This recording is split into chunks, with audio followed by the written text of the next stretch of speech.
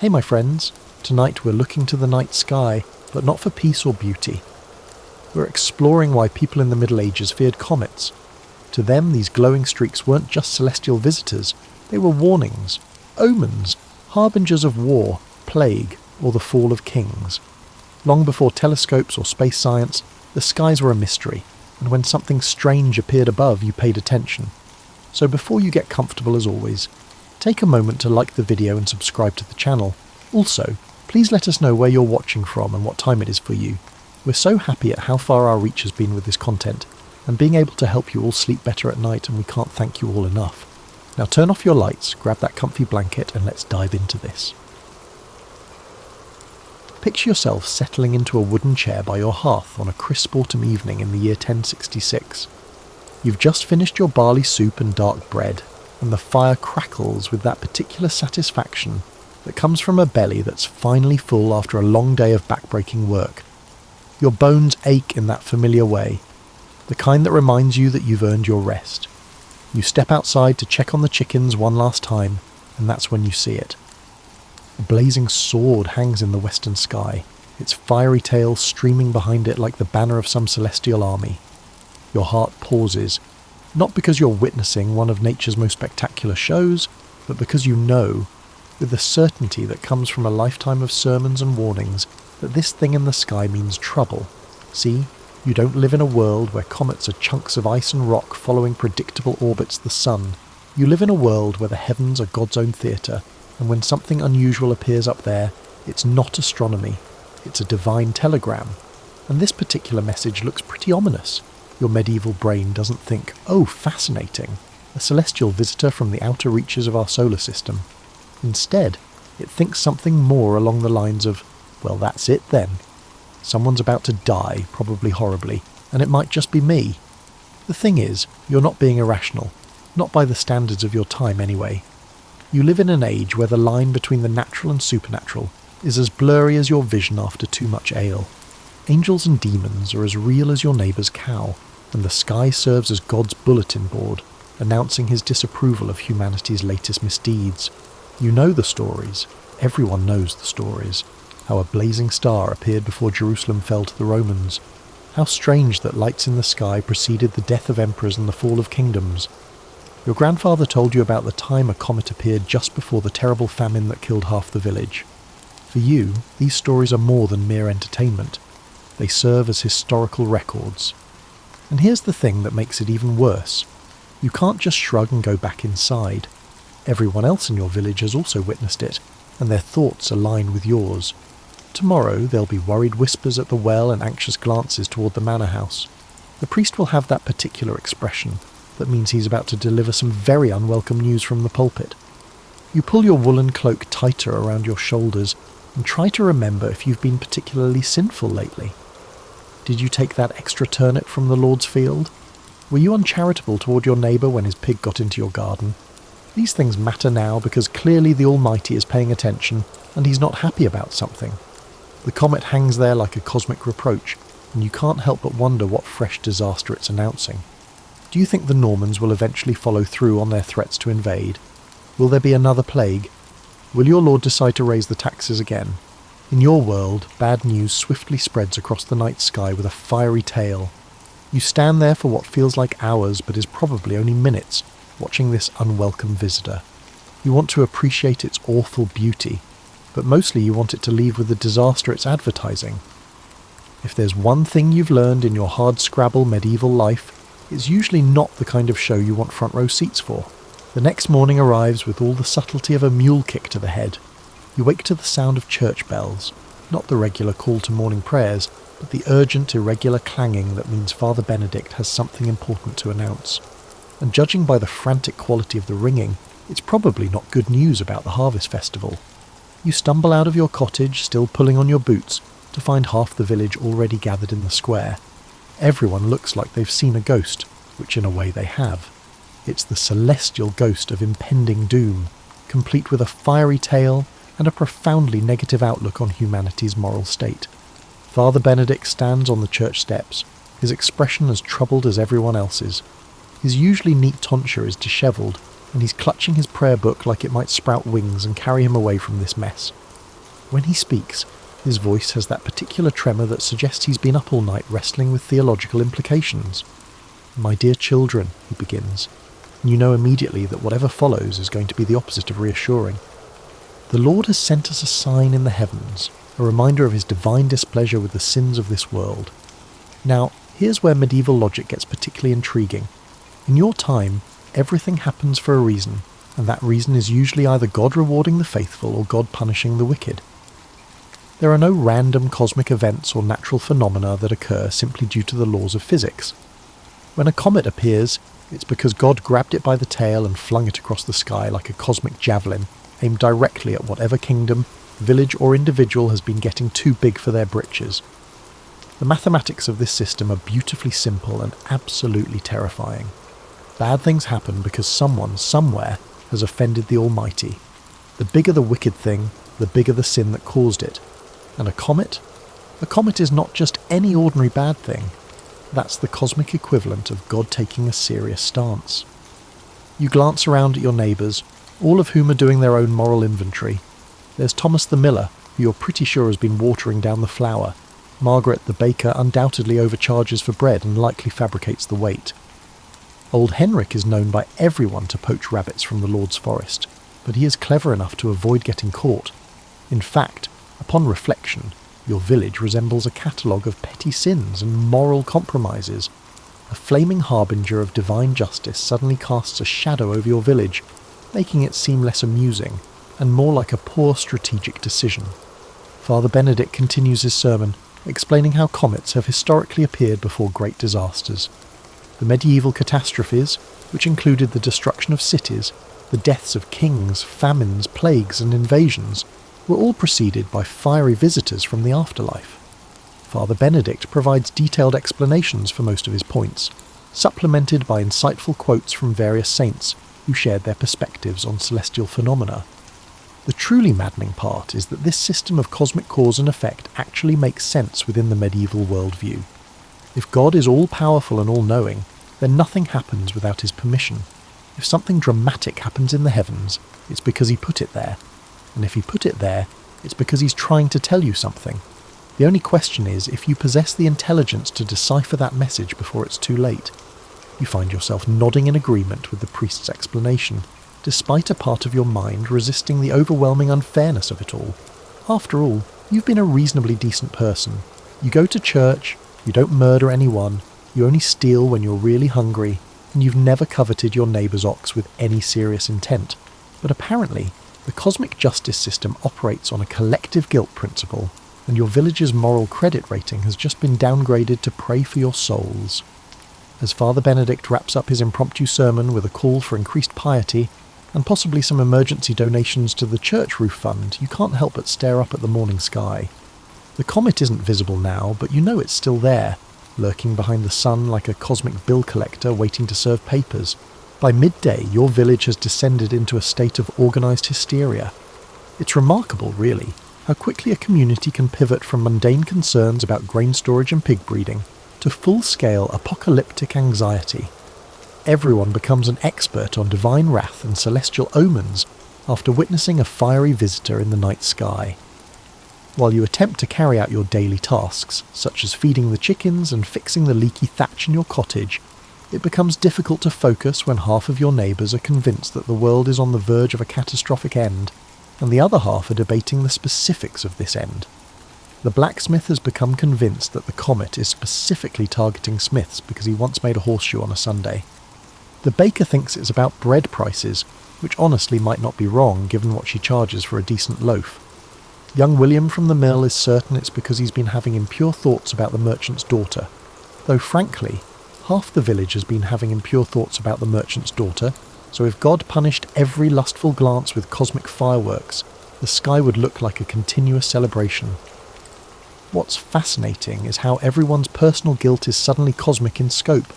Do you remember the apple you stole from your neighbour's tree last autumn? Clearly grounds for divine retribution via a flaming celestial messenger. The occasion when you informed your supervisor that you were too ill to work, even though you simply wished to sleep in. This is undoubtedly the type of moral transgression that necessitates a correction from a higher power. You're sitting on your doorstep trying to patch a hole in your boot and listening to the increasingly creative theories about what the comet means when old Martha shuffles over. She's the village's unofficial historian, the keeper of all the local disasters and their supposed celestial announcements. If anyone knows about comets and their terrible implications, it's Martha. "Saw one just like it 40 years ago," she says, settling onto the wooden bench beside your door with the careful precision of joints that complain about everything. It was the same colour, the same terrible brightness. You know what happened next. You're not sure you want to know, but Martha is going to tell you anyway. There's a gleam in her eye indicating that she's about to reveal a particularly juicy piece of historical catastrophe. The great sickness came through. The sickness claimed the lives of every third person in the village, including my first husband. God rest his soul. Though between you and me, she leans closer, her voice dropping to a conspiratorial whisper, Harold had it coming. Man never met a commandment he couldn't find a way around. This is the thing about medieval life that makes comet fear so perfectly reasonable. Bad things really do happen with alarming regularity. Plagues, famines, wars, floods, droughts, fires, invasions. It's like living in a cosmic pinball machine where you're the ball and disaster is every bumper. When your baseline existence includes regular encounters with death, disease and destruction. The appearance of something unusual in the sky isn't just superstition, it's pattern recognition.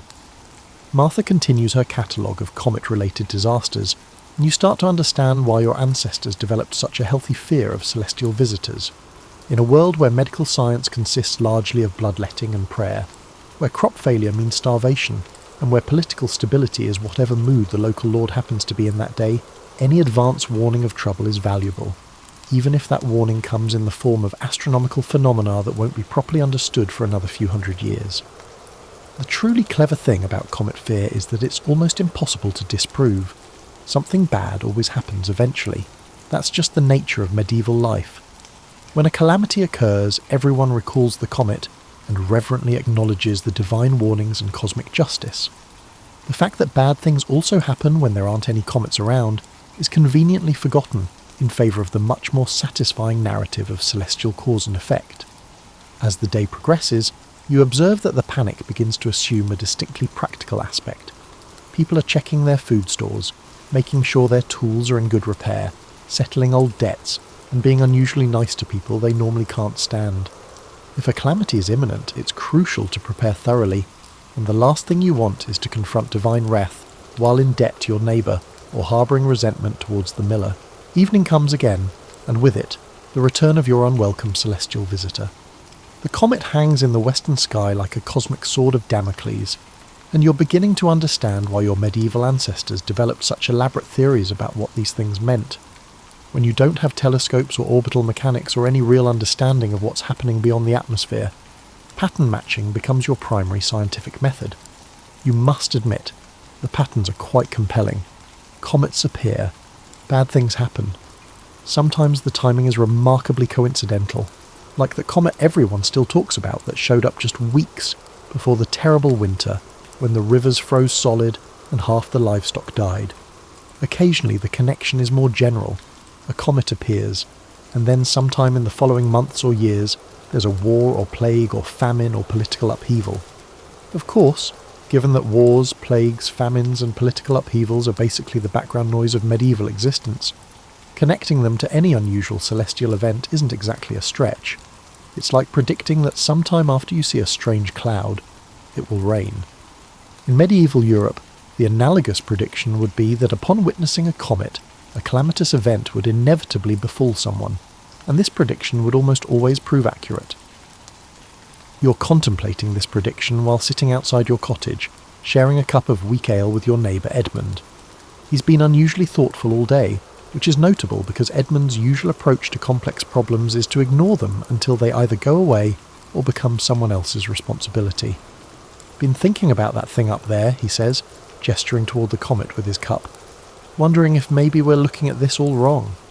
The subject is intriguing. Edmund having an original thought is like seeing a comet, unusual enough to merit attention." "How do you mean?" you ask. "Well," Edmund continues, warming to his theme, "what if it's not a warning about something that's going to happen? Could it be a warning about something currently occurring that we have not yet observed? This interpretation of cosmic messaging theory is surprisingly sophisticated. Rather than the comet serving as a foreshadowing of future events, it's akin to God gently reminding you to take notice of a situation that has been unfolding while you've been preoccupied with other matters. This interpretation has the advantage of being almost impossible to argue with. Is there political tension brewing between neighbouring lords? Has there been an unusual number of sick cattle lately? Are the crops looking a bit too good this year, setting up for complacency and eventual disaster? Any of these could be the something that the comet is highlighting.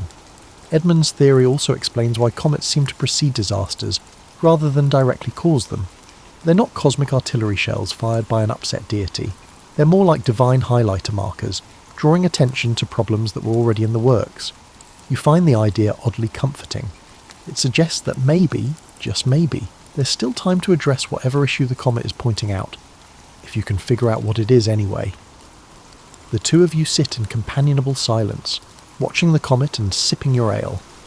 Around the village, other people are doing the same thing, standing in doorways, sitting on benches and gathering in small groups to stare at the sky and speculate about meaning. It's like the entire community has become a philosophical society dedicated to the interpretation of celestial phenomena. The funny thing is, all this comet watching and disaster theorizing is actually bringing people together. Shared anxiety has a way of dissolving petty grievances and social barriers. The miller, who usually can't be bothered to acknowledge your existence, nods gravely when you pass him on the road. The Lord Steward, normally as approachable as a rabid badger, actually stops to ask your opinion about what the comet might signify. You realise that fear serves as a powerful equaliser. When everyone's worried about the same cosmic threat, suddenly the normal hierarchies and social divisions seem less important. Everyone, rich or poor, noble or peasant, has the same view of the troubling visitor in the western sky, and the same questions about what it means and what to do. This communal aspect of comet fear is probably one of its most valuable functions in medieval society. It provides a shared experience that transcends individual concerns and creates a sense of common purpose. Everyone is on the same cosmic journey, collectively rowing towards an uncertain yet potentially disastrous destination. As the evening deepens and the comet becomes more visible against the darkening sky, you can't help but appreciate the elegant simplicity of medieval cosmology. Everything has meaning, everything is connected, and everything ultimately serves a divine purpose. It's a worldview that leaves no room for chance or meaningless coincidence, which means it also leaves no room for the kind of existential anxiety that comes from living in an apparently purposeless universe. Within 3 days of the comet crisis, your village has established an advanced system of apocalyptic management. It's impressive, really, how quickly a community can organise itself around the shared belief that the sky is trying to tell them something important and probably unpleasant. The blacksmith has taken on the role of the village's spiritual audit committee, conducting door-to-door assessments to identify everyone's recent transgressions and recommend suitable penances. The baker has started giving away day-old bread to the poor, apparently reasoning that excessive charity might offset whatever cosmic imbalance has attracted divine attention. Even the Lord Steward has been unusually lenient about tax collection, which is either a sign of genuine piety or evidence that he's just as worried as everyone else. You're beginning to understand that medieval comet fear isn't just about superstition or ignorance. It's actually a pretty sophisticated social technology for dealing with uncertainty and managing collective anxiety. When faced with something potentially threatening but fundamentally incomprehensible, the community has instinctively developed a response that serves multiple practical functions. First, it creates social cohesion. Everyone's focused on the same problem, which means everyone's pulling in the same direction. The usual village feuds and petty grievances have been temporarily set aside in favour of more pressing cosmic concerns. When you're all potentially facing divine judgment together, it's easier to forgive your neighbour for letting his pigs root through your garden. Second, it encourages moral reflection and behavioural improvement. The prospect of celestial retribution effectively prompts individuals to reconsider their recent ethical decisions. The village has become noticeably more civil, more generous, and more cooperative since the comet appeared. If divine threats can achieve what sermons and social pressure couldn't, perhaps a little cosmic anxiety holds merit. Third, it provides a framework for collective action. Instead of everyone panicking individually, the community has organised its worry into productive channels. Food stores are being checked and consolidated, tools are being repaired, debts are being settled, relationships are being mended. If disaster is coming, at least everyone will face it together and prepared. You're pondering these sociological insights while helping Edmund repair his roof, a task he's been putting off for months, but suddenly considers urgent given the current celestial circumstances. It's remarkable how the possibility of divine displeasure can motivate home maintenance projects. "You know what I find interesting?" Edmund says, pausing in his hammering to gesture toward the sky where the comet will soon become visible. "How come we never get good comets? Comets that mean prosperity and favourable harvests and peaceful relations with our neighbours." This query is actually a profound question about the nature of divine communication through astronomical phenomena. Why are comets always harbingers of doom? Why can't they be harbingers of exceptional wine vintages or unusually cooperative weather patterns instead? You consider this while handing Edmund another nail. Maybe because good things don't need warnings, you suggest. If God wanted to send us prosperity, he'd just send it. But if trouble's coming, we need time to prepare, Edmund nods thoughtfully. So comets are like divine early warning systems? Exactly. God's way of saying, heads up, things are about to get complicated. This interpretation has the advantage of making comet fear seem not just reasonable, but practically wise. Of course, you should be worried when unusual celestial phenomena appear. They're not just random cosmic events. They're intelligence briefings from the highest possible authority, delivered via the most dramatic communication medium available. The more you think about it, the more you appreciate the elegant efficiency of the system. Complex bureaucracies or elaborate communication networks are not necessary. Just grab a convenient chunk of ice and rock, set it on a spectacular trajectory through the inner solar system, and let human pattern recognition instincts do the rest. Every culture on Earth will see it. Everyone will understand that it means something significant, and everyone will start taking appropriate precautions. As evening approaches and the comet becomes visible again, you and Edmund climb down from the roof to join the usual community comet watching session. It's become a nightly ritual now, this collective observation and interpretation of your unwelcome celestial visitor. People bring cups of ale or weak wine, share theories about what the comet might signify, and generally turn astronomical anxiety into a social event. Tonight, Father Benedict has joined the group, which adds a certain official theological weight to the proceedings. He's been consulting various religious texts about comets and their meanings, and he has some intriguing insights to share about the historical relationship between celestial phenomena and earthly events. "The thing about divine warnings," he explains, settling onto a wooden stool that someone has thoughtfully provided, "is that they're not just about predicting the future. They're about giving us the opportunity to change it.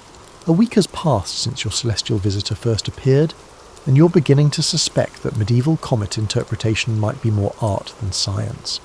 The village has now generated approximately 17 different theories about what the comet means, ranging from Father Benedict's scholarly assessment that it represents divine displeasure with moral laxity, to young William's conviction that it's specifically about his lustful thoughts regarding the merchant's daughter.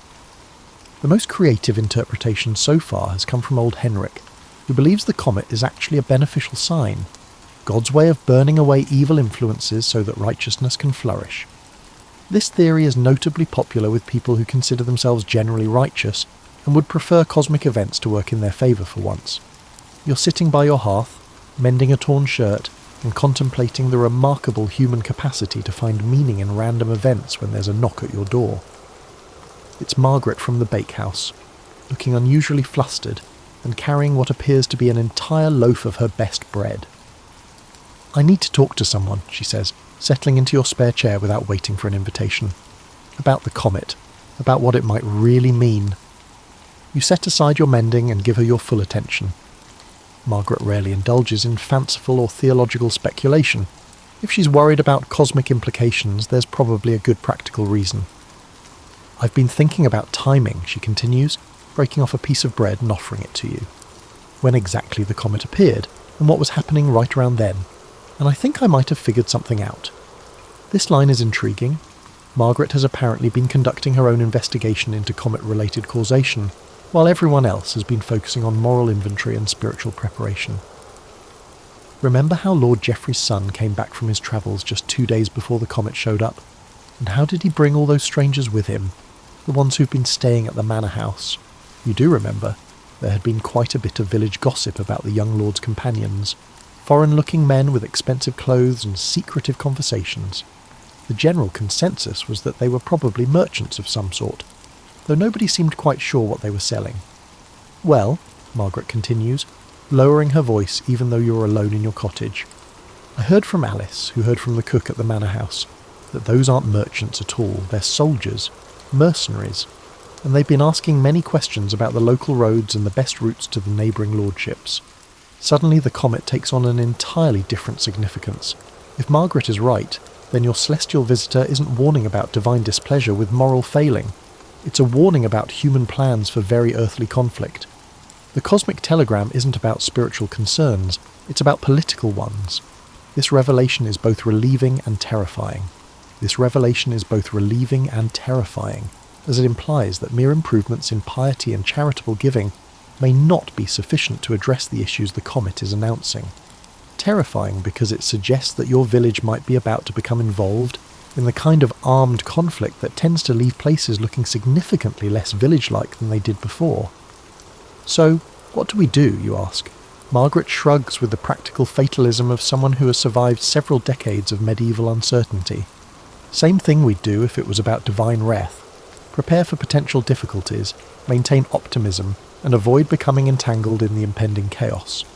You spend the rest of the evening discussing practical preparations for potential conflict, and you realise that the village's response to the comet has actually been pretty sensible, regardless of what the comet actually means. Food stores checked and consolidated, tools repaired and sharpened, debts settled, relationships mended. All of these things are just as useful for surviving human-caused disasters as divine ones. The next morning, you share Margaret's theory with Edmund, who receives it with the thoughtful consideration he's been applying to all comet-related intelligence.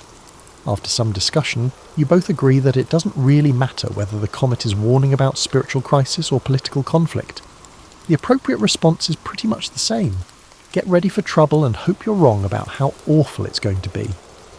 This insight into the practical wisdom of comet fear is oddly comforting. Your medieval ancestors weren't just superstitious primitives jumping at shadows in the sky. They were people living in genuinely dangerous and unpredictable circumstances, and they developed a system for interpreting unusual events that encouraged useful precautionary behaviour, regardless of the specific nature of the threat. Whether the comet means divine wrath, political upheaval, natural disaster, or just cosmic coincidence, the response is the same. Pay attention, prepare for difficulties, work together, and try to be the kind of person you'd want to be if you knew the world was watching.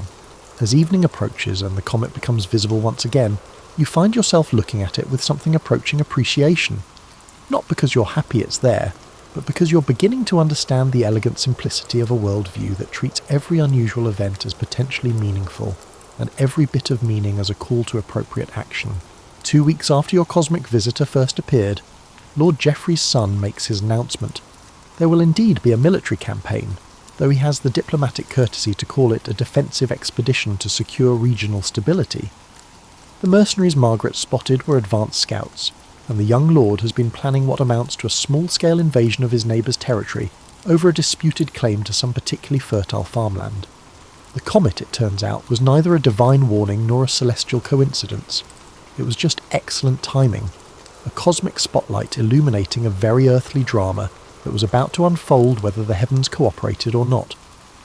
But here's the thing about comet fear that you're beginning to truly appreciate. It doesn't actually matter whether the comet caused the crisis or just happened to show up for it. What matters is that its appearance motivated your community to prepare for trouble, and that preparation is about to prove extremely valuable. The village is in better shape than it's been in years. Food stores are organised and adequate.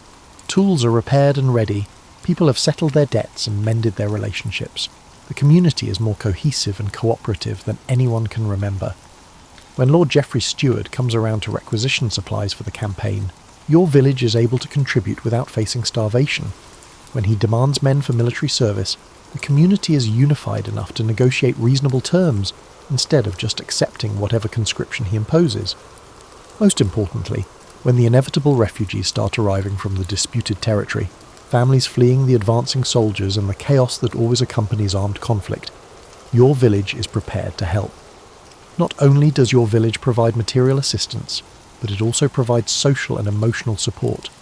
The comet has reminded everyone that we're all vulnerable to forces beyond our control, and that mutual support is the best defence against uncertainty. You're helping to distribute blankets to the refugee families when old Martha shuffles over, wearing the satisfied expression of someone whose theories have been validated by events. "Told you that comet meant something," she says, settling beside you on the bench outside the church. "Maybe not exactly what we thought, but something important all the same." "So you think the comet actually caused all this?" you ask, genuinely curious about her perspective.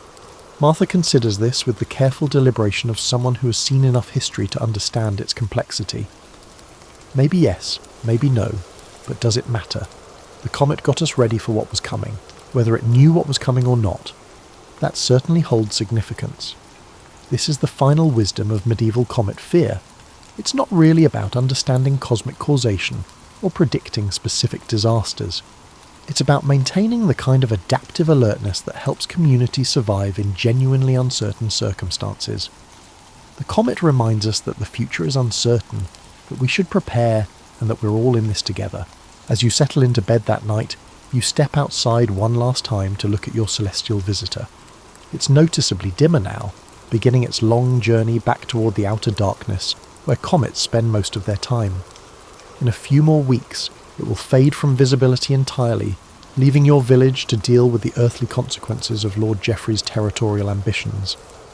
But the comet's real work is already done. It appeared at exactly the right moment to motivate exactly the right kind of preparation for exactly the right kind of crisis. Whether this event was divine providence, cosmic coincidence, or just the inevitable intersection of astronomical mechanics and human foolishness doesn't really matter. What matters is that when unusual things appear in the sky, it's probably wise to pay attention. This is not because the sky is attempting to convey a message, but rather because observing unusual occurrences often serves as an effective survival tactic. The universe is full of surprises, some of which require preparation, cooperation, and the wisdom to distinguish between the things you can control and the things you can't. Your medieval ancestors understood these facts instinctively. They lived in a world where unexpected events could be fatal, and preparation often made the difference between survival and disaster. They developed comet fear not because they were superstitious primitives, but because they were practical people dealing with practical problems using the best information available to them.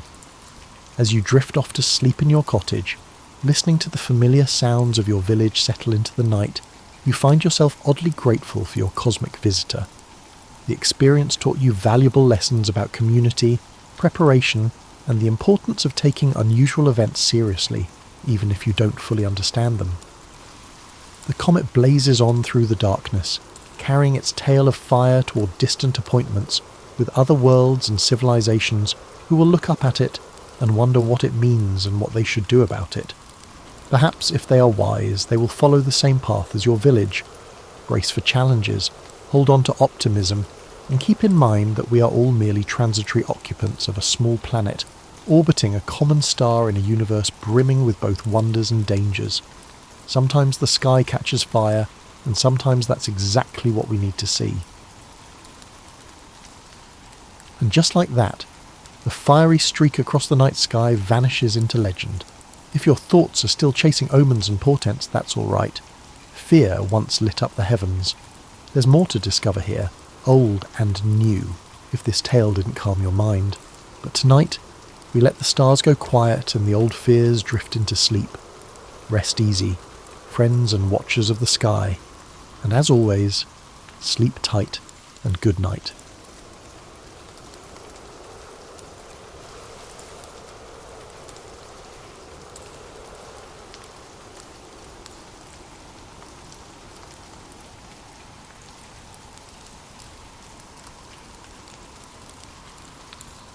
Picture an early morning in the ancient kingdom of Macedon, a hazy dawn light creeping over the rolling hills and illuminating the stone walls of Pella. The capital, in the courtyard of the royal palace, a young prince takes measured steps across smooth flagstones still cool from the chill of night. He is Alexander, son of King Philip II, already restless with ambition. He stands no taller than any normal youth, yet there's a quiet intensity in his gaze. Local gossip suggests he asks questions no child his age should, ones about life, death, and the boundaries of human capability. It's whispered that from the day he first saw the world, he's been driven by the desire to surpass it. Philip himself is not a particularly sentimental father. He loves Alexander in his own way, yet the kingdom demands more attention than his son. Under King Philip, Macedon has become stronger, more organised and more dangerous to neighbouring lands. Philip sees in Alexander the potential to carry on and expand his work. He pushes the boy to study with the best tutors in all of Greece, ensuring a potent blend of martial and intellectual preparation. Aristotle is one among many teachers, but uniquely revered. He nurtures Alexander's fascination with science, philosophy, and the fringes of knowledge. Lessons aren't rote memorization, but dialogues, full of debates that test logic and stoke curiosity. This mental discipline shapes Alexander's sense of strategy and cunning. The climate in the palace is complex. Every corner can hold a potential spy, and each dusty corridor might echo with rumours of betrayals and alliances. People talk in low tones about the tension between Philip and his wives. Alexander's mother, Olympias, is as formidable in her own right as any soldier. Devout worshipper of the god Dionysus, she's rumoured to participate in midnight rituals involving serpents, drums, and an ecstatic communion with the divine. Some say she is cunning, even a dangerous influence on Alexander. Yet to him, she is not the mysterious priestess, but the unwavering pillar of maternal warmth. Between Philip's stern discipline and Olympias's intense devotion, Alexander is shaped by a certain duality, logic wedded to the mystical, ambition guided by tradition but emboldened by dreams of grandeur. From an early age, Alexander's thirst for the glory finds its first real test in the stables of his father. Legend has it that when he encounters a spirited black stallion named Bucephalus, the horse refuses to be tamed by any of Philip's most capable men. They try, they fail, and the beast is ready to be dismissed. But young Alexander notices the animal's fear of its own shadow. Patiently, he coaxes Bucephalus to face the sun, away from the silhouette that spooked him. In minutes, the horse is calm, and Alexander rides him without protest. Observers watch, stunned, as the boy demonstrates a combination of empathy and ingenuity that even seasoned horsemen lack. From that moment, Bucephalus becomes a living extension of Alexander, a half-wild mirror to his own fierce spirit. In the Macedonian court, no virtue stands above the ability to wage war, an art requiring both brilliance and brute strength. Alexander's basic training begins, filled with the typical rigours, sprinting uphill, wrestling in dusty arenas, and drilling with weapons under the unrelenting heat of the summer sun. Yet his father insists he also master oratory. The skill to sway hearts with words is as valuable in forging alliances as a sharpened spear is in battle. Philip knows that to conquer new lands, you need to win people's faith or kindle their fear. Alexander, even as a teenager, shows promise in both realms, before he ever lifts a sword in earnest combat. He has already convinced many of his peers he is destined for greatness. At night, after the strenuous training and political chatter, Alexander retreats to the palace library. He pores over scrolls describing the achievements of legendary heroes, Achilles most of all. When Alexander reads these stories, he doesn't see them as dusty relics, but as signposts of what is possible. Every triumph of Achilles, every cunning manoeuvre of Odysseus, becomes a clue to his own destiny. Yet he's not content to just mirror these heroes. He wants to eclipse them, to inscribe his own feats into the tapestry of myths. In his private moments, he contemplates the ephemeral nature of life. He wonders how many will remember him after centuries have passed. His conclusion is always the same: only through extraordinary deeds can one transcend mortality. So, from the vantage point of Pella's palace, we see the formative years of a conqueror in the making. The forces shaping Alexander's character are as varied as the lands he will one day traverse. The unwavering discipline from King Philip, the fierce spiritual intensity from Olympias, the philosophical grounding from Aristotle, and the burning ambition stoked by legends of warriors past. Already, he's begun forging a path that few in the Greek world, indeed, the entire known world, can envision. He's not simply an heir to a throne. He sees himself as the living manifestation of a myth destined to break the boundaries of what Macedon, or any kingdom, believes is possible. Life in Macedon, even for a prince, is precarious. The hallways of the palace buzz with potential treachery, assassins lurking in the shadows, and cunning allies who are only as loyal as their opportunities demand. Every so often, tensions flare between Philip and the aristocracy. Some resent the king's bold military reforms, believing he is gradually dismantling old tribal structures that once defined Macedonian life. Others fear that while building alliances with Greek city-states, Philip risks losing the distinct identity of Macedon itself.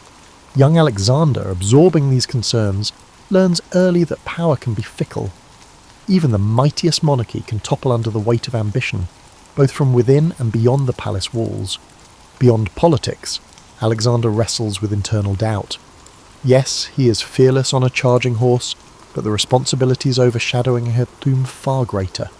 There's a hidden conflict, often unspoken, between father and son. Philip expects gratitude for all he provides: training, a stable empire, connections. But Alexander yearns to chart his own course, unsatisfied by mere inheritance. He wants to carve out something unprecedented, an empire bridging cultures and continents. Sometimes it feels like the older generation just wants to secure Macedon's local dominion, while Alexander's private vision stretches across the horizon.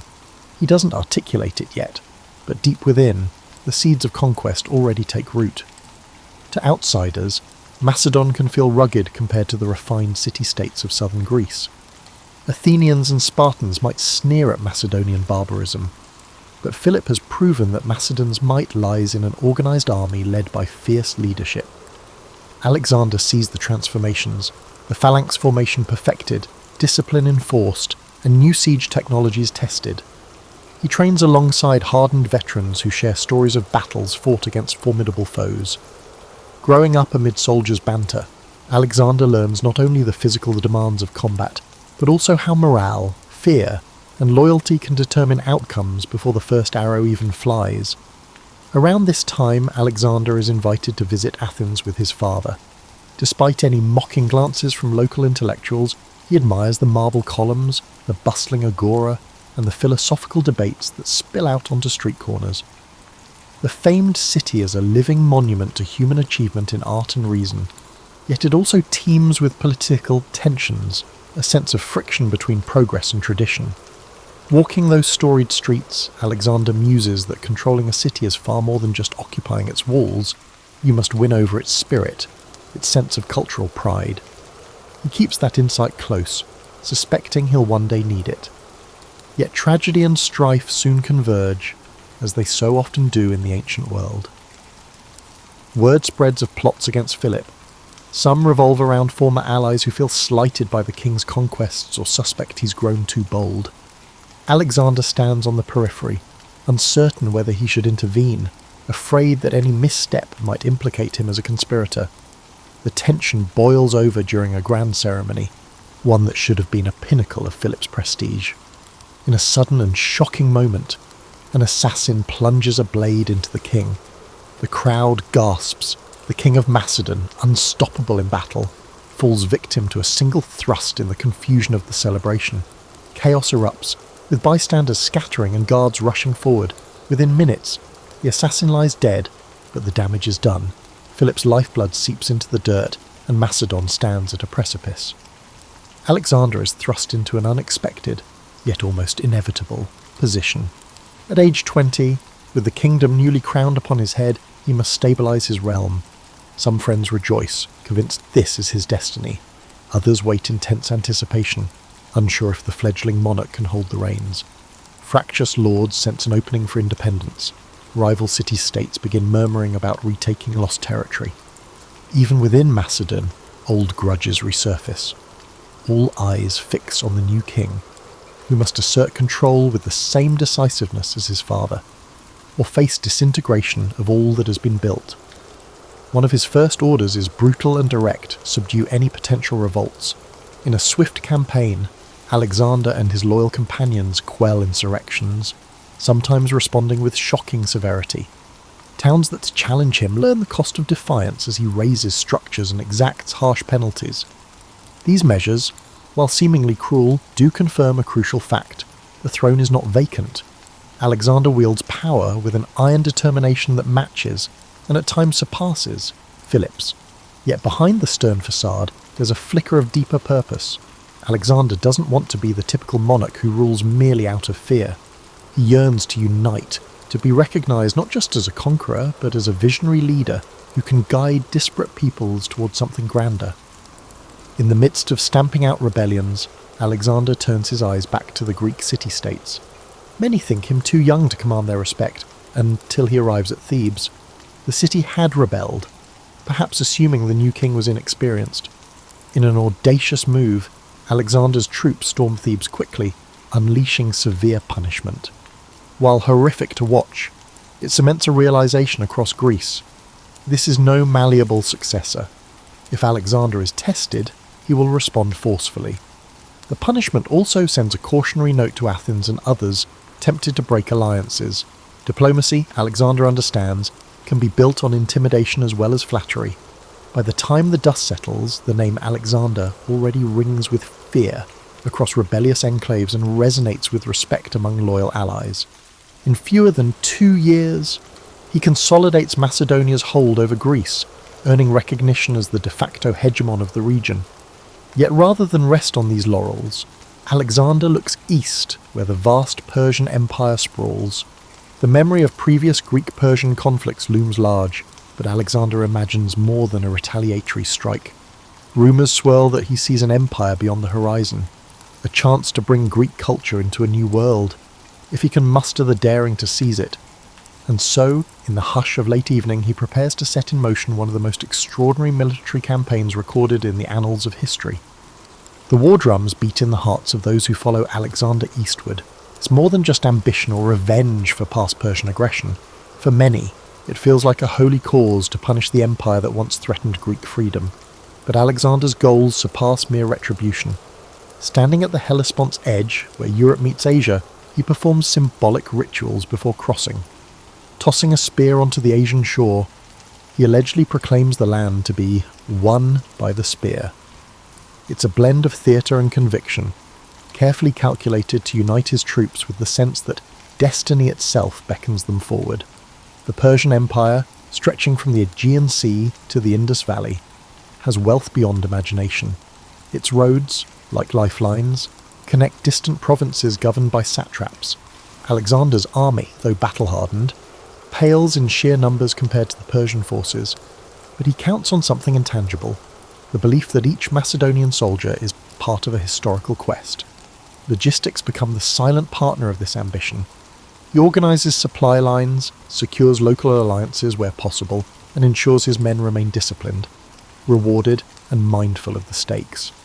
A loosely knit coalition of Greek allies joins him, some out of genuine admiration, others out of fear of retribution should they refuse. The first major engagement, a confrontation at the Granicus River, tests Alexander's mettle against Persian satraps. Cavalry charges, spears glinting in the sun, churn the muddy banks on the battlefield. Alexander fights at the forefront, disregarding the protective distance that many generals maintain. He trusts in his skill and the loyalty of the men around him. Though pinned down at one point, he narrowly escapes a fatal blow thanks to a timely intervention by a commander. The Macedonians push forward, turning the tide. The Persians, momentarily disorganized, retreat. Their swift defeat rattles the empire's western flank. The rumour spreads that Alexander's boldness on the battlefield is as fearsome as his father's had been in the realm of politics. Victories follow in rapid succession.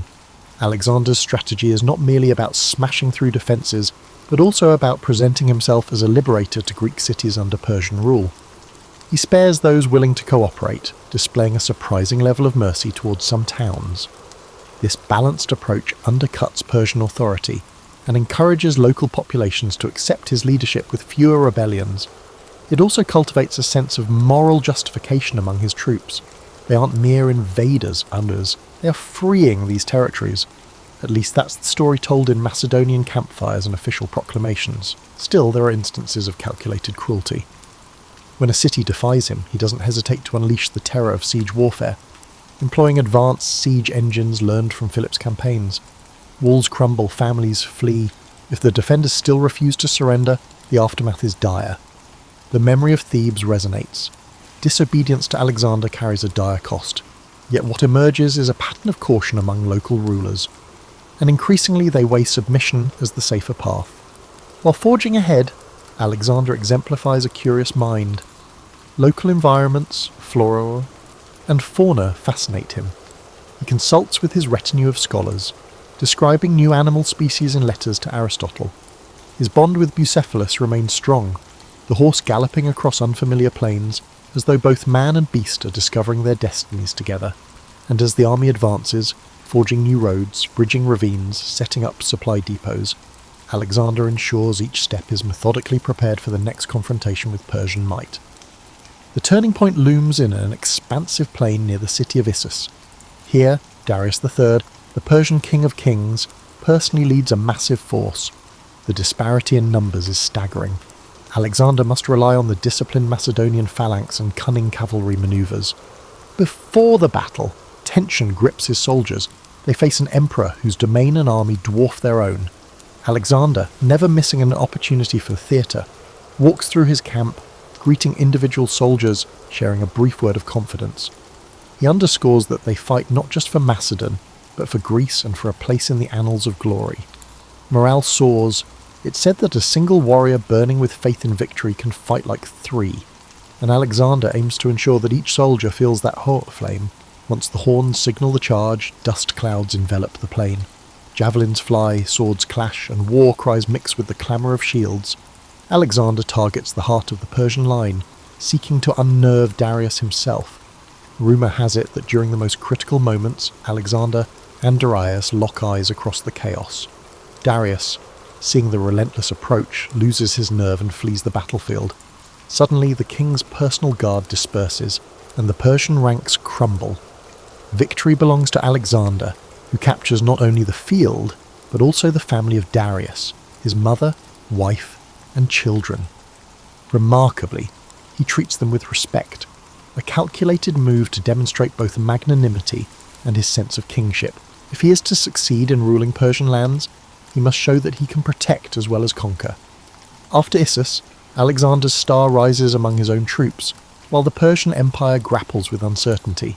Cities open their gates more quickly, satraps weigh switching sides or forging secret deals, and the myth of Persian invincibility splinters. Still, Darius remains at large, and the empire endures. Like a hydra, cutting off one head doesn't necessarily kill the beast, but for Alexander, Issus is proof that no odds are too great when armed with discipline, daring, and a bit of destiny. The next chapters of his campaign will test him in deserts, on the high seas, and within the labyrinthine politics of an empire older than Macedon itself. Yet one fact emerges unmistakably.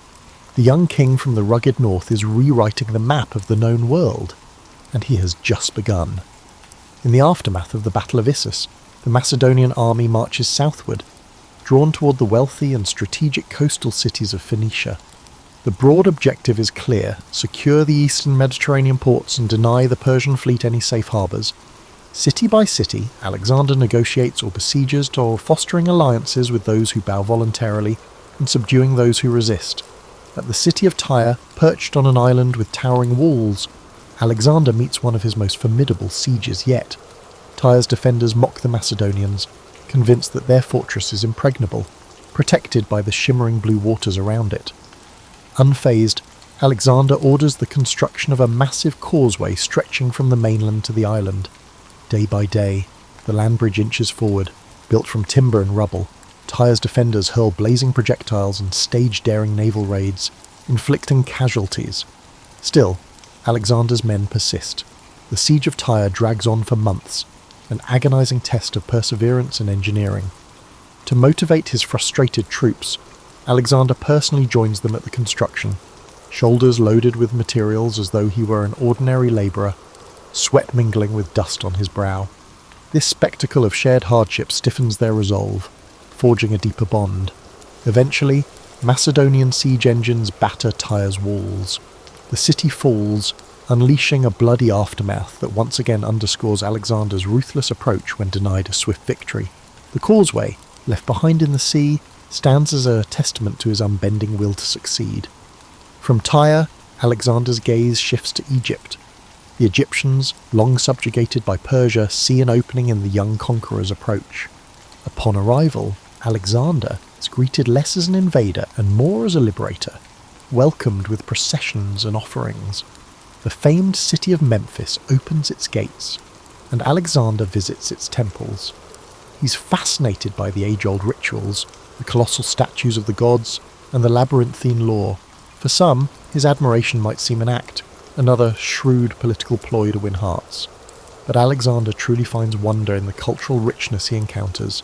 Sensing the importance of Egyptian beliefs, he visits the oracle of Amun at Siwa, traversing desert expanses. Legend suggests that in the hush of the sanctuary, the oracle addresses him as the son of a god. The exact words remain hidden in the desert's silence, but from that day on, Alexander's conviction in his divine destiny intensifies. Seizing this momentum, he founds the city of Alexandria on Egypt's Mediterranean coast, his future capital in the region. Alexander envisions it as a bustling hub for trade, culture, and philosophy. He consults architects on layout and design, ensuring broad avenues to catch the sea breeze and grand public spaces that might rival Athens. Even in the midst of conquest, his mind is drawn to city planning, forging new centres of learning and commerce. For him, building an empire isn't merely about claiming land, it's about shaping the fabric of civilization. He leaves behind administrators and soldiers to cement Macedonian authority, ensuring that the nascent city will flourish once he has moved on. Returning to the broader campaign, Alexander heads back north and east to chase Darius into the heart of Persia. The next great confrontation comes at Gaugamela, a dusty plain where the Persian king assembles a massive army bolstered by scythes, chariots and war elephants. The sight intimidates, an ocean of Persian soldiers swirling with countless banners. Yet Alexander employs cunning tactics, encouraging his cavalry to feign retreats, luring enemy chariots into positions where they are easily targeted, and orchestrating the phalanx to hold firm against waves of attackers. Again, Darius flees. The Persian king's departure sends shockwaves through his ranks, inciting panic. Alexander's victory at Gaugamela effectively shatters the core of Persian military might. It's a triumph so decisive that historians later mark it as the downfall of the Achaemenid Empire. With no organised Persian resistance left, Alexander moves eastward into Babylon, a city of legendary splendour. Gold-laden temples, lush hanging gardens, and the labyrinth of ancient streets leave Alexander in awe. Babylon's populace yields to him without significant conflict, and he enters the city like a triumphant hero. Symbolic gestures follow. Alexander orders that the local temples be restored, presenting himself as a patron of Babylonian religion and traditions. Each region he conquers, he strives to affirm its culture and worship, forging an image of himself as a unifier rather than a mere plunderer. Beneath the spectacle, though, is a shrewd realization. To rule lands as vast as Persia, intimidation alone won't suffice.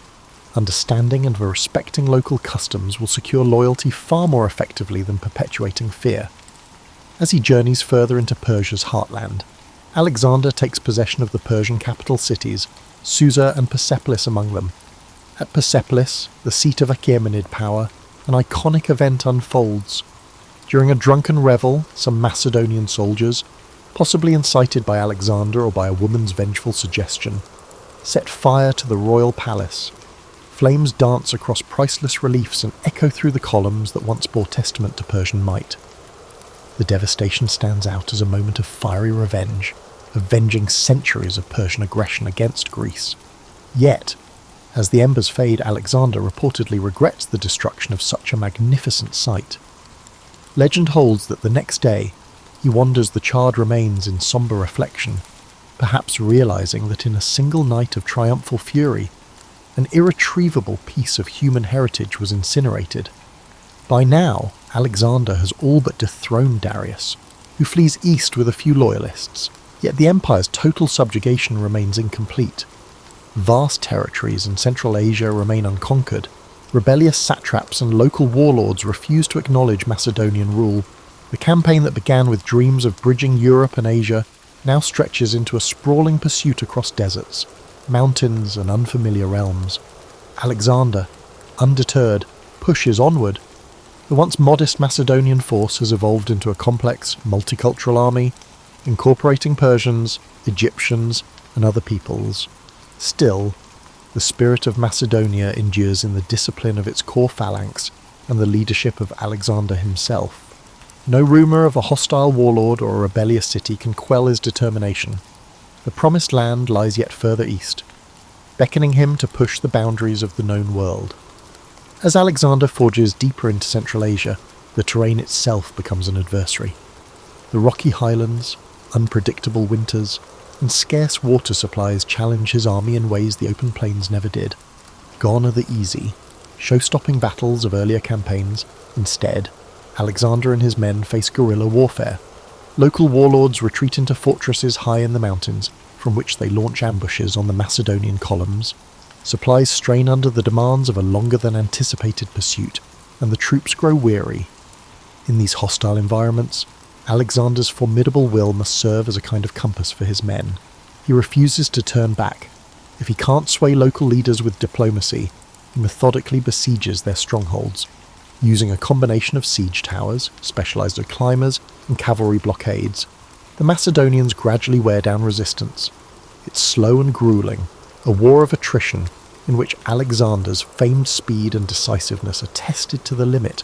Occasionally, entire communities vow loyalty, some out of awe, others out of exhaustion at resisting. Alexander seizes such opportunities to integrate them into his growing empire, placing local leaders in positions of governance if they pledge allegiance. He's discovered that a balanced approach of magnanimity and unrelenting force can be potent. Central Asia also introduces him to new customs and cultures. The region's vibrant tapestries, horse-breeding traditions, and local myths intrigue him.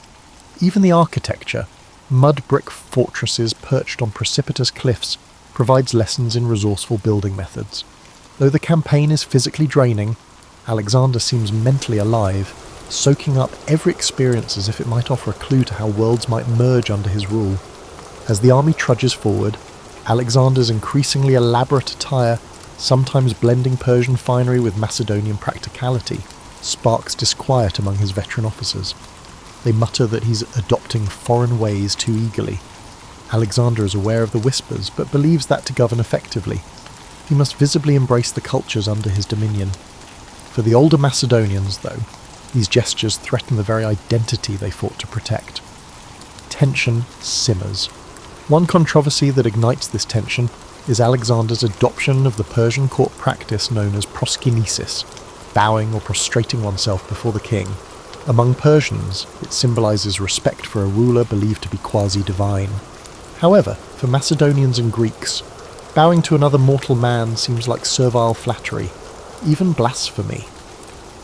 When Alexander begins expecting his courtiers to perform the gesture, he faces a quiet but potent backlash.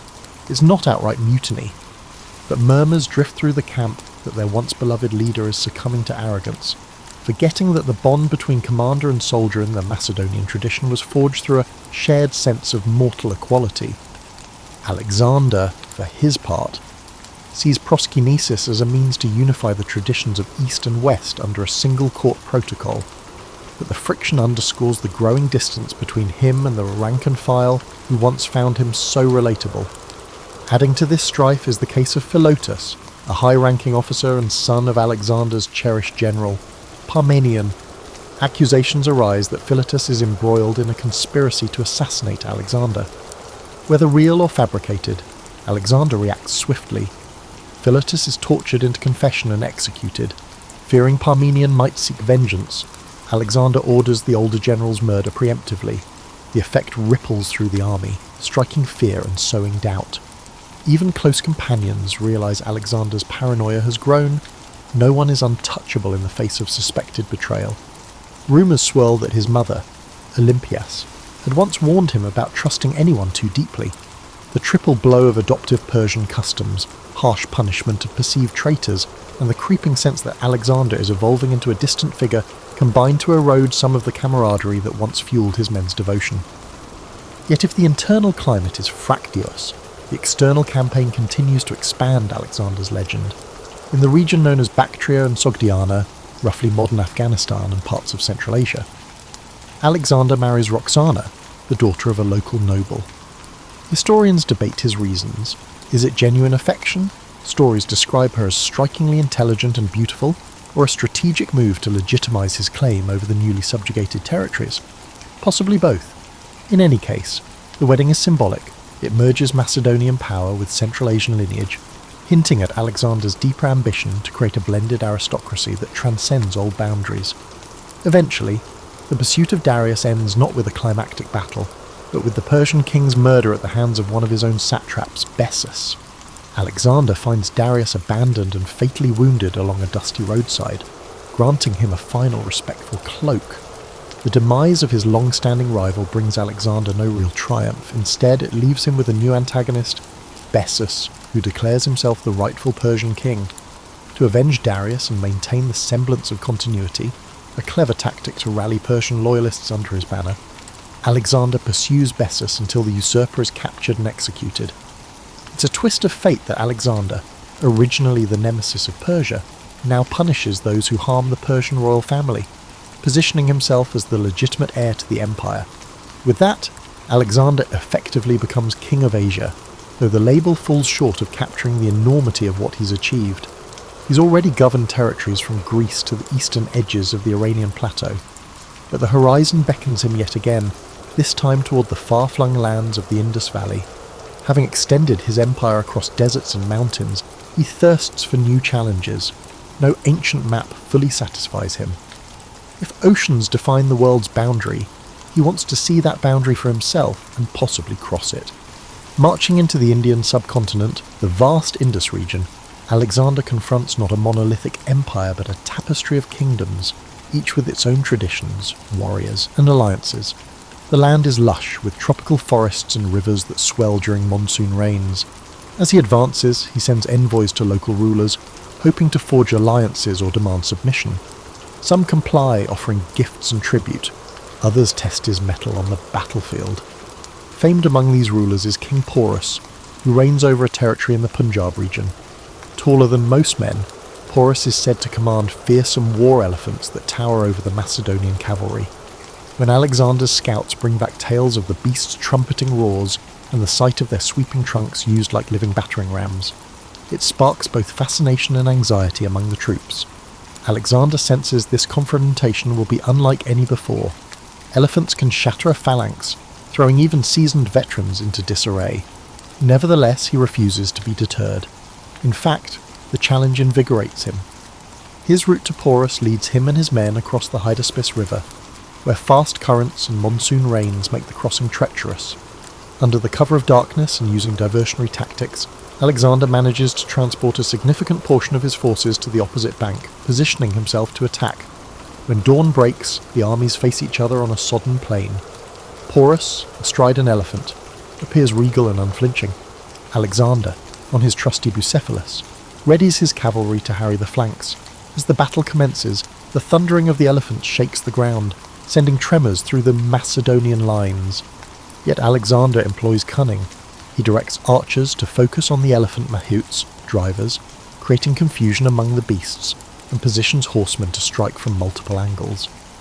The Macedonian infantry displays its trademark discipline, forming tight formations that can pivot to lure elephants into lethal cul-de-sacs. The chaos is intense, mud and blood mingle underfoot, and the roar of maddened elephants resonates across the battlefield. Eventually, Porus's forces buckle under the unrelenting pressure. Even the mighty war elephants, wounded and panicked, turn against their own side in some cases. In the end, the Macedonians triumph. Rather than subjecting Porus to humiliation or execution, Alexander does something unexpected. Impressed by Porus's bravery, he restores him to his throne as a subordinate ruler, extending a policy of pragmatic statesmanship. This act leaves an enduring legacy in the region, capturing the idea that Alexander valued noble opponents and recognized the utility of local rulers who would maintain order in his name. A sense of admiration grows on both sides. Some of Alexander's men remark they've never seen him so openly respectful to a defeated foe. And in return, Porus becomes a loyal ally, at least for a time. Despite the victory, the Macedonians are battered by the tropical climate, monsoon rains, unfamiliar diseases, and the strain of campaigning so far from home. Some murmurs become open pleas to turn back. Many have marched for years, seldom seeing their families. Tales spread of monstrous rivers further east, of endless armies waiting, or of new elephant corps that dwarf Porus's. The men, once intoxicated by a continuous string of conquests, begin to waver. The bond between Alexander and his army is tested. He rallies them with talk of forging an empire that circles the entire known world. Yet even as he speaks, the weariness in their eyes is palpable. At the Hephaestus River, they finally balk, refusing to go any further. Alexander is outraged. This is the first time his men openly defy him en masse. He tries all his powers of persuasion, calling upon their shared glory, reminding them of the unswerving loyalty they once showed under the scorching sun of Persian deserts. But the tired, homesick soldiers refuse to yield. The standoff is deeply emotional. At last, Alexander relents, perhaps realizing that an empire without an army to maintain it would collapse anyway.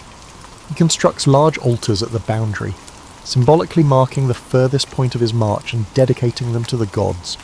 It's a gesture that provides him a sense of closure, even as frustration roils in his heart. The retreat begins.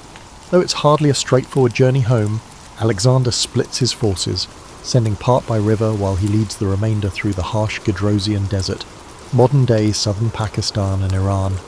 This route is fraught with scorching heat, water scarcity, and sandstorms that obscure the sun.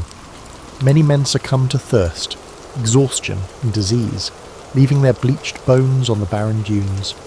The retreat, in a way, becomes more of a trial than any of the battles waged. Alexander shares in the hardships.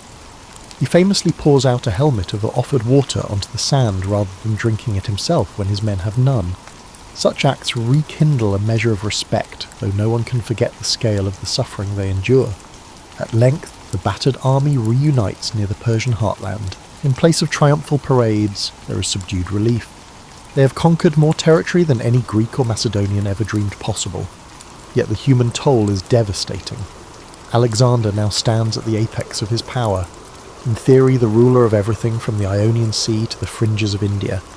He has tested the boundaries of the world as known to him, but he can't escape an inevitable question.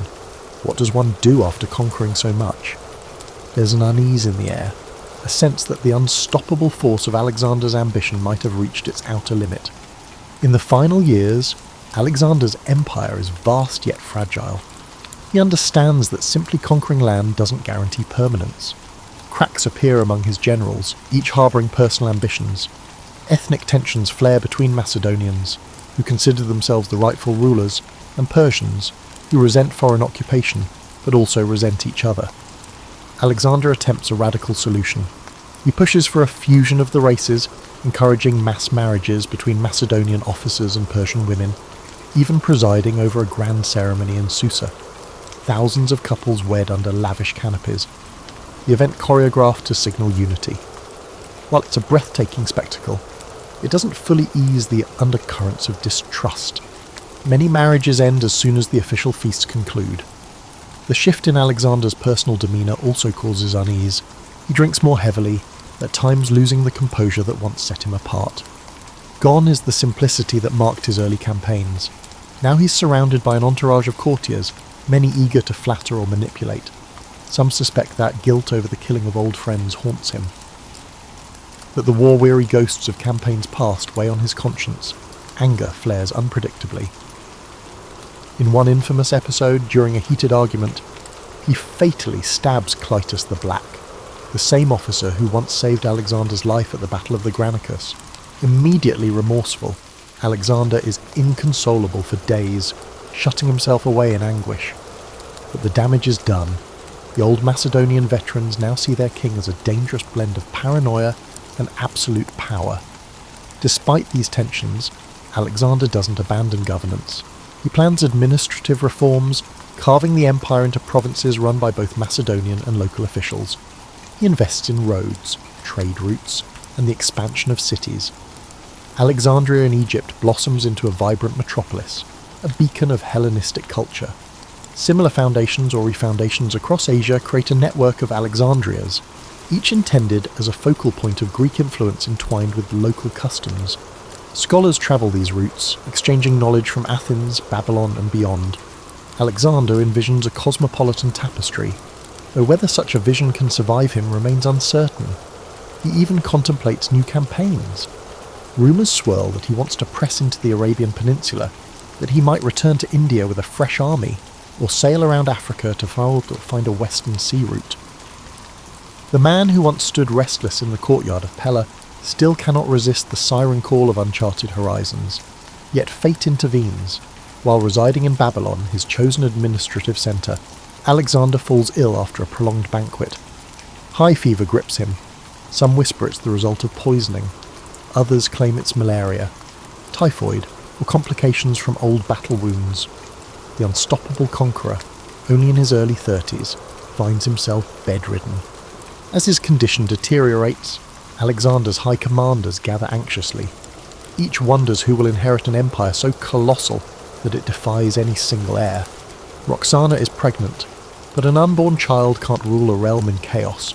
On his deathbed, voice rasping, Alexander is said to murmur cryptic statements about leaving his empire to the strongest.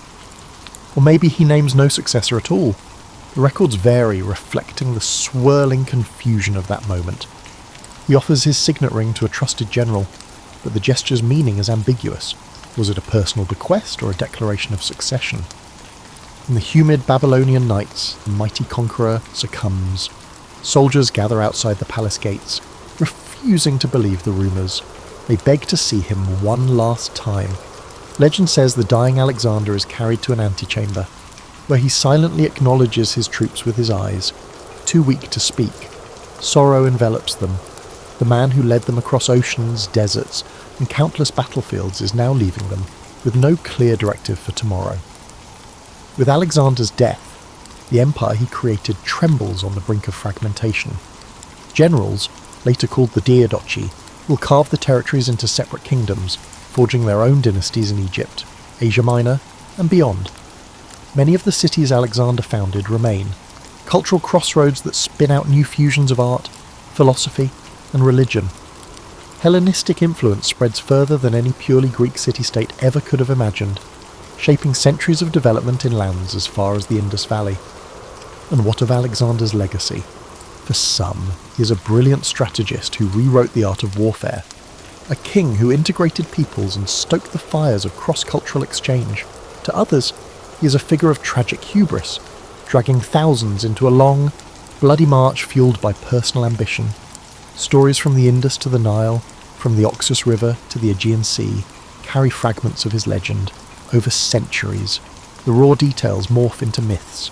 Poets transform him into a demigod. Historians debate his virtues and vices, and explorers invoke his name when embarking on perilous quests. But above all, Alexander remains the restless soul of antiquity, a leader who, from his first steps on Macedonian soil, dreamed not of limiting horizons but of breaking them. His life stands as a testament to the sheer, and sometimes terrifying, force of will, forever leaving questions about how one man's drive can alter the course of nations for good or ill. Thus concludes our tapestry of Alexander the Great, a story woven from dusty paths, rivers of conflict, lavish banquets, and fleeting triumphs. He was shaped by powerful parents, guided by philosophers, tested on countless battlefields, and enthralled by the promise of immortality through conquest. Whether or not he had achieved that immortality remains for us to judge. As long as human curiosity thrives, his name echoes. Alexander, the man who sought to see, to rule, and to understand the edge of the known world, only to find that the world is always larger than we dare imagine.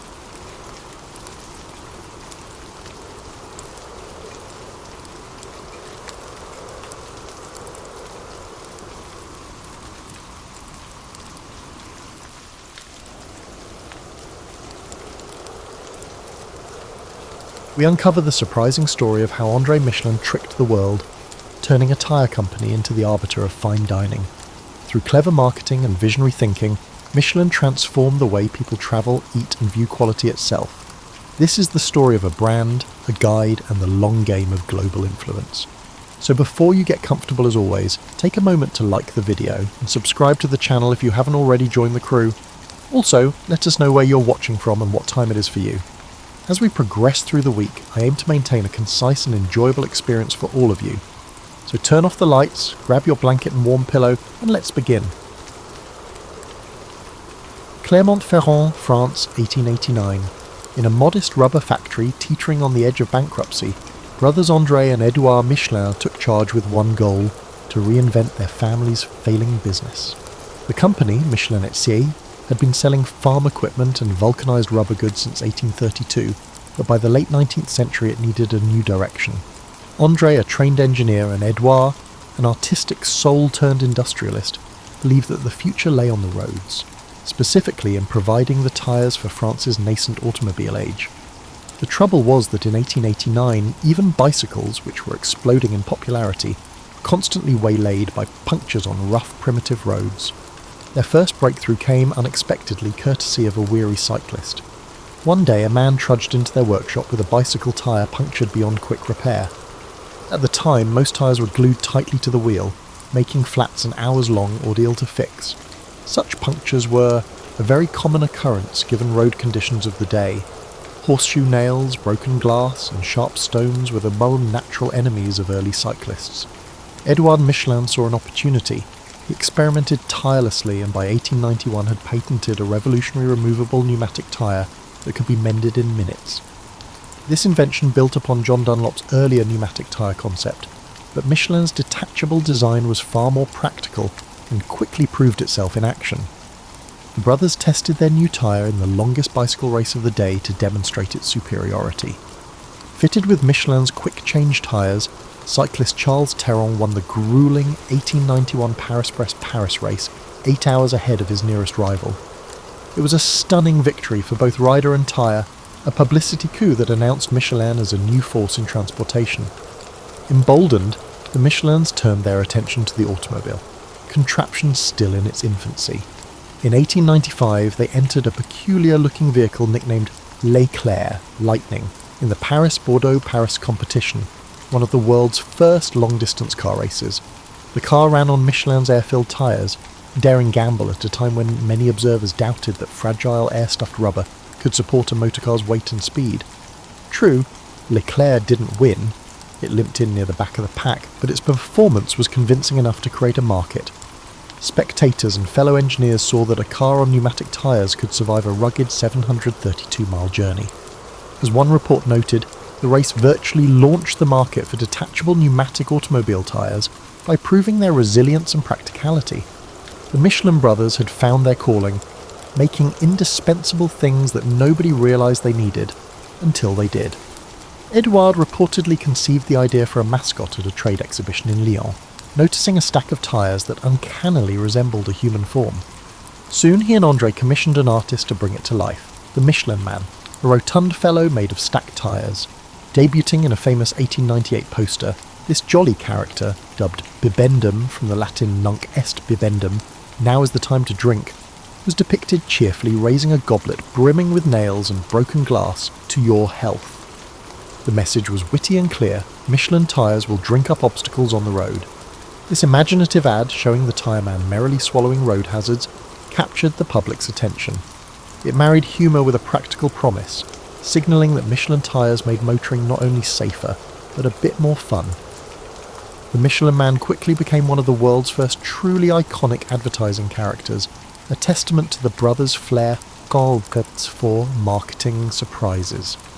By 1900, Michelin had established itself as France's premier tyre innovator. Yet the market remained small. Automobiles were still the playthings of the rich or the tinkering enthusiast.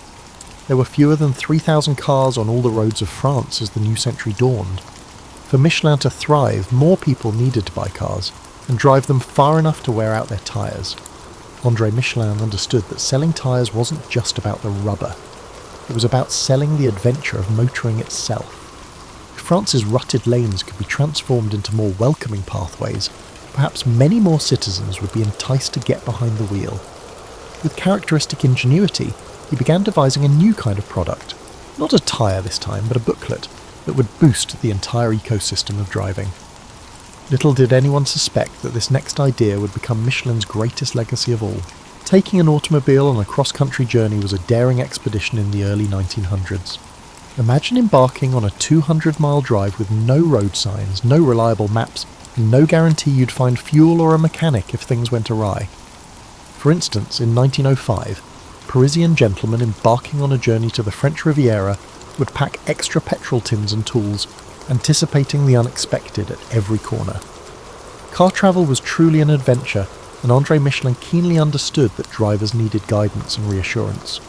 To support their customers' journeys, he and his brother compiled a slim red-covered handbook, the Guide Michelin, filled with everything a motorist might need. Technical tips on tyre repair, lists of garages and fuel depots, recommended hotels and eateries, and even maps and handy town indexes. Michelin even included a whimsical cartoon in the guide, showing a weary traveller collapsing under an armload of maps and manuals, only to be rescued by an outstretched hand offering a single book, the Michelin Guide. The message: one small volume could replace a trunk full of disparate references. The first Michelin Guide, 1900, was a free booklet for motorists, full of practical information. André Michelin predicted, "This book appears with the century, it will last as long as it does." The first Michelin Guide made its debut in 1900, strategically timed to the Paris World's Fair.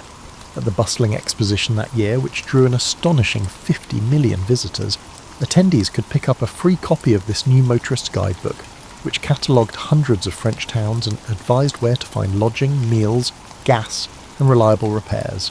In an era with no GPS or roadside assistance, the little red book was a godsend. That inaugural edition ran to nearly 400 pages, with some 1,300 hotels among its myriad listings. "This book appears with the century, it will last as long as it does," declared André Michelin, boldly predicting his guide's longevity. Indeed, the guide quickly became more than a directory. It was a passport to adventure, its annual release eagerly awaited by motorists who saw it as essential gear for the open road. Indeed, as automobiles proliferated on Europe's roads, the Michelin Guide emerged as the preferred glove box companion for astute drivers. By the outbreak of World War I, France had embraced the automobile with gusto. In fact, the number of cars in France surged from about 3,000 in 1900 to over 100,000 by 1914, and Michelin's Guide had expanded far beyond its home turf. What started as a local French publication grew into a pan-European phenomenon within a decade. A Michelin Guide for Belgium appeared in 1904, followed by editions covering Algeria and Tunisia, 1907, the Alps and the Rhine regions, 1908, Germany and Spain, 1910, and the British Isles, 1911. In 1910, Michelin also launched a series of 1 to 200,000 scale road maps to complement the guide's directions and make it easier for drivers to find their way. There was even a special English language guide to France published in 1909 for the benefit of British and American tourists touring the continent by motorcar. This rapid expansion reflected the exploding interest in motor tourism. Wealthy adventurers were now driving through the Alps or motoring down to the French Riviera, and Michelin was right there with them, its guides offering dependable information in unfamiliar lands. If anything, the hardships of early driving only cemented the guide's importance. Cars of that era were finicky machines prone to breakdowns, and roads outside major cities were often little more than rutted mud paths. Pity the traveller who didn't carry a Michelin Guide when his tyre blew out miles from the nearest town. He might not know that a blacksmith in the next village doubled as an auto repairman, or that a certain inn down the road offered clean beds and a hot supper. The guide's detailed listings helped turn chaos into a manageable adventure. As war loomed in 1914, the Michelin Guide had firmly established itself as part of the motoring routine. Publication was suspended during World War I, when Europe's focus turned from leisure travel to survival. But the groundwork was laid. Motoring had arrived as a way of life for the well-to-do, and thanks to Michelin's prescient strategy, a tyre company's giveaway guide had become an authority in its own right. The stage was set for even bigger transformations after the war, not least the guide's evolution from a utilitarian road aid into the venerated culinary Bible we know today. From its inception, the Michelin Guide served as more than just a simple guide for drivers. It represented a brilliant marketing strategy. André Michelin realised that if people drove more, they'd wear out their tyres faster and need replacements, boosting Michelin's sales. So what better way to spur road travel than to give drivers a reason to hit the road? The free guide served as a tyre company's valuable tool, inspiring motorists to make longer and more frequent journeys. In modern terms, Michelin was pioneering content marketing, offering valuable information to customers to stimulate demand for its core product, long before anyone coined that phrase. Nearly 35,000 copies of the inaugural 1900 edition were distributed at no charge, handed out to chauffeurs, garage owners, and anyone who owned, or even aspired to own an automobile. Before long, drivers considered the Michelin Guide nearly indispensable, as essential as a spare tyre or a road map on any long drive. The message was never buy our tyres, yet every page quietly served that goal by making motoring easier. For 2 decades, Michelin poured resources into this project, printing and updating the guide annually without earning a cent from it. The company stocked petrol stations and repair shops with stacks of the free red guide, confident that every road trip it encouraged would eventually lead to more worn-out tyres in need of replacement. This ploy worked brilliantly, perhaps too well. As motoring moved from fad to mainstream, the guide's distribution soared in tandem. France counted over 230,000 cars on the road by 1920, a huge leap from fewer than 3,000 2 decades earlier, and many new drivers wouldn't dream of setting out without the latest Michelin Guide in the glove box. By 1920, some people had become so accustomed to the guide that they began to take it lightly. According to company law, when André Michelin stopped by a garage one day, he was shocked to see his beloved guide being used to prop up a workbench. Outraged and perhaps a little heartbroken, he immediately declared the end of the free Michelin Guide era. Man only truly respects what he pays for, he reportedly declared. Thereafter, the guide was no longer a giveaway, but a product in its own right. Sold for about 7 francs, roughly $2, a not insignificant sum at the time, and revamped for a new era of motoring. The Michelin Guide's 1920 edition marked a significant milestone. Freed from the constraints of being purely promotional, the guide's content was refined and elevated. All advertising was stripped out to reinforce its impartiality. New features appeared, including a list of hotels in Paris and an expanded directory of restaurants, now grouped by category and cuisine. What had begun as a handy road atlas was transforming into something of a travel handbook for the discerning motorist. Readers wanted more than just gas stations. They were increasingly turning to Michelin for dining and lodging advice. Sensing this shift, the Michelin brothers made a shrewd move. They hired a team of anonymous field inspectors to visit establishments and quietly evaluate them. Recognising the growing influence of the guide's restaurant section, the company understood that consistent, trustworthy restaurant reviews would be crucial. These undercover diners, the first of their kind, fanned out to sample meals without ever revealing their affiliation. It was an unprecedented commitment to quality control, ensuring that a Michelin recommendation truly meant something to the travelling public. By the mid-1920s, the Michelin Guide had evolved from a tyre company pamphlet to a more ambitious guide.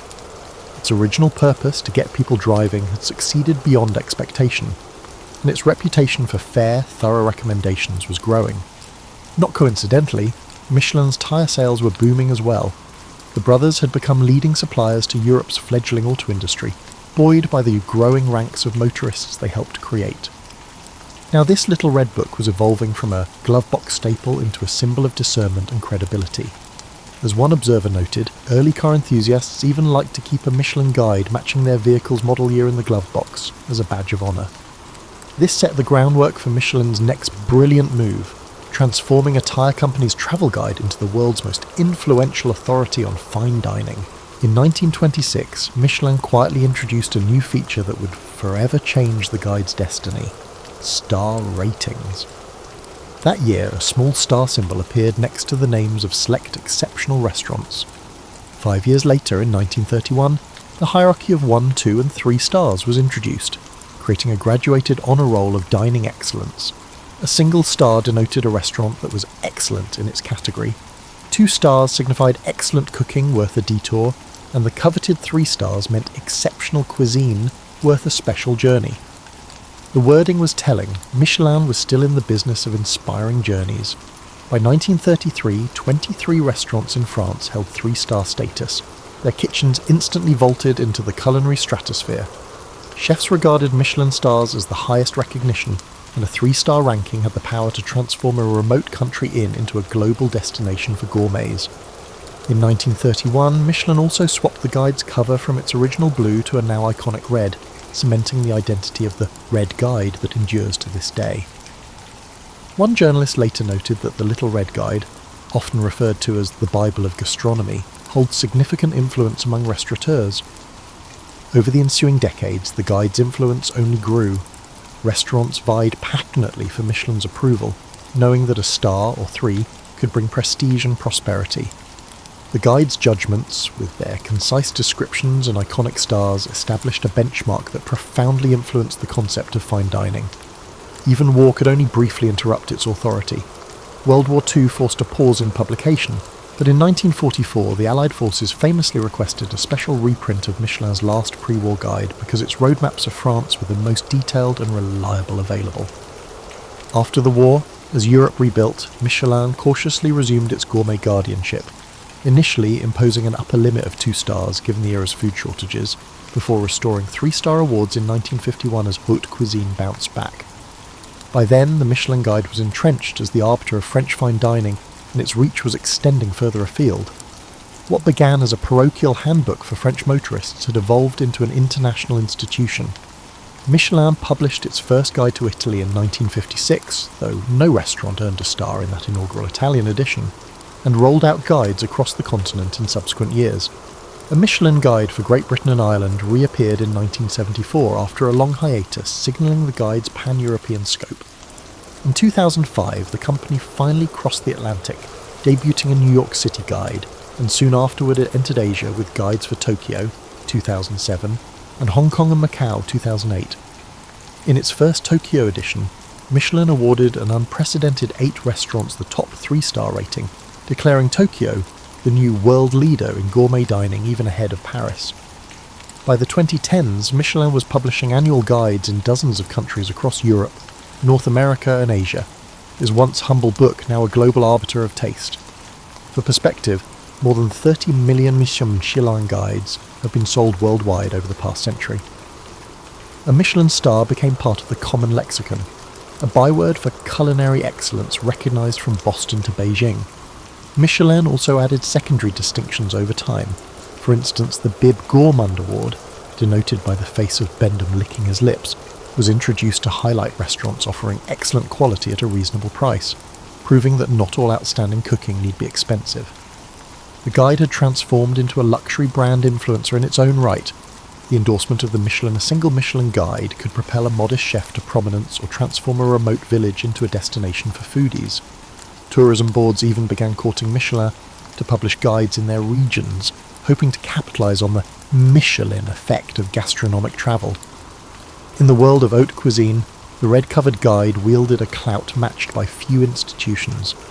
Yet even as its fame grew, the Michelin Guide remained cloaked in mystique, not least because it never revealed exactly how it cast its judgments. Diners devoured each annual edition, but the identities of Michelin's inspectors and the inner workings of its rating process were kept rigorously secret. Restaurateurs could only guess when a Michelin critic had dined in their midst.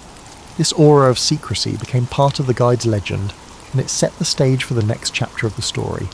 The secretive inspectors and enigmatic criteria behind those stars. The true genius of the Michelin Guide, and perhaps the key to its credibility, lay in the inspectors. From the 1920s onward, Michelin cultivated an image of rigorous, anonymous evaluation. The company insisted that its inspectors always pay for their meals and never reveal their identities, so restaurants couldn't curry favour, pun intended.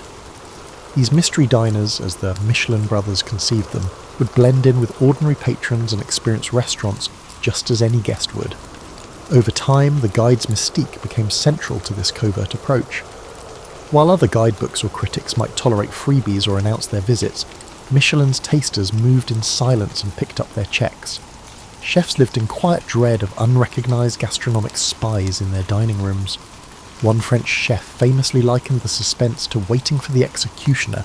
You never knew when they would come or who they were. It wasn't just who the inspectors were, but what they looked for that set Michelin apart. For decades, the guide said little publicly about its judging criteria, letting diners and chefs puzzle over the secret recipe for earning a star. Only in 1936 did Michelin publish a brief description of the standards behind 1, 2, and 3 stars, couching them in reassuringly simple terms. A top-rated restaurant was one that vault worth the journey, a phrase that harked back to the guide's road trip origins. Behind the scenes, of course, the inspectors' palates were finely honed and their expectations exacting. Over time, Michelin quietly established 5 universal criteria to guide their assessments: quality of ingredients, mastery of cooking techniques, harmony of flavours, the personality of the chef in the cuisine, and consistency across the menu and over time. Notably, factors like decor, service, or ambience, things one might assume influence a dining experience, were officially not supposed to affect the rating. It was all about the food on the plate, Michelin would later insist. This obsessive focus on food quality, combined with anonymity, gave the Michelin Guide a reputation for integrity. Inspectors often had culinary or hospitality backgrounds, and they ate out nearly every day, sometimes 250 meals a year, meticulously writing up reports on each experience. Their work was, and still is, shrouded in confidentiality. In an age of Instagram and crowdsourced Yelp reviews, Michelin clung to an old-world secrecy. Michelin barred inspectors from speaking to journalists and even discouraged them from telling their families about their covert job. Michelin even ensures that no single inspector can make or break a restaurant. Multiple inspectors visit, and their reports are pooled, with stars awarded only after a collective deliberation by the inspection team and Michelin's directors. The guide leverages this secrecy and rigour as a marketing asset. It is mysterious and methodical, and therefore, in the eyes of its fans, impartial and authoritative. But secrecy has its price. Over the years, Michelin's veil was occasionally pierced by scepticism and controversy. Critics wondered if a handful of inspectors could really cover thousands of restaurants thoroughly, or if biases crept in despite claims of objectivity. A disgruntled ex-inspector in France published a book in 2004 alleging that the rigour of the guide was slipping. He claimed Michelin employed only 5 full-time inspectors for all of France, each paid a humble salary and expected to somehow cover well over 10,000 restaurants, making it a complete myth that the inspector comes around every year to each establishment. He also claimed that 1/3 of the best are not of the standard expected. Michelin vehemently denied the accusations, noting that Remy had been dismissed after allegedly trying to extort money to keep his diary unpublished, and the guide's overseers insisted their standards remained as strict as ever. However, the exposé revealed a hidden organisation. Despite such drama, the guide's prestige proved resilient. Few diners outside the industry remembered the episode for long. The Michelin brand of excellence had decades of trust behind it, and no competing guide managed to unseat its authority. To this day, for most chefs and gastronomes, Michelin's inspectors remain enigmatic figures, wielding power with their pens and forks and keeping alive the allure of an honour that is, at least in principle, purely merit-based. As Michelin's influence grew, so did the stakes for those under its gaze. A Michelin star could make a career, but the pressure to keep it could also break one. The tales of this uneasy love-hate relationship with the Red Guide abounded in the culinary world. In 2003, renowned French chef Bernard Loiseau tragically took his own life, an act widely linked to fears. He was about to lose one of his 3 Michelin stars, a downgrade that ultimately did not occur. His death echoed across France, spurring public debate about the enormous stress placed on chefs. The legendary Paul Bocuse lambasted the culture of "I'll give you a star, I'll take one away," and how critics' ratings toyed with chefs' lives. In the years that have passed, other renowned chefs have acknowledged that meeting Michelin's expectations can be a challenging task, as the same recognition that draws pilgrims to their dining rooms also causes them to experience anxiety at night. Some chefs have even attempted to dethrone Michelin. In 2017, Sébastien Bray, the chef of a 3-star restaurant located in rural Laguiole, shocked the gastronomic world by requesting that Michelin remove his restaurant from its guide. After nearly 2 decades at the summit, he yearned to cook without the shadow of constant judgment, to be free from the pressure, as he explained in a video announcement.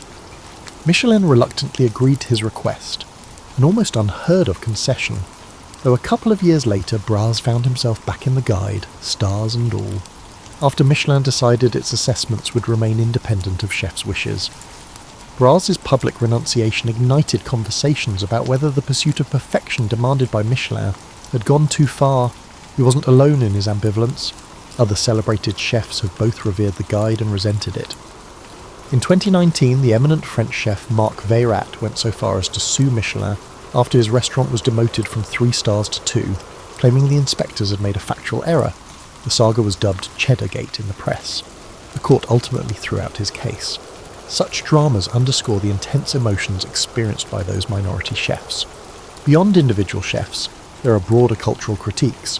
For decades, Michelin was accused of a French and Eurocentric bias. of favouring stiff white tablecloths and classical techniques over more diverse or homey culinary experiences. In the 2000s and 2010s, as gastronomic awareness blossomed globally, Michelin expanded its reach across Asia, the Americas and beyond, seeking to stay relevant. It surprised skeptics by awarding stars to humble street food stalls such as a hawker stand in Singapore known for $2 noodle bowls. This was Michelin's way of saying excellence can be found anywhere, not only in gilded temples of haute cuisine. And yet debates continued. Did Michelin truly understand local food cultures, or was it imposing its standards? Was a starred sushi bar in Tokyo evaluated using the same criteria as a fine dining salon in Paris? Such questions provided endless fodder for food lovers and fuel for Michelin's rivals. What is clear is that a Michelin star creates a profound economic and emotional ripple effect.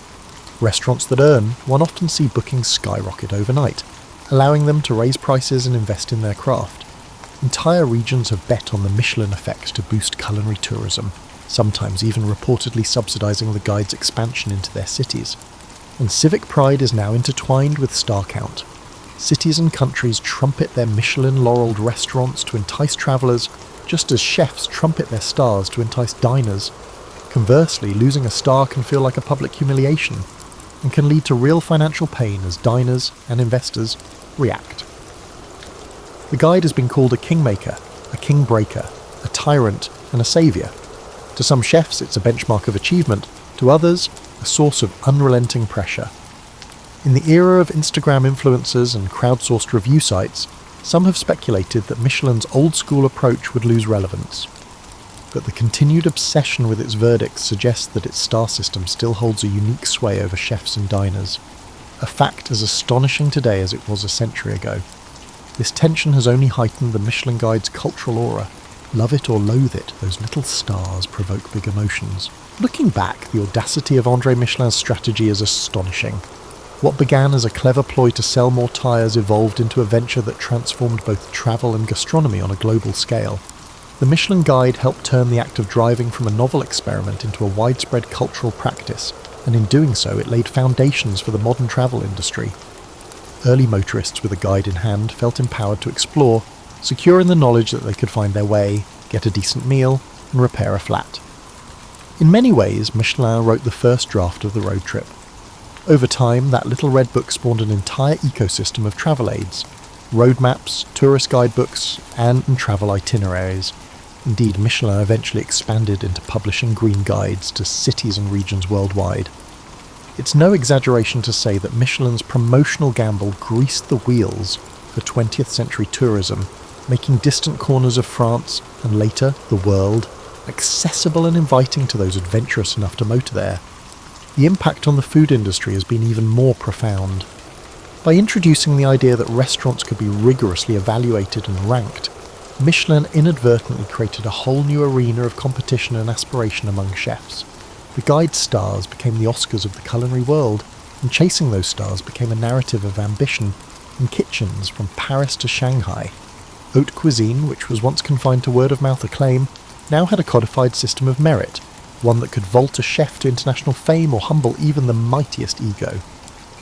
This innovation also turned dining out into a sport for patrons, ushering in the era of the destination restaurant, where food enthusiasts strategize entire trips to dine at Michelin-starred temples of cuisine. A tyre maker from Clermont-Ferrand ended up setting trends in the cooking of foie gras, the serving of sushi, and the topping of pizzas, indirectly influencing countless culinary traditions through the power of its ratings. Michelin's own mascot, the tubby tyre man Bibendum, became a cultural icon in his own right, named the best logo of the century by the Financial Times in 2000. Perhaps just as significantly, Michelin demonstrated the power of brand extension through content long before that term existed.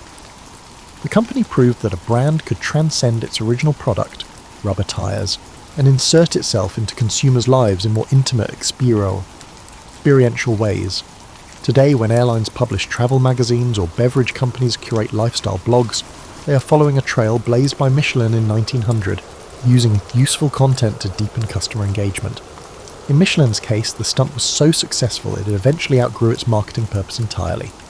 The guide established itself as an institution, perhaps even surpassing the fame of Michelin's tyres. By the 21st century, Michelin's verdicts could determine a chef's fortunes, and cities would strive to attract a Michelin guide due to its potential economic benefits. Dozens of would-be imitators, from crowdsourced websites to alternative ranking lists, have tried to replicate Michelin's formula, but none has quite matched the cachet of those stars. All this originates from a scheme dreamt up by two brothers who simply wanted people to drive more. Even in an age of GPS apps and social media, the essence of Michelin's gambit to spark wanderlust and celebrate outstanding cooking, and in so doing create demand for its core business, remains as powerful as ever. In the end, the story of how André Michelin tricked the world is not one of deceit, but of vision. He understood that selling a lifestyle, the thrill of discovery, the promise of adventure, the allure of a perfect meal at journey's end, was the key to selling his product. In nurturing that vision, Michelin changed the way people travel, the way we eat, and even the way businesses court customers. The Michelin Guide's century-plus journey, from freebie pamphlet to global gastronomic gatekeeper, stands as one of the most remarkable chapters in marketing and cultural history. Indeed, it's now a textbook example of content marketing. It's a well-told yet still surprising true story of a business gambit that steered its way into the hearts of millions, leaving tire tracks across the world's roads and indelible stars in the world's kitchens. André Michelin's grand trick of transforming a tire firm into a cultural tastemaker achieved unprecedented success.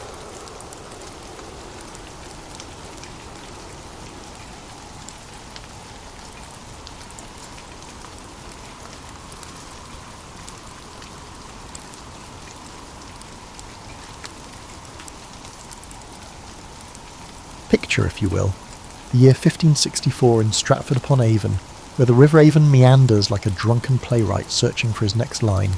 Here, in a timber-framed house that creaks like old bones, young William Shakespeare draws his first breath into a world that will spend the next 4 centuries arguing about whether he actually existed. The irony, dear listeners, is that existing was precisely his problem. Born to John Shakespeare, a glover whose hands shaped leather, but whose dreams shaped disappointment, William inherited more than just his father's trade aspirations. He inherited the crushing weight of middle-class respectability in an age when stepping outside your designated social box was like performing Hamlet without a script. John, you see, wasn't content with merely crafting gloves. He harboured municipal ambitions, becoming an alderman and eventually bailiff of Stratford. Success, however, proved as slippery as wet leather, and by the time young Will reached adolescence, the family's fortunes had tumbled faster than a poorly rehearsed death scene. The Shakespeare household echoed with the peculiar tension of fallen gentility, that special kind of misery reserved for families who remember better times while counting their remaining coins. John's financial troubles weren't merely about money, they were about identity. In Elizabethan England, your worth was measured not just by your purse, but by your position. And John's declining fortunes meant the family name carried the particular stigma of ambitious failure. Young William, blessed with what we now recognise as genius but what his contemporaries might have called dangerous imagination, found himself trapped between his father's expectations and his own impossible dreams. Grammar school provided him with Latin, rhetoric, and a dangerous taste for stories that transported him far beyond Stratford's suffocating boundaries. However, the dual nature of education only served to stifle his provincial life, akin to attempting to encapsulate the vastness of the ocean within a tiny teacup. The boy who had become England's greatest writer spent his formative years watching his father's dreams crumble, while his own grew increasingly impossible. In a society where most people died within 20 miles of where they were born, William's imagination roamed freely through the ancient Rome, mythical Athens, and magical islands that existed nowhere but in his restless mind. This disconnect between inner vastness and outer limitation would haunt him throughout his life, the eternal struggle of the artist born into the wrong circumstances. But perhaps most cruelly, young Shakespeare possessed something that made his situation unbearable: talent. His talent was not the comfortable mediocrity that would have enabled him to follow his father's trade with contentment, but a blazing, undeniable gift that made ordinary life feel like wearing clothes several sizes too small. He could see the poetry in everyday speech, hear the music in casual conversation, and feel the dramatic potential in the mundane interactions of provincial life. This sensitivity, this capacity to elevate the ordinary to the extraordinary, served as both his greatest gift and his most enduring curse. The Stratford of Shakespeare's youth was a place where dreams were luxuries few could afford.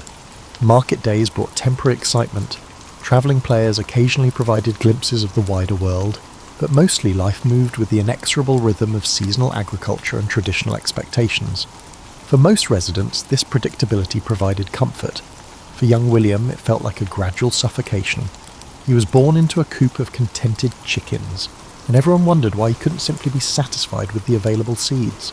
At 18, our future bard found himself ensnared in life's most common trap, biology. Anne Hathaway, 8 years his senior and already showing signs of their impending child, represented both salvation and imprisonment for young Shakespeare. Their marriage, hastily arranged in November 1582, solved one immediate problem while creating a dozen others, like using a beautiful bandage to cover a gaping wound. Anne, daughter of a prosperous Shottery farmer, brought to the union everything William lacked: maturity, practical knowledge, and the grounding influence of someone who understood that life required more than pretty words and soaring imagination. She also brought pregnancy, which in Elizabethan England meant marriage wasn't a choice but a moral imperative wrapped in social necessity. The wedding, conducted with unseemly haste, whispered of scandal in a society where reputation was currency and shame was bankruptcy. Within 2 years, the couple had 3 children, Susanna, followed by twins Hamnet and Judith. Suddenly, the dreamy young man who had spent his youth crafting sonnets in his head found himself responsible for 4 mouths to feed and a household to maintain. Fatherhood, that magnificent destroyer of artistic pretensions, descended upon Shakespeare like a plague of locusts, consuming his time, energy, and the luxury of self-contemplation. The irony was exquisite. The man who would write the most psychologically complex characters in literature found himself trapped in the most conventional of plots. Morning brought not inspiration, but the demands of crying babies. Evening arrived with exhaustion instead of creative energy, and the night hours that should have belonged to his muse were claimed by the basic requirements of survival. Anne, practical and patient, managed the household with competent efficiency, while William struggled to reconcile his soaring ambitions with the grinding reality of domestic responsibility. Money, that eternal antagonist in the drama of artistic aspiration, became an obsessive concern. Teaching, his most obvious career path, offered meagre compensation and a soul-crushing routine. The law, another possibility, required connections and capital he didn't possess. His father's glove-making trade promised steady income and social respectability, but the thought of spending his days shaping leather while his imagination withered felt like creative suicide. The young father found himself caught in the classic bind of the dreamer made practical. Every moment spent earning money was time stolen from his art. Yet without money, his family would starve and his dreams would become irrelevant luxuries. Anne, growing more practical with each passing day, began to view her husband's artistic inclinations with the barely concealed impatience of someone who understood that poetry didn't pay rent or put food on the table. Stratford, once merely confining, now felt like a velvet-lined coffin. The familiar streets that had nurtured his boyhood imagination now seemed to mock his trapped condition. He knew every face, every story, every possibility for advancement, and none of them included becoming the greatest writer in the English language. The provinces, he was learning, were designed for raising families and maintaining traditions, not for nurturing revolutionary genius. Yet amid this domestic imprisonment, something unexpected began to emerge. The very constraints that seemed to strangle his creativity began to teach him about human nature in ways his bachelor freedom never could. Watching his wife manage their household, observing his children develop their distinct personalities, and struggling with the daily negotiations of marriage, provided him with insights into character and a motivation that would later inform his greatest works. Forced to live among, understand, and depend upon real people, he was learning to write about them. Between 1585 and 1592, William Shakespeare vanished from historical record like a magician's assistant stepping behind a curtain, leaving scholars to debate his whereabouts with the fervour of theologians arguing about angels and pinheads. These lost years represent perhaps the most crucial period of his development, when the provincial family man somehow transformed into London's most promising playwright. The transformation, however, came at a cost that would echo through every subsequent triumph. The decision to leave Stratford required courage that bordered on madness. In the 1580s, London was a tumultuous mix of ambition, disease, creativity and violence, a city where people made and lost fortunes on a daily basis, where geniuses and charlatans interacted, and where the difference between success and destitution was measured in single performances. For a married man with 3 children, abandoning the security of provincial life for the uncertainties of the theatre world wasn't a romantic adventure, it was a potential catastrophe. Yet London's theatrical scene beckoned with irresistible allure. The playhouses, the theatre, the Curtain Twin, and the Rose were revolutionising entertainment, transforming drama from religious instruction into popular art. Here, writers like Christopher Marlowe were crafting plays that made audiences gasp with recognition and terror, while actors achieved fame that rivaled nobility. For Shakespeare, whose imagination had been cramped by the Stratford's limitations, London's theatres represented liberation from everything that had constrained his artistic development. The practical challenges were staggering.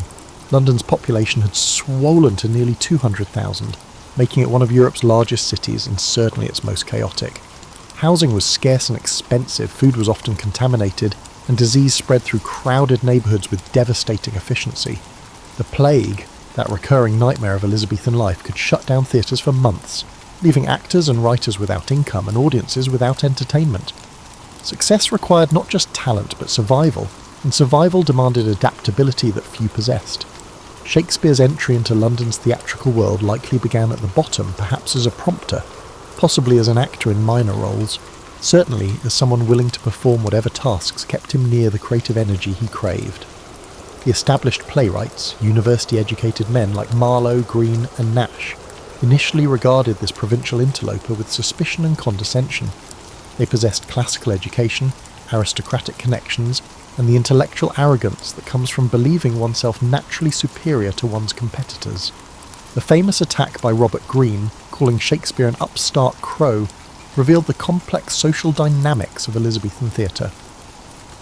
Greene, dying in poverty despite his university education and literary reputation, resented Shakespeare's rapid rise through sheer talent and commercial instinct. The insult stung not because it was unfair, but because it contained an uncomfortable truth. Shakespeare was indeed an outsider, someone who had achieved through merit what others claimed by birthright. Yet this very outsider status became Shakespeare's greatest advantage. While his university-educated competitors wrote for their intellectual peers, Shakespeare understood ordinary audiences because he came from ordinary circumstances. He could craft entertainment that satisfied both groundlings and aristocrats because he possessed the rare ability to see human nature from multiple perspectives simultaneously. His provincial background, rather than limiting his vision, had taught him to observe and understand the full spectrum of human behaviour. The separation from his family, however, created wounds that never fully healed. Anne and the children remained in Stratford, supported by whatever money William could send from London's uncertain theatrical economy.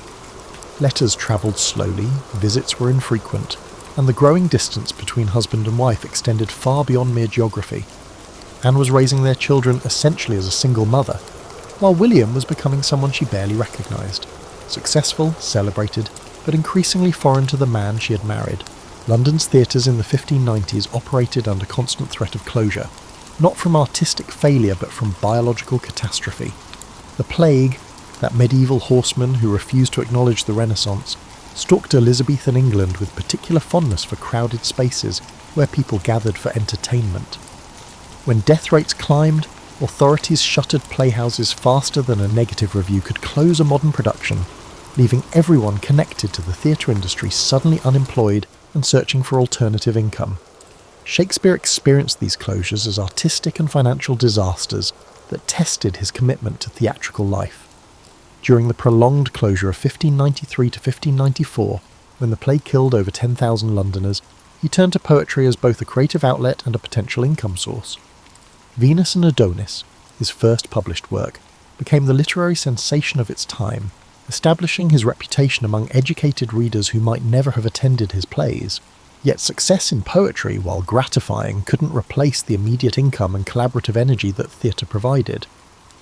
The competitive landscape of Elizabethan drama was ruthlessly Darwinian.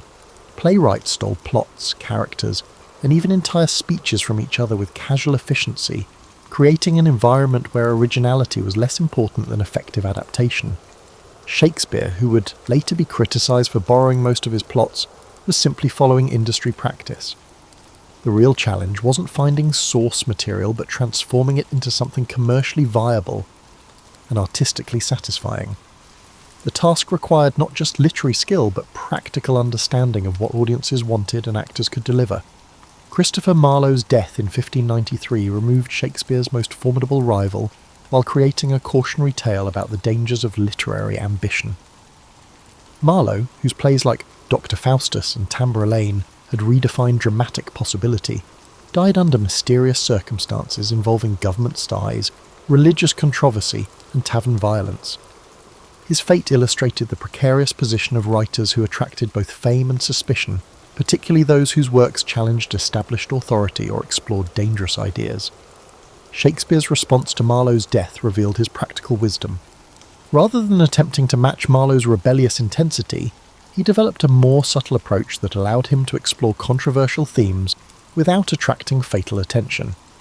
His villains became psychologically complex rather than theologically dangerous, and his political commentary remained sufficiently ambiguous to avoid treasonous interpretation. This careful navigation between artistic ambition and personal safety required constant vigilance and occasional artistic compromise. The formation of the Lord Chamberlain's Men in 1594 provided Shakespeare with the stability he had been seeking since arriving in London. As both shareholder and principal playwright for the company, he finally achieved the financial security that had eluded him throughout his youth. Yet this security came with its pressures.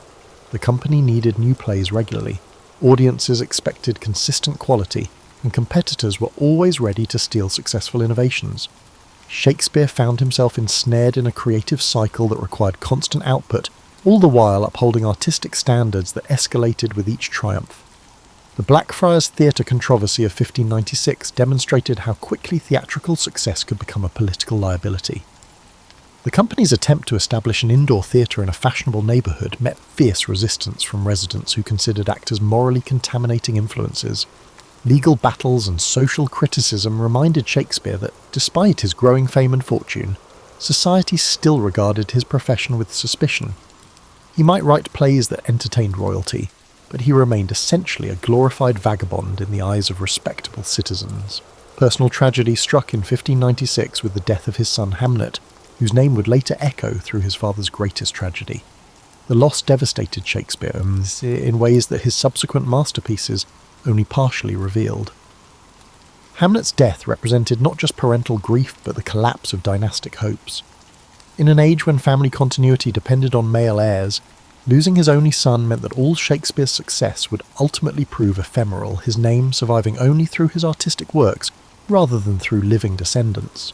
By 1600, William Shakespeare had achieved what few artists ever experience, recognition of his genius during his own lifetime. Hamlet, which premiered that year, established him not merely as a successful playwright, but as someone who had fundamentally changed what drama could accomplish. Yet success, that false friend of artists everywhere, brought complications that provincial obscurity had never threatened. Fame made him a target for criticism, envy, and the particularly vicious attacks reserved for those who rise above their supposed station. The weight of expectation became overwhelming. Every new play was measured against his previous achievements, and every innovation was scrutinized for signs of decline or betrayal of his established style. Audiences arrived at his premieres with predetermined judgments, and critics sharpened their quills for reviews that would either confirm or challenge his reputation. The spontaneous joy of creation, which had sustained him through his early struggles, became contaminated by awareness of his public role as England's premier dramatist. Financial success, while solving many practical problems, created new anxieties. Shakespeare's investments in property, his share in the Globe Theatre, and his growing wealth required management and protection. He found himself spending time on legal documents, property disputes, and business negotiations that had nothing to do with writing, but everything to do with preserving what his writing had earned. The artist who had once written purely for creative fulfillment now wrote partly to maintain an increasingly complex financial empire. The relationship with his family grew more strained with each passing year. Anne and the surviving children, Susanna and Judith, lived comfortable lives thanks to his success. But comfort couldn't bridge the emotional distance that his prolonged absences had created. He had become a stranger to his household, someone who visited rather than inhabited the domestic life he was supporting. His daughters grew up knowing their father primarily through his reputation and the money he sent, rather than through daily interaction and shared experience. London's social scene offered compensations, but also temptations that complicated his personal life. The theatre world provided intellectual stimulation and artistic collaboration, but it also exposed him to relationships and possibilities that couldn't be easily reconciled with his family obligations. The mysterious dark lady of his sonnets, whether real or fictional, represented the kind of passionate connection that his practical marriage had never provided. These relationships, whether consummated or merely imagined, created guilt and longing that enriched his art while complicating his life. The political climate under James I proved both more and less dangerous than under Elizabeth. The new king's fascination with witchcraft and Scottish history provided Shakespeare with material for Macbeth, while his interest in the theatre led to royal patronage that elevated the company's status. However, James's authoritarian tendencies and sensitivity to criticism required playwrights to navigate a more delicate balance between entertainment and sedition. The Gunpowder Plot of 1605 created an atmosphere of suspicion that made any political commentary potentially dangerous. Shakespeare's response to these pressures was to retreat into increasingly complex artistic visions that satisfied his creative ambitions while maintaining his commercial viability. King Lear, Othello, and Macbeth represented the height of his tragic vision, plays that explored the darkest aspects of human nature while remaining sufficiently removed from contemporary politics to avoid censorship. Yet creating these masterpieces required emotional and psychological resources that left him increasingly drained. The artistic isolation that accompanied his success was perhaps the most difficult burden to bear. As his reputation grew, colleagues began treating him with a deference that made genuine collaboration difficult. Younger writers imitated his style rather than challenging his ideas, and actors sought his approval rather than offering creative input. The lonely authority of acknowledged mastery was replacing the collaborative spirit that had made theatre exciting. Recognition of his genius, while gratifying, also brought unwanted attention to his personal life and background. Critics questioned his education, scholars debated his sources, and rivals attacked his humble origins. Every aspect of his biography was scrutinized for evidence that might explain or diminish his achievements. The privacy he had once taken for granted became a luxury that his fame had permanently destroyed. Shakespeare, having written approximately 37 plays, gained widespread recognition as the greatest English dramatist of his generation by the year 1610. This recognition, however, came with the peculiar burden that haunts all artists who achieve legendary status during their lifetime: the impossible pressure to surpass their own previous achievements while maintaining the very qualities that made those achievements possible. Each new work was inevitably compared not just to contemporary competitors, but to his own masterpieces, creating a critical standard that grew more demanding with every success. The physical strain of continuous writing started to wear him out. Creating 2 plays annually, while maintaining his acting responsibilities and managing his business interests, required an output that would exhaust writers half his age. Once flowing with natural ease, the composition process became increasingly laborious as he struggled to find fresh approaches to familiar themes. The well of inspiration that had seemed inexhaustible during his 30s began showing signs of depletion as he approached 50. His later plays, The Winter's Tale, Cymbeline, and The Tempest, reflected this creative fatigue while simultaneously representing new artistic directions. These works, often called romances, combined elements of comedy and tragedy in ways that suggested either experimental boldness or diminished certainty about dramatic form. Contemporary audiences, expecting the clear generic boundaries of his earlier work, often responded with confusion rather than appreciation. Critics debated whether these plays represented artistic evolution or decline, a question that would persist for centuries. The relationship with his acting company grew increasingly complicated as younger performers and writers challenged his authority. The Lord Chamberlain's Men, renamed the King's Men under James I, had evolved from a collaborative enterprise into an institution where Shakespeare's preferences carried disproportionate weight. This power, while professionally advantageous, isolated him from the creative friction that had previously stimulated his best work. Collaboration became consultation, discussion became deference, and the democratic chaos of theatrical creation was replaced by the ordered but sterile hierarchy of established success. personal relationships suffered under the weight of his public persona. Friends approached him differently, aware that casual conversation might later appear in his plays. Enemies multiplied as his success created resentment among those who felt overlooked or undervalued. Even his closest relationships became complicated by awareness of his fame and the potential benefits or dangers of association with him. The spontaneous human connections that had once nourished his understanding of character became increasingly artificial and self-conscious. The question of retirement began haunting his thoughts with growing insistence. Unlike modern artists who can live comfortably on royalties and residuals, Elizabethan playwrights earned money only through continued productivity. Stopping work meant accepting financial decline, yet continuing work was becoming increasingly difficult both physically and creatively. The prospect of returning permanently to Stratford offered rest and family reconciliation, but also threatened the artistic stimulation that had become essential to his identity. His health, never robust, began showing the effects of decades of London living. His constitution had suffered due to the city's polluted air, contaminated water, and periodic plague outbreaks. Contemporary medical knowledge offered little beyond bloodletting and herbal remedies, while the stress of constant productivity exacerbated whatever underlying conditions were developing.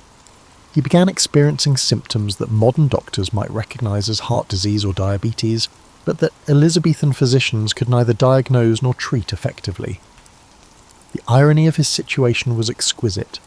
Having achieved everything he had dreamed of as a young man in Stratford, he found that success had created new forms of suffering that obscurity had never threatened. Fame brought scrutiny, wealth brought anxiety, artistic achievement brought creative pressure, and recognition brought isolation. The provincial boy who had fled Stratford to escape limitations discovered that success created different but equally confining constraints. His final complete play, The Tempest, served as both artistic summation and personal farewell to the theatrical world that had defined his adult life. Prospero's renunciation of magic seemed to mirror Shakespeare's own preparation for retirement from the stage, while the play's themes of forgiveness and reconciliation suggested his growing desire to resolve the conflicts that had shaped his career. The famous epilogue, asking the audience for their applause to set the magician free, carried obvious autobiographical resonance for a playwright contemplating his own liberation from the demands of public performance. William Shakespeare's return to Stratford in 1613 should have represented triumph, the provincial boy made good, coming home to enjoy the fruits of unprecedented literary success. Instead, it marked the beginning of his final act, a period marked by declining health, family tensions, and the peculiar melancholy that often accompanies the achievement of one's deepest ambitions. The man who had conquered London's theatrical world found himself struggling with questions that success couldn't answer and fame couldn't resolve. New Place, the grand house he had purchased to symbolise his risen status, felt more like a museum than a home. The rooms echoed with the absence of shared memories, their elegance a constant reminder of the years he'd spent away from those he was supposed to love most. Anne, now in her late 50s, had grown into a formidable household manager who ran their domestic affairs with efficient independence. The marriage that had begun with passion and continued through financial necessity had evolved into a polite arrangement between virtual strangers who happened to share a legal bond and two surviving daughters. His daughters, Susanna and Judith, represented both his greatest joy and his deepest disappointment. Susanna, the elder, had married well and produced the granddaughter who might carry forward something of his legacy.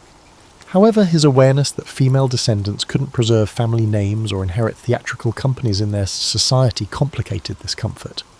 Judith, who remained unmarried well into spinsterhood by Elizabethan standards, seemed to regard her famous father with a mixture of pride and resentment that he could never fully understand. His reputation followed him to Stratford, akin to a faithful yet burdensome dog. Visitors arrived regularly, seeking audiences with England's greatest playwright, turning his retirement into a series of performances that exhausted him more than his professional obligations ever had. Local dignitaries who had once ignored the Glover's son now competed for his attention and approval. The transformation from local boy to returning celebrity created a social dynamic that satisfied no one completely, least of all Shakespeare himself. His final collaborations with John Fletcher on Henry VIII and The Two Noble Kinsmen suggested both his ongoing creative vitality and his growing awareness of artistic mortality. Working with a younger playwright forced him to confront changes in theatrical taste and technique that his own work had helped inspire. Fletcher, represented the next generation of dramatists who had learned from Shakespeare's innovations while developing their own approaches to character and language. The collaboration was professionally successful but personally difficult, reminding Shakespeare that even his artistic authority was ultimately temporary. The legal complications surrounding his will revealed the complex web of relationships and resentments that success had created. Decisions about property distribution became tests of family loyalty and social obligation. The famous bequest of his second-best bed to Anne has puzzled scholars for centuries, but it perfectly captured the mixture of affection, duty and distance that characterised their long partnership. Whether intended as insult or intimate gesture, the legacy reflected the ambiguous nature of their relationship and the impossibility of reducing complex human connections to simple legal formulas. His health deteriorated rapidly during the winter of 1615 to 1616, though the exact nature of his illness remains mysterious. Contemporary accounts suggest fever and weakness, symptoms that could indicate anything from influenza to heart disease to the various infections that regularly claimed Elizabethan lives. Modern medical speculation has proposed everything from syphilis to brain tumours, but the diagnosis matters less than the irony of England's greatest writer dying, while still at the height of his creative powers. The final weeks brought visitors seeking wisdom, benedictions, or simply the bragging rights of having spoken with the famous playwright. Shakespeare received them with diminishing energy but characteristic grace, offering insights into his craft while carefully avoiding the kind of personal revelations that might compromise his meticulously constructed public image. Even approaching death, he remained conscious of his reputation and concerned about how his legacy would be interpreted by future generations. He died on April the 23rd, 1616, possibly on his 52nd birthday, though Elizabethan record-keeping makes precise dating impossible. The date itself appeared appropriate, for a man whose life had been characterised by dramatic timing and poetic coincidence. His passing prompted immediate elegies from fellow writers who recognised that English literature had lost its greatest practitioner, while also creating space for new voices to emerge from his enormous shadow. The inscription on his tomb in Stratford's Holy Trinity Church, "Good friend, for Jesus' sake, forbear to dig the dust enclosed here," reflected his final concern about privacy and posthumous dignity. The curse against grave robbers, whether composed by Shakespeare himself or by someone who knew his fears, proved remarkably effective. His remains stayed undisturbed while his reputation grew to proportions that would have astonished and possibly horrified the man who had simply wanted to write good plays and support his family. The true tragedy of William Shakespeare's life wasn't that he failed to achieve his dreams, but that achieving them revealed how insufficient even the greatest success could be when measured against human longing for connection, understanding and lasting meaning. He became immortal through his words while remaining painfully mortal in his need for love, recognition, and the simple satisfactions of domestic happiness. His genius elevated him above his contemporaries while isolating him from the very human experiences that had inspired his greatest works. In the end, Shakespeare's life embodied the central paradox of artistic achievement. The qualities that made him a brilliant writer, sensitivity, imagination, emotional depth, and intellectual curiosity, also made ordinary life extraordinarily difficult. He achieved success beyond all reasonable expectations, yet the consequences of his success haunted him. His plays have outlived the civilization that produced them, but the man who wrote them, experienced the same struggles with love, death, ambition, and disappointment that define human experience across all centuries. The boy from Stratford, who dreamed of escaping provincial limitations, succeeded beyond his wildest imagination, only to discover that success created its own forms of imprisonment. His victory over obscurity was complete, but the triumph, as his tragedies consistently demonstrated, often proves indistinguishable from defeat. William Shakespeare achieved his aspirations and discovered, regrettably, that achieving what he desired often marked the beginning rather than the conclusion of life's most challenging issues. Perhaps that's why his works continue to resonate. Not because he found answers to life's essential questions, but because he lived those questions so completely that his art became an eternal meditation on the beautiful impossibility of human satisfaction. He sucked at being William Shakespeare precisely because he turned out to be humanly impossible, and in that impossibility, he created something genuinely immortal.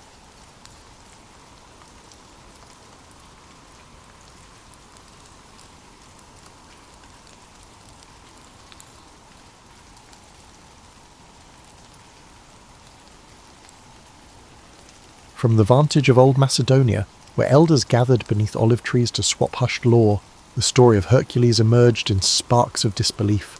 They whispered about a force that blurred the boundaries between the mortal and divine realms. This child, born in modest Tiryns, possessed an unsettling gift. Feats of strength performed so calmly that some wondered if the gods had quietly laid a blessing or a curse at his feet. Tiryns was a farming community framed by rocky hills and cloud-strewn skies, a place defined by the routine labour and rigid social caution. The boy's first display of uncanny power was witnessed by a shepherd. With a single tug, he reined in an ox known to drag grown men like ragdolls. It wasn't the show of force itself that troubled onlookers. It was the eerie silence with which he did it, as though testing a boundary rather than revelling in might. Soon, neighbours recalled other oddities, doors unhinged by a careless push, footprints left in stone, and animals that yielded to his hand without resistance. Though some saw him as Tiryns' protector in training, others felt uneasy. Mortals were fragile beings. Gifts of such magnitude often drew divine ire. Hercules, for his part, behaved like any curious youth, combing riverbanks for turtles or carving shapes into soft rock. Yet beneath each childlike pastime lurked an awareness of difference. He sensed that the world around him fit like a shirt one size too small, familiar but constricting. A single miscalculation could fracture relationships or destroy trust. As he neared 15, rumours of unnatural predators swept across the farmland. Shepherds muttered of wolves the size of ponies, with eyes lit by feral intelligence. The local militia dared not test the truth of those claims, leaving the fields in a state of hush. Hercules, compelled by equal parts curiosity and duty, gathered a simple spear and ventured into the pine forests alone. For 3 nights, the darkness swallowed him. On the 4th dawn, he reappeared at the village edge, clothes torn, blood running down his arms. Yet he carried no trophy, only the quiet certainty that the threat was gone. Word of his deeds spread through travellers' wagons and along shepherds' routes, echoing into lands beyond. It was said that the monstrous wolves vanished as swiftly as they had come. In the villagers' eyes, such might have signalled a guardian, or even a chosen instrument of the gods. Soon they built humble altars to honour him. They offered tiny bowls of grain and small cups of wine as offerings to the boy who had ensured their nights. Hercules accepted none of it openly. He would pause at those altars, gaze at them in faint puzzlement, then slip away. Inside him, a tug of longing clashed with the weight of expectation. He cherished the farmland's rhythms, morning light over tilled earth, the lull of cicadas in the summer. Yet each casual greeting now carried a jolt of awe, and every dirt path he roamed felt narrower, as though funneling him towards some vast unseen road. Occasionally, he stole into the hills to commune with nature's raw pulse, pressing his broad hands against boulders as though listening for whispered secrets of stone. Tiryns was never the seat of sophistication, unlike Athens or Thebes. It lacked gilded temples and philosophical gatherings. In a way, the simplicity of Tiryns allowed Hercules to flourish without being overwhelmed by rumours. People accepted him, half wary, half hopeful, because they needed him. He held back storms that might devour them in a single gulp. He soon learned of a summons from King Eurystheus of Mycenae, a monarch who demanded fealty and recognised the usefulness of a mortal wielding near-divine might. Friends warned him of palace politics. Even the local priest, stooped with age, cautioned that power-hungry rulers often feed on legends until there is little left of the legend itself. However, Hercules sensed an unspoken reminder that a simple shepherd's life would never be his. Gathering sparse belongings, he took one last look at the farmland, the lopsided fences, the distant bleating of goats that once filled his childhood mornings. Then, as dawn's first gleam touched the horizon, he set out for Mycenae. Those who witnessed his departure claimed a hush fell upon Tiryns, like the land itself held its breath, waiting. The path he walked would lead to triumph and sorrow, forging a destiny both luminous and shattering. In his heart, Hercules hoped to find a way back to quiet fields someday, but deep down, he suspected the gods had other plans entirely.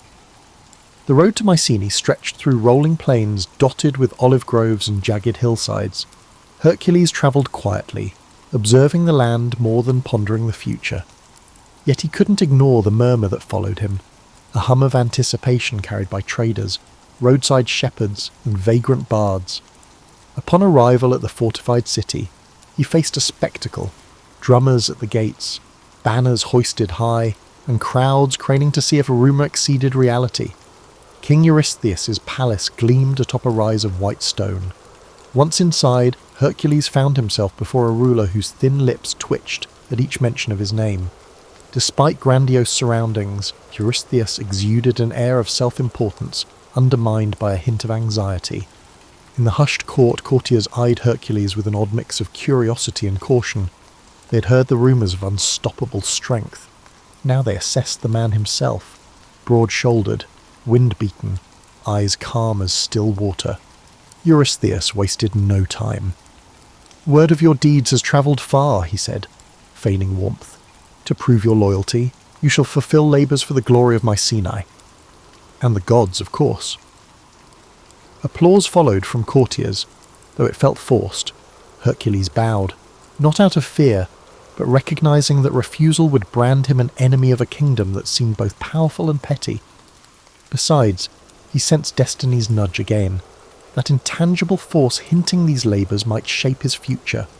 His first assignment, the Nemean lion. Villagers near Nemea spoke of a cat the size of a warhorse, its fur impervious to spears or arrows. Eurystheus demanded its pelt as proof. Setting out with minimal supplies, Hercules ventured into a region shadowed by tall grasses and jagged rock. On the second day, he spotted massive paw prints pressed into the soil.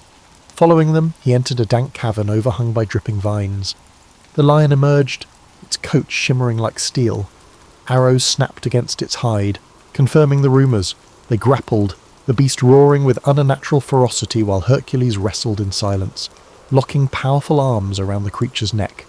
At last, he wrenched it downward, ending its life with a blow that reverberated in his bones. No victory cry escaped his lips, only relief. He skinned the lion with its claws and then draped the pelt over his shoulder. When he returned, Eurystheus balked at the sight of that massive trophy. Commanding the city gates shut, he insisted Hercules remain outside, duties at displaying future conquests from a distance. Thus began a curious ritual. Each time Hercules completed a labour, the king would peer down from the safety of high walls, making excuses to avoid direct contact. The champion, calm in compliance, never argued. He found no pride in forcing an audience. Fulfilling duty was enough. Shortly after, he faced the Lernaean Hydra, a serpent with 9 heads that regrew if cut. Hercules approached the swamp of Lerna, its murky waters stinking of rot. He attacked, but each severed head sprouted 2 more, only with the help of his nephew Iolaus, who cauterized each stump with torchlight. Did Hercules triumph? Lifting the central head, still hissing in death, he returned to Mycenae. The king, peering over parapets, dismissed the victory. "You had help," he sneered, yet the people watching from afar marvelled. Labourers mounted. The Cyrenaian hind, sacred to Artemis, tested his finesse. He chased it for a year across forests and streams before cornering the golden-antlered creature. Rather than slay it, he merely captured and displayed it, then set it free, earning grudging respect from the goddess. He subdued the Erymanthian boar, bringing it back alive. After each feat, Eurystheus found reasons to belittle it. Still, word spread, forging Hercules' name into a legend that outgrew even the king's attempts to contain it. Hercules tasked with cleaning the Augean stables, an impossible mass of filth left for decades. Diverted 2 rivers in a single day, washing away the grime and exposing the stable's owner, Augeas, for his dishonesty. Along the way, the hero recognised these tasks weren't simply chores from a cowardly king, they served as rites of passage. Each labour illuminated facets of responsibility, cunning and mercy. Yet Hercules also sensed a growing gulf between himself and normal life. Day by day, the realm saw him less as a man and more as a living weapon. Behind the feats and rumours loomed an unspoken shadow. Stories hinted he was atoning for a private tragedy caused by a divine curse. He carried that burden silently, forging ahead on a path paved by others' demands. In fulfilling each new labour, Hercules grew ever more certain that his real battle lay within, a test to see whether monstrous foes or guilt from a past soaked in blood would claim him first. Over time, Eurystheus' list of labours seemed an endless well of peril. Some missions exuded a sense of malice, as if the king aimed to eliminate Hercules by challenging him to confront real-life nightmares. Yet it wasn't the magnitude of tasks that hollowed Hercules' spirit. It was the sense that each success fueled the king's resentment. Mycenae now revered a champion who strode in only to drop proof of another victory before vanishing again. At dawn one day, a messenger gasping for breath approached Hercules outside the city walls. A threat lurked by Lake Stymphalus, where ravenous birds terrorized farmers. Their iron-like feathers cut flesh, and the beating of their wings filled the sky with a menacing clang. Stymphalian birds were rumoured to be spawn of an ancient curse, feasting on anyone who strayed near the marsh. Eurystheus' decree was terse: exterminate them. Travelling to the lake, Hercules found the marshland choked with tall reeds and stagnant water. At dusk, he glimpsed shadowy shapes perched in twisted trees. Arrows alone wouldn't suffice. For every creature he felled, others scattered into the gloom. Recalling an old tale, he fashioned bronze clappers, forging a racket so loud it startled the flock skyward. As they took flight, he shot them down systematically. Their carcasses drifted into reeds, painting the swamp red under the waning sun. The few that escaped took the legend of this unstoppable archer with them. More labour followed. Fetching the Cretan bull, a massive beast rumoured to breathe fire, brought him face to face with an animal maddened by captivity. Rather than slay it, he subdued it and brought it to Mycenae, only to watch Eurystheus cower behind the gate. Later, capturing the mares of Diomedes required wrestling savage horses bred for violence. Some say Hercules fed Diomedes to his mares in a moment of grim poetic justice, ending their thirst for human flesh. Yet it was an act that left Hercules uneasy. Dispatching a tyrant solved one evil, but the memory haunted him. What lines separated righteous punishment from barbarity? In these wanderings, he discovered people who welcomed him as a living legend, yet recognised his underlying melancholy. Children peered around corners, hoping to see the giant who wrestled monsters. Old men offered wine, praising him as champion of the downtrodden. Occasionally, Hercules paused to help build a wall or fix a broken roof, acts of normalcy that anchored him to everyday life. But the moment always came when a new labour call or a rumour of a monstrous threat demanded his presence. At night, he grappled with nightmares. The unwritten story behind his forced servitude gnawed at him, a rumour that he'd once been driven crazed by Hera's wrath, causing him to commit unspeakable deeds against those he loved. Although few dared mention it aloud, the weight of that guilt never left his eyes. Even the unstoppable Hercules could not outrun sorrow that sprang from within. Eventually, Eurystheus delivered yet another test, to steal the girdle of Hippolyta, queen of the warrior women known as Amazons. In a land beyond the Aegean, Hercules came upon a culture of disciplined fighters who lived independent of typical patriarchal laws. Initially, Hippolyta welcomed dialogue, impressed by rumours of a hero who balanced power with compassion. She considered granting him the girdle as a diplomatic gesture, but Hera, ever meddlesome, spread deceit among the Amazons, whispering that Hercules planned to abduct their queen. In the ensuing chaos, swords clashed, alliances shattered, and Hippolyta fell. Dying, she handed the girdle to Hercules, her expression etched with betrayal and sorrow.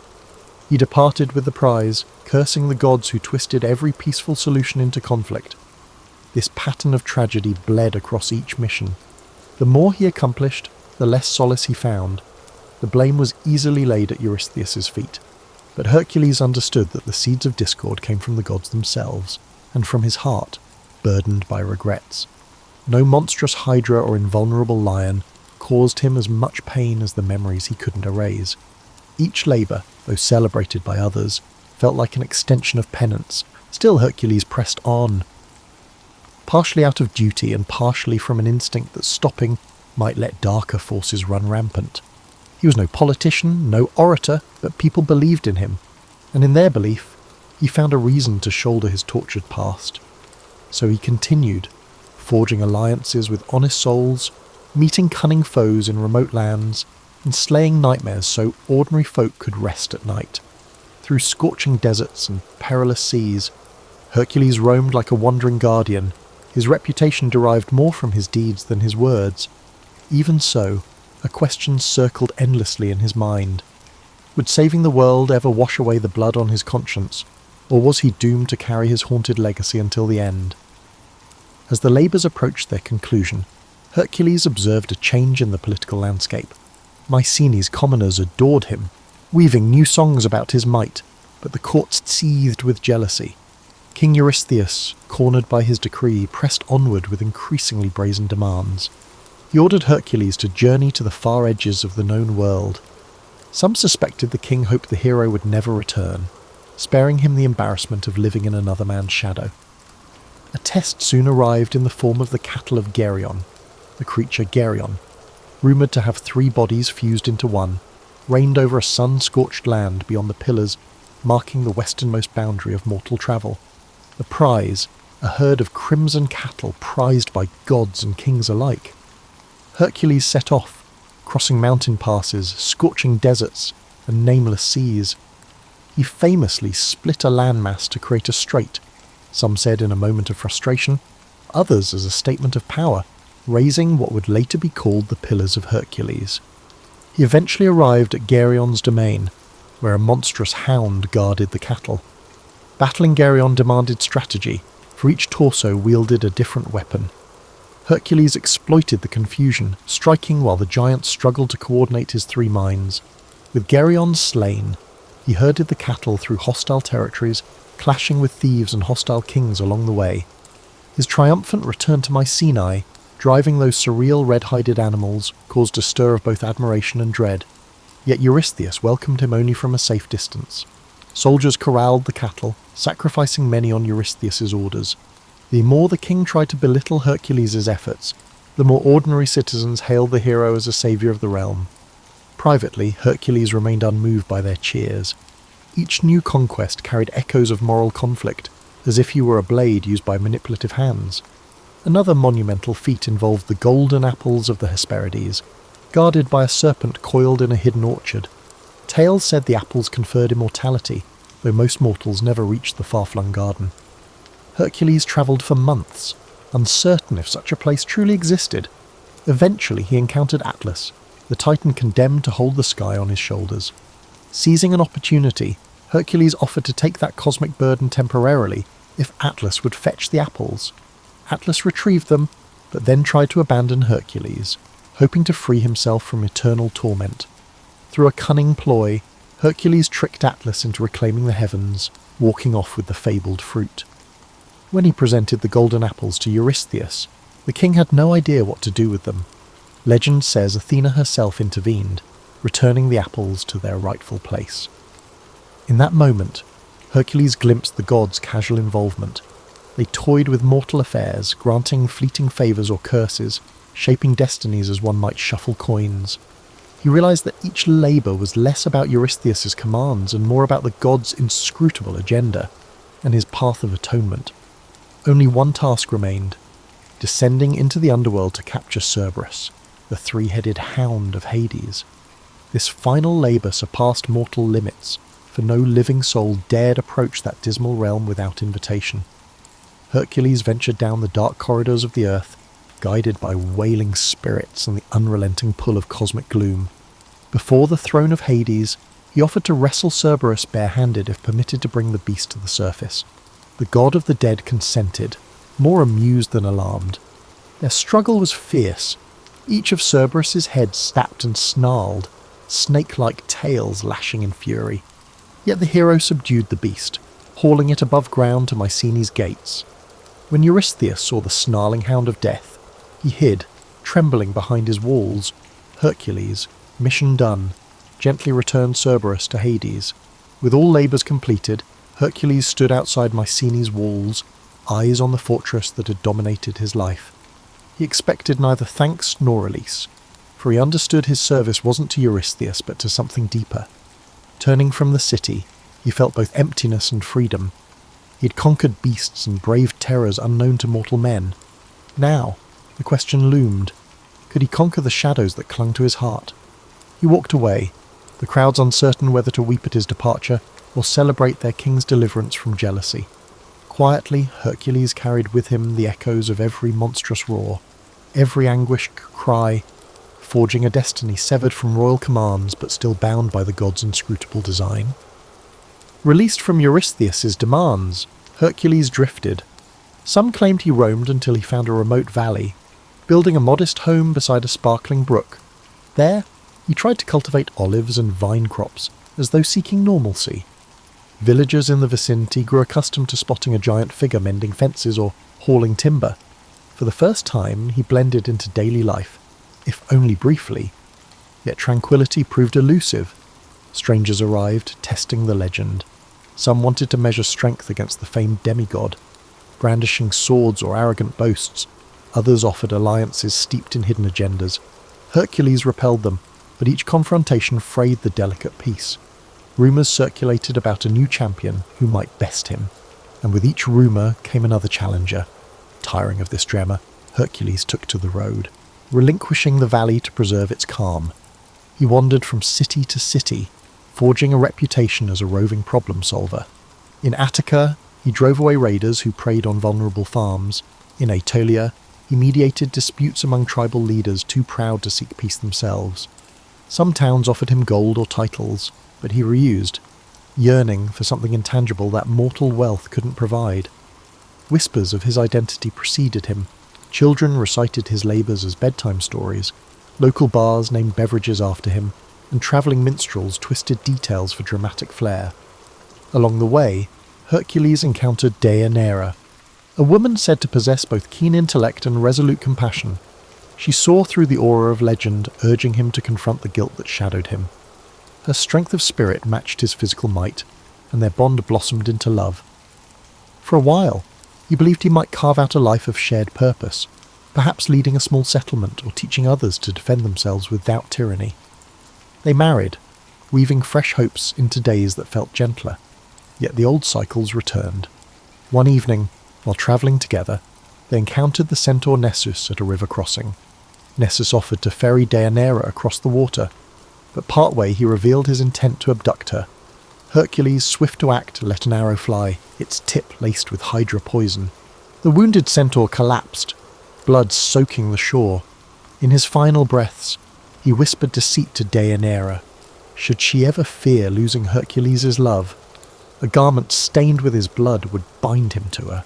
Moved by desperation, she gathered some of that blood, too distraught to see the trap. Life continued. Hercules continued to be a wandering force, with Deianira either by his side or anxiously waiting at home. Over time, she worried about rumours of his infidelity. Travelling the world exposed him to temptations, and his legend drew admirers of every stripe. In a moment of fragile insecurity, she recalled Nessus's final words. She treated a robe with the centaur's blood, believing it a charm that would secure Hercules' devotion. When Hercules donned it, the old poison ignited like living fire, adhering to his flesh. He tore at the fabric, but the agony only worsened, ripping his skin away. Realizing the horrifying betrayal, he raged in confusion, not knowing the entire truth of why the robe burned him alive. Faced with the insurmountable pain, he sensed no earthly remedy could quell it. Deianira, horrified by what she had caused, either fled or took her life. Accounts differ. Hercules, in his torment, built a funeral pyre on Mount Weta. Step by tortured step, he climbed, each footfall echoing the weights he'd carried all his life. Guilt, duty, heartbreak. He stretched himself upon the wood, begging for an end to his suffering. Flames were lit, devouring mortal flesh that once battled monsters and kings. Smoke curled toward the sky, bearing the essence of a hero who had saved entire realms yet failed to escape divine cunning and human frailty. Some say that in those final moments, Zeus intervened, lifting his son's immortal spirit to Olympus. Others claim Hercules simply became ash, the price of mixing superhuman deeds with all too human vulnerabilities. Wherever the truth lies, the legendary champion's last mortal breath vanished in mere fulfilling of the destiny shaped by both triumph and agony. Even the wind seemed to pause in reverence, as though acknowledging that no beast or king had ever broken him as completely as love and betrayal. Hercules' end on Mount Weta thundered through the Greek world like a mournful lament. Those who'd admired him as a liberator stood in stunned silence, while others who had envied him spoke in hushed voices about the cruel caprice of fate. Priests in local temples offered contradictory explanations. Some insisted his spirit rose to the heavens, others deemed it just another tragic demise, albeit of an extraordinary mortal. In the weeks that followed, altars across the Aegean bore solemn offerings in his memory, drips of wine, handfuls of grain, even small wood carvings depicting a lion's pelt or a hefty club. Ordinary folk struggled to reconcile the downfall of a figure who had bested lions, hydras, and giants. How could such a champion succumb to something as simple, yet devastating, as poisoned fabric? For many, it confirmed that no one, not even a demigod, was immune to the brutal interplay of divine grudges and human failings. At Mycenae, King Eurystheus' court reportedly watched the news unfold with uneasy satisfaction. Though the king had long resented Hercules, learning of his agonizing death offered no genuine relief, only a hollow sense that the realm's most potent shield was gone. Some whispered that if a champion like Hercules could be vanquished, perhaps the gods would turn a harsher eye on lesser mortals. Fear lingered in the corridors of their power, as though Hercules' fiery end had shifted the cosmic balance in unpredictable ways. Stories multiplied, as tales do. Certain bards favoured the uplifting version. Zeus, recognizing his son's heroism, welcomed him among the immortals. They spun visions of Hercules seated on Olympus, sipping ambrosia in the presence of swirling constellations. Others told the bleaker side, that the flames consumed not just his body, but every vestige of his once glorious spirit, scattering him into oblivion. Across the seas, foreign scribes embellished details, turning him into a half-legendary king in lands he never visited, or crediting him with feats he never performed. Amid these tales, Deianira's part in the tragedy sparked endless debate. Some portrayed her as a naive victim of Nessus' deception. Others painted her as a jealous spouse who rashly destroyed what she claimed to love. Still others insisted the real blame lay with the gods. To many listeners, it hardly mattered. Heartbreak had been the final monster Hercules couldn't defeat. Curiously, in small villages scattered near the sites of his labours, Hercules' memory retained a more grounded quality. In these pockets, older farmers recalled how he once repaired a broken dike or rescued a lost child in the midst of a colossal quest. Children heard bedtime stories of a giant who was kind enough to share bread with travellers in need. Here, the heroic feats remained awe-inspiring, but so did the everyday decency he displayed. Over time, that dichotomy, colossal strength paired with unfeigned humility, became the tapestry of his legend. Rulers from other city-states, seeing the potency of Hercules' name, erected shrines dedicated to him as a protective spirit. They wanted travellers to believe their territory enjoyed the hero's blessing. In some cities, small festivals arose, featuring contests of strength reminiscent of his fabled deeds. However, a whisper of caution permeated every public commemoration. Hercules had conquered monstrous beasts and overcome impossible tasks, yet a subtle sting from the mortal realm had undone him. Might alone could not outmaneuver fate or quell the complexities of love. For those who once knew him personally, warriors like Iolaus or local chiefs grateful for his help, his absence left an ache beyond description. They recalled the quiet convictions that guided him, the guilt that shadowed his eyes after each impossible feat. His final torment seemed a cosmic injustice, yet also a stark reminder that the line between divine and human was never clean. Hercules had walked that line throughout his life, wrestling monstrous forms on behalf of the powerless, while an invisible war of deities raged overhead. Over decades, recollections softened.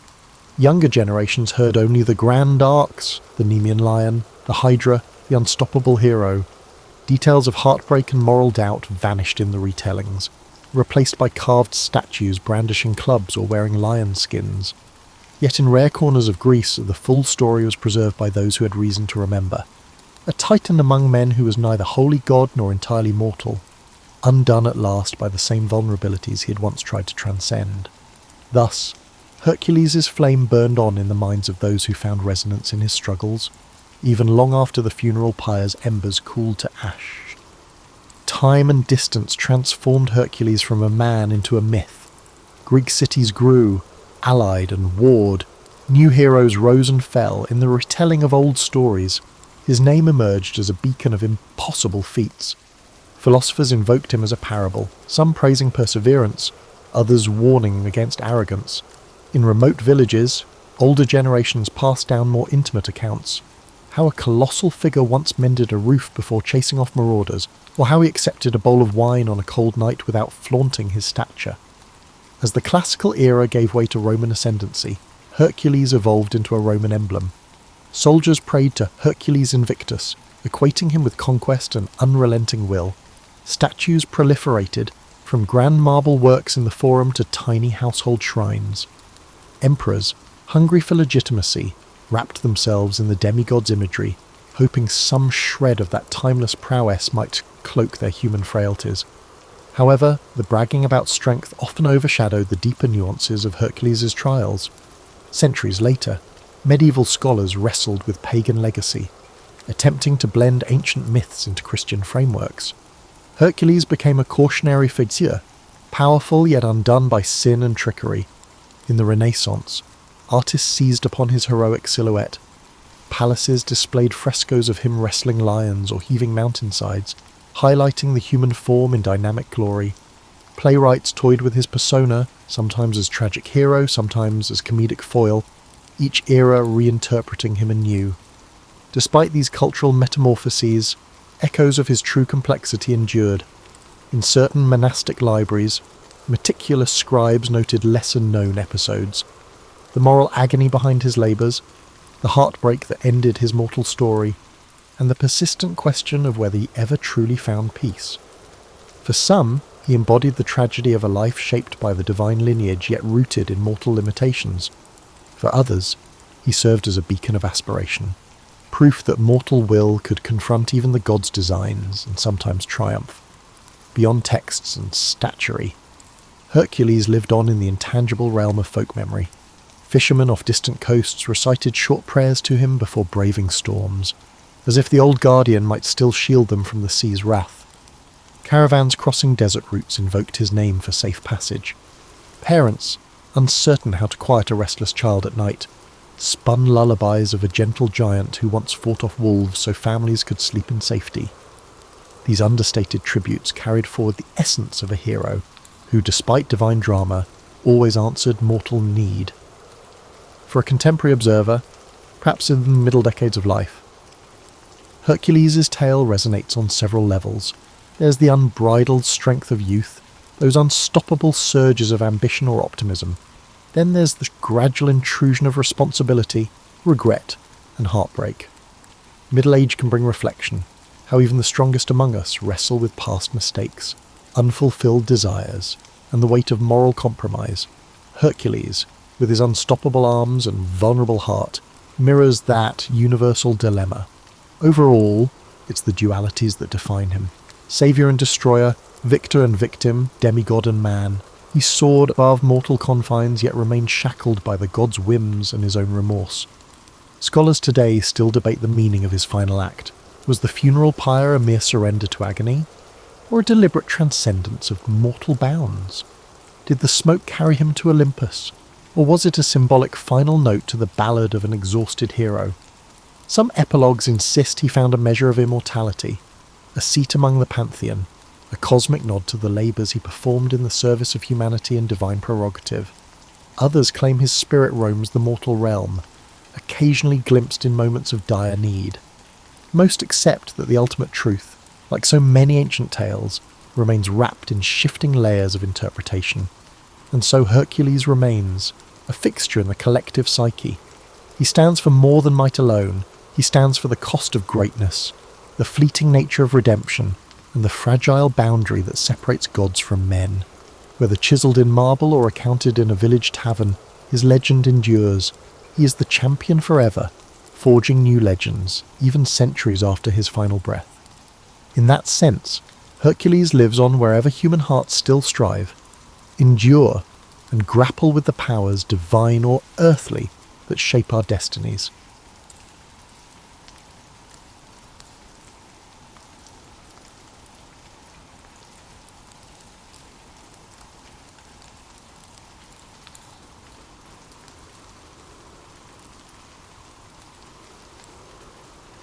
Narratives, These formative centuries shaped the cultural, spiritual and political DNA of the nation. The balance between divine legitimacy and earthly rule became a defining feature of Japan's rulers, a theme that would persist through centuries of samurai governance, shogunate control, and imperial restoration. The echoes of these ancient times still resonate in modern Japan, where traditions, shrines, and rituals continue to honour the distant past, maintaining a tangible link to the country's mythological and historical roots. As the Yayoi period gave way to the Kofun era circa 250 to 538 CE, Japan saw the rise of powerful clans that vied for dominance, each commanding vast agricultural territories and fortified settlements. Among these rival factions, the Yamato clan gradually asserted its influence over much of central and western Japan, cementing itself as the dominant force. Unlike the decentralized power structures of earlier centuries, the Yamato rulers established a centralized authority, one that derived legitimacy from both military strength and divine ancestry. They claimed descent from Amaterasu, the sun goddess, an assertion that reinforced their divine right to rule and set a precedent for Japan's imperial institution.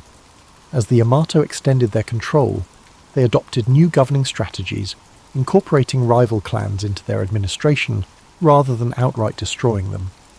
This tactic allowed them to unify a fragmented land while keeping powerful regional families invested in their rule. Large keyhole-shaped burial mounds, known as kofun, began dotting the landscape, serving as massive tombs for Yamato rulers and symbolizing their growing authority. These colossal structures, some stretching over 400 meters, contained elaborate grave goods, including bronze mirrors, iron weapons, and Chinese-style artifacts, signaling Japan's increasing interaction with the continent. Diplomacy and warfare both played critical roles in the Yamato's consolidation of power. They maintained close ties with the Korean Peninsula's three kingdoms, Baekje, Silla, and Goguryeo, exchanging military assistance and cultural knowledge. This relationship introduced advanced ironworking, Buddhism, and Chinese writing, innovations that would profoundly shape Japan's social and political evolution. By the 6th century, the Yamato rulers had firmly established themselves as the sovereign power of the land, transitioning from mere chieftains to imperial monarchs. This period also saw the emergence of the term Tenno, meaning heavenly sovereign, which became the official title of the emperor, reinforcing the dynasty's divine mandate. However, true centralized rule was still in its infancy, and the emperor's power often depended on alliances with influential aristocratic families, particularly the Soga clan. Buddhism's arrival from Korea further accelerated political and ideological shifts, as different factions debated whether to embrace or resist the foreign faith. Ultimately, the Soga championed Buddhism, securing its place in Japanese society and aligning themselves with the imperial family. This decision not only strengthened the Yamato state's ties to continental Asia, but also set the stage for profound transformations in governance, religion, and cultural identity. The dawn of imperial rule in Japan was not a sudden event but a gradual process, one shaped by diplomacy, conflict, and strategic alliances. The Yamato legacy endured, providing the framework for what would become the enduring Japanese imperial institution, one that still exists today as the oldest hereditary monarchy in the world. As the Yamato rulers solidified their control, Japan entered a period of profound transformation known as the Asuka period, 538 to 710 CE, a time when foreign influences, particularly from China and Korea, began reshaping nearly every aspect of Japanese society. The most significant change was the introduction and eventual adoption of Buddhism, an event that sparked both political conflict and cultural evolution.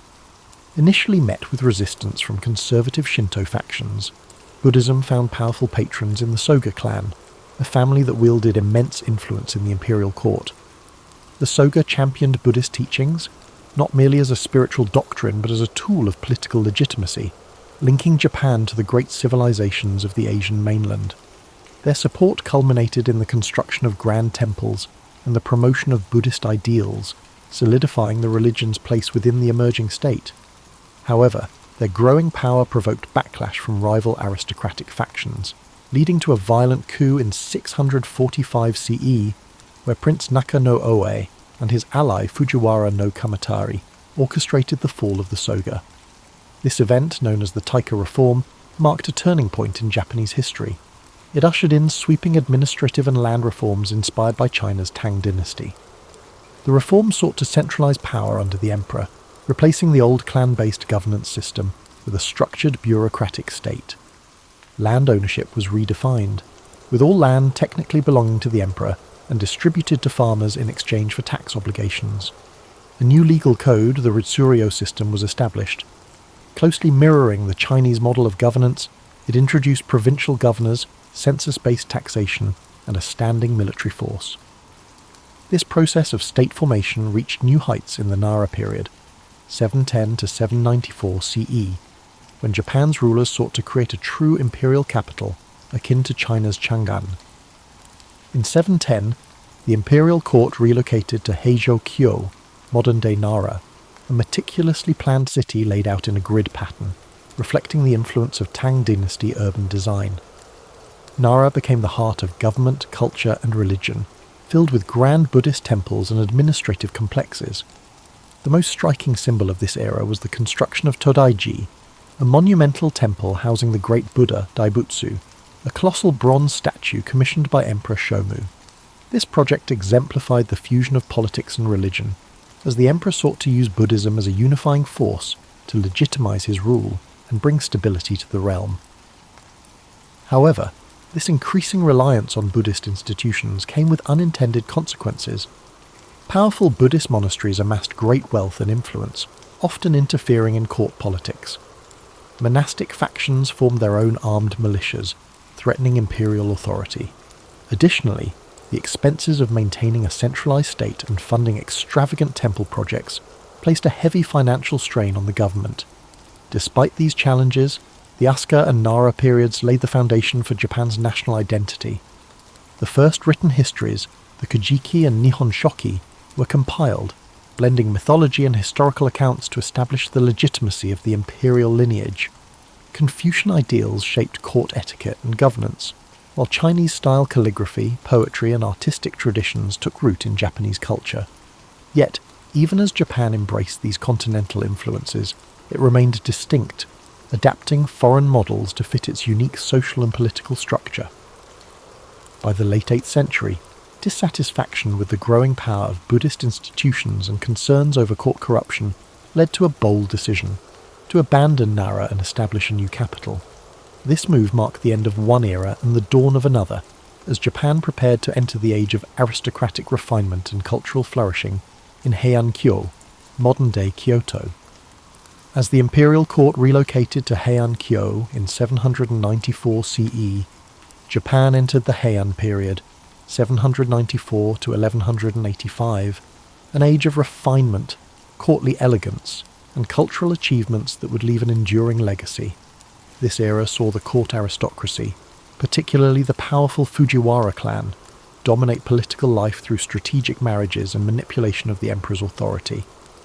Rather than ruling directly, emperors often became symbolic figures, while real power rested in the hands of regents and chancellors from the Fujiwara lineage.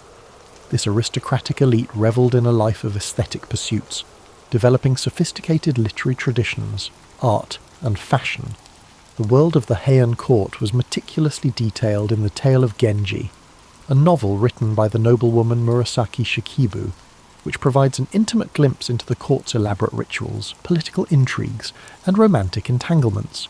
Poetry, calligraphy, and the appreciation of nature became essential aspects of aristocratic life. Individuals were judged not by their battlefield prowess, but by their ability to compose a flawless poem or arrange their robes in harmonious colours. However, this refined world of the Heian elite was largely detached from the realities of the provinces, where power was shifting away from the court and into the hands of regional landowners and warrior clans. As the imperial government struggled with inefficiency and financial mismanagement, large estates known as shun emerged, exempt from taxation and controlled by influential families, religious institutions, and local warlords. These estates operated independently, weakening the emperor's grip on the countryside. The Fujiwara, preoccupied with courtly life, failed to address the growing instability in the provinces, leading to the rise of the Bushi, warrior class. who would soon dominate Japan's political landscape.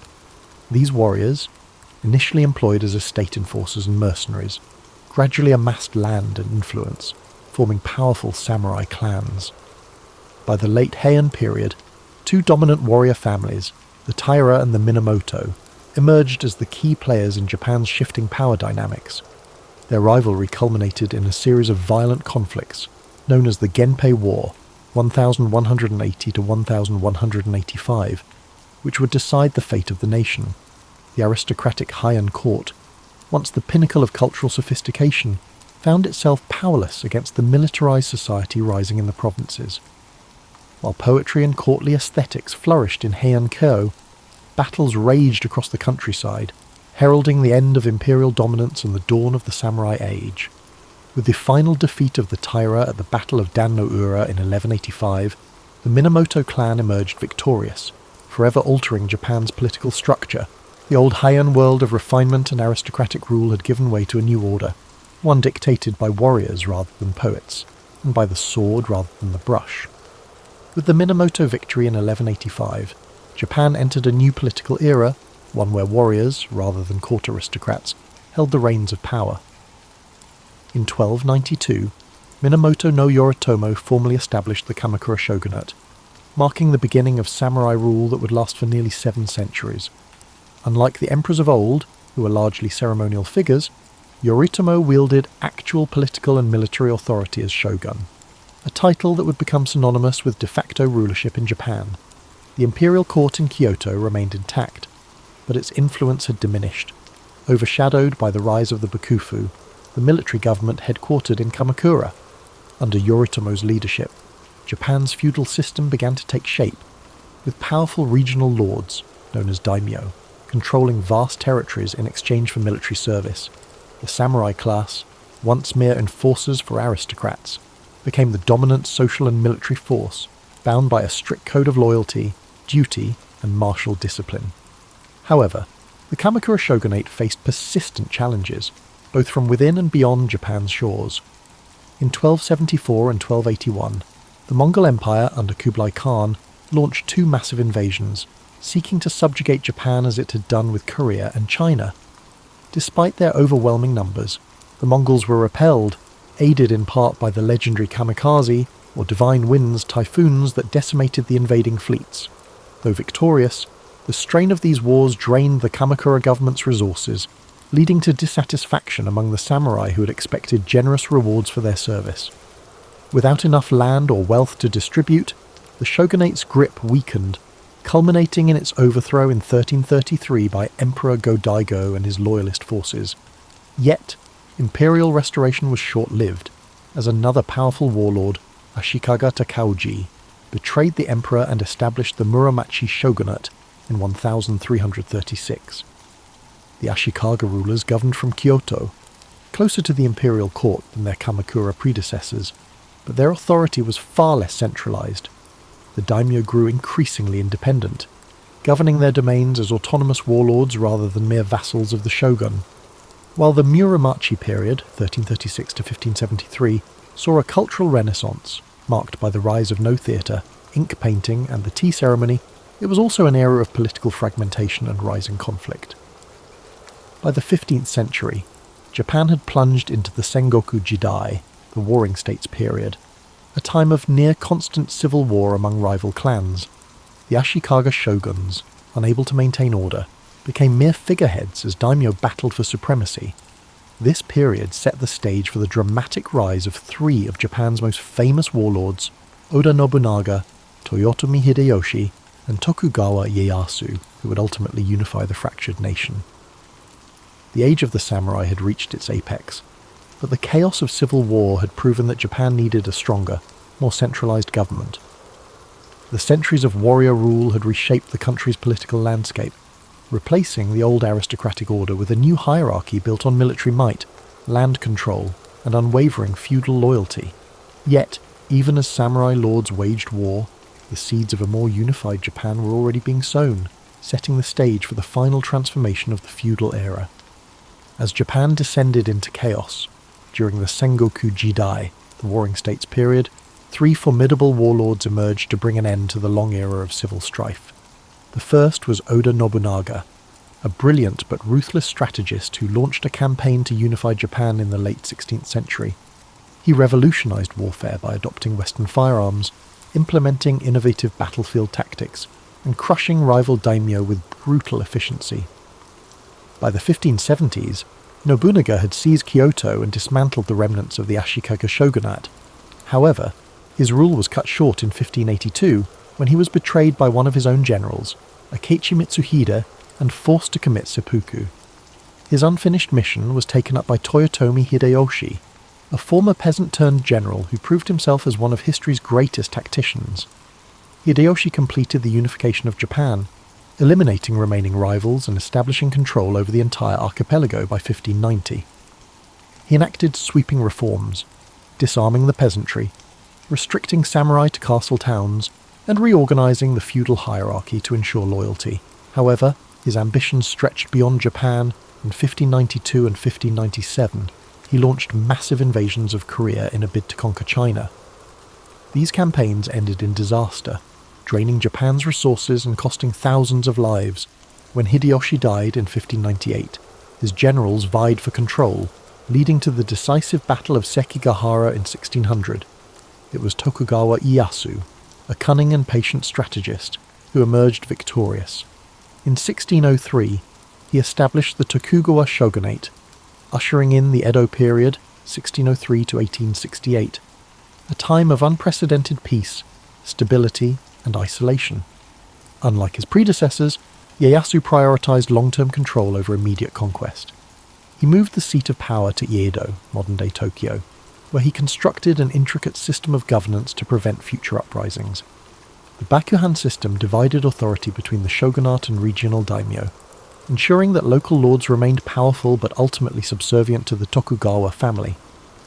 To maintain control, Ieyasu implemented the Sankin-kotai policy, which required daimyo to alternate living in Edo and their home provinces, draining their wealth and keeping them under close watch. Meanwhile, he enacted strict social policies that solidified Japan's rigid class hierarchy: samurai, peasants, artisans, and merchants, ensuring that each class remained in its designated role. One of the most defining features of the Tokugawa era was Japan's policy of isolation, known as sakoku. Fearing foreign influence, particularly the spread of Christianity, the shogunate banned European missionaries, restricted trade to a few controlled ports, and prohibited Japanese citizens from travelling abroad. For over 2 centuries, Japan remained almost entirely closed to the outside world, developing a distinct insular culture. Despite this isolation, the Edo period saw a flourishing of the arts, literature, and urban culture. Cities like Edo, Kyoto, and Osaka became centres of commerce and entertainment, giving rise to kabuki theatre, ukiyo-e woodblock prints, and haiku poetry. Samurai, now mostly bureaucrats rather than warriors, turned to scholarship and administration, while merchants, despite their low social status, grew increasingly wealthy. Yet, beneath the surface of stability, cracks began to form. Economic strain, rigid social policies, and foreign pressure would eventually force Japan to reopen its doors in the 19th century, bringing an end to the Tokugawa era and ushering in the Meiji Restoration. Still, the unification efforts of Nobunaga, Hideyoshi, and Ieyasu had laid the groundwork for modern Japan. Their legacies endured, shaping the country's political structure, cultural identity, and samurai ethos long after the last shogun relinquished power. The centuries of war and bloodshed had finally given way to order, but the cycle of history ensured that change would come again.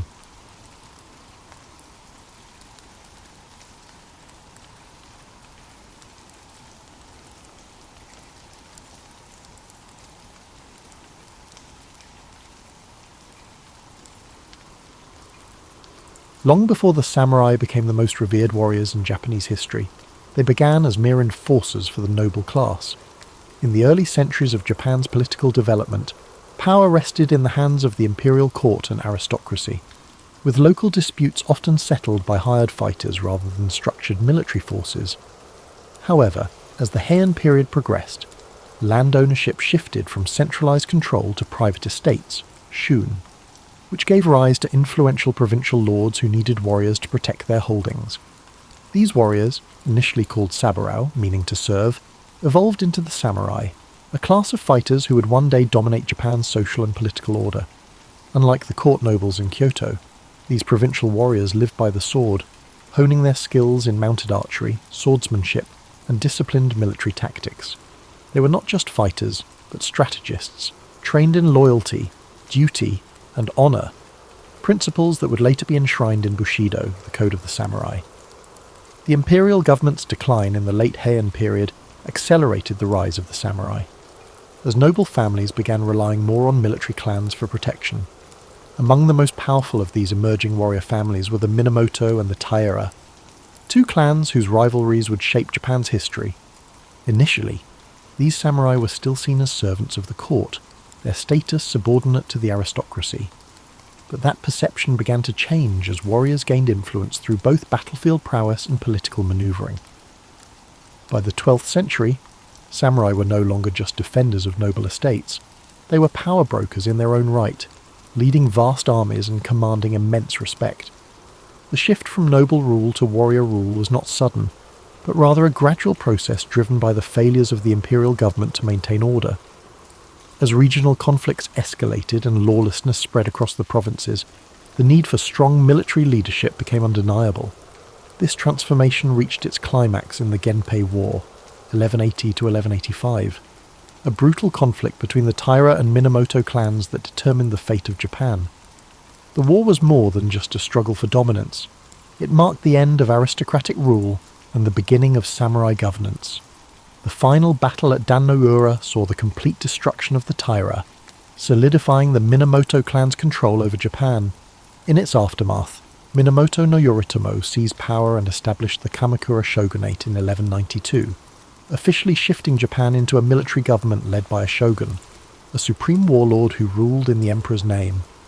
This event marked the true emergence of the samurai as the ruling class of Japan, their influence stretching beyond warfare into governance, law, and culture. No longer mere warriors in service to the court, they had become the backbone of the nation's power structure. But with power came responsibility, and the samurai soon found themselves navigating a delicate balance between loyalty, honour, and political ambition. The rise of the shogunate brought new challenges: clan rivalries, internal betrayals, and shifting allegiances that would test the samurai's resilience over the centuries. What had begun as a class of armed retainers had transformed into a military elite, shaping the destiny of Japan for generations to come. Their journey had only just begun, and the centuries ahead would see them not only rule Japan, but fight to keep their place at the top.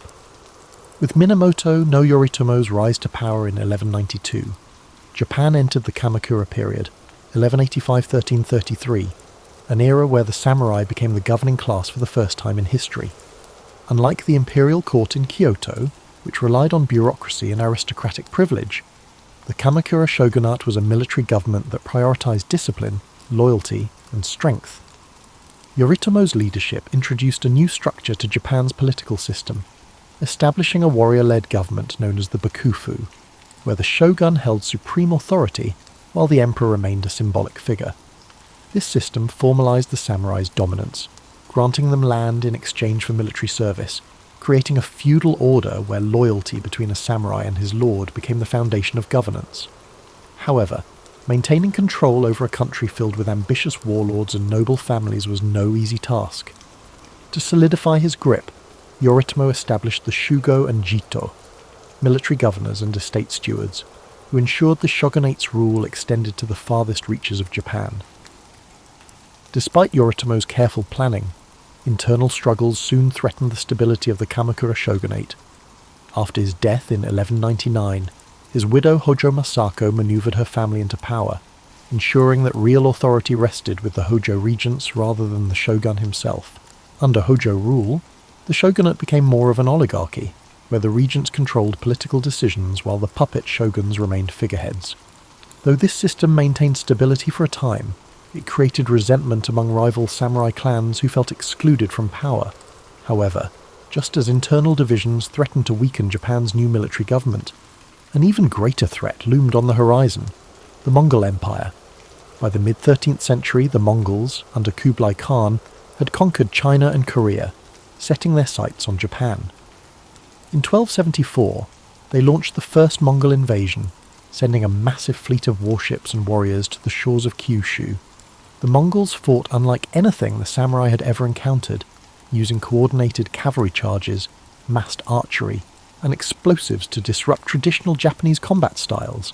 The samurai, accustomed to one-on-one duels and honor-driven warfare, struggled against the Mongols' brutal efficiency.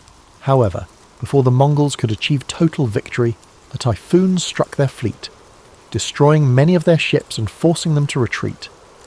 This storm, later called kamikaze, or divine wind, was seen as divine intervention, a sign that the gods had protected Japan. Undeterred, Kublai Khan launched a second invasion in 1281, this time with an even larger force of over 140,000 soldiers. For months, the samurai defended Japan with relentless determination, holding back the Mongols in grueling coastal battles. Once again, nature intervened. Another powerful typhoon struck, sinking much of the Mongol fleet and drowning thousands of invaders. The Mongols retreated, never attempting another invasion of Japan. These events solidified Japan's belief in divine protection, reinforcing the idea that the samurai were not only warriors, but guardians of a sacred land. However, the victory came at a cost. Defending against the Mongols had drained the shogunate's resources, and unlike traditional wars between samurai clans, there was no land to reward the warriors who had fought so bravely. Discontent spread among the samurai, many of whom felt their service had gone unrewarded. The financial strain and growing unrest began to unravel the Kamakura shogunate. Samurai clans, once loyal to the Hojo regents, turned against them, culminating in Emperor Go-Daigo's rebellion in 1331. With the help of powerful warriors like Ashikaga Takauji, the imperial forces overthrew the Kamakura government in 1333, bringing an end to the first shogunate. However, this was not a return to imperial rule. Instead, it paved the way for a new warrior dynasty, the Ashikaga shogunate, which would rule Japan in an even more fragmented and chaotic age. The samurai had proven they were the undisputed rulers of Japan, but the battle for supremacy among them was far from over. As the Kamakura shogunate crumbled, Japan drifted into a period of uncertainty, much like a restless night where stability fades into shadow. In 1336, Ashikaga Takauji, once a loyal general of Emperor Go-Daigo, turned against the imperial forces and seized control, establishing the Ashikaga shogunate. Unlike the Kamakura government, which had ruled with a firm military grip, the Ashikaga sought to balance power between the shogunate and the imperial court. At first, this seemed like a gentle transition, a lull before the next storm. Kyoto became the political and cultural heart of Japan once more, and the capital's refined atmosphere encouraged the flourishing of art, poetry, and Zen Buddhism. The Muromachi period, 1336 to 1573, saw the rise of No theatre, elegant ink paintings, and the tea ceremony, a practice designed to bring a sense of serenity and mindfulness to those who participated. Yet, beneath this tranquil facade, Japan remained in turmoil, much like an unsettled dream where nothing is truly at peace. The Ashikaga rulers, unlike the tightly controlled Kamakura regime, struggled to maintain unity among the daimyo, the powerful warlords who controlled vast territories across the country. The Bakufu had established its rule, but it was weaker than before, relying on fragile alliances that could crumble at any moment.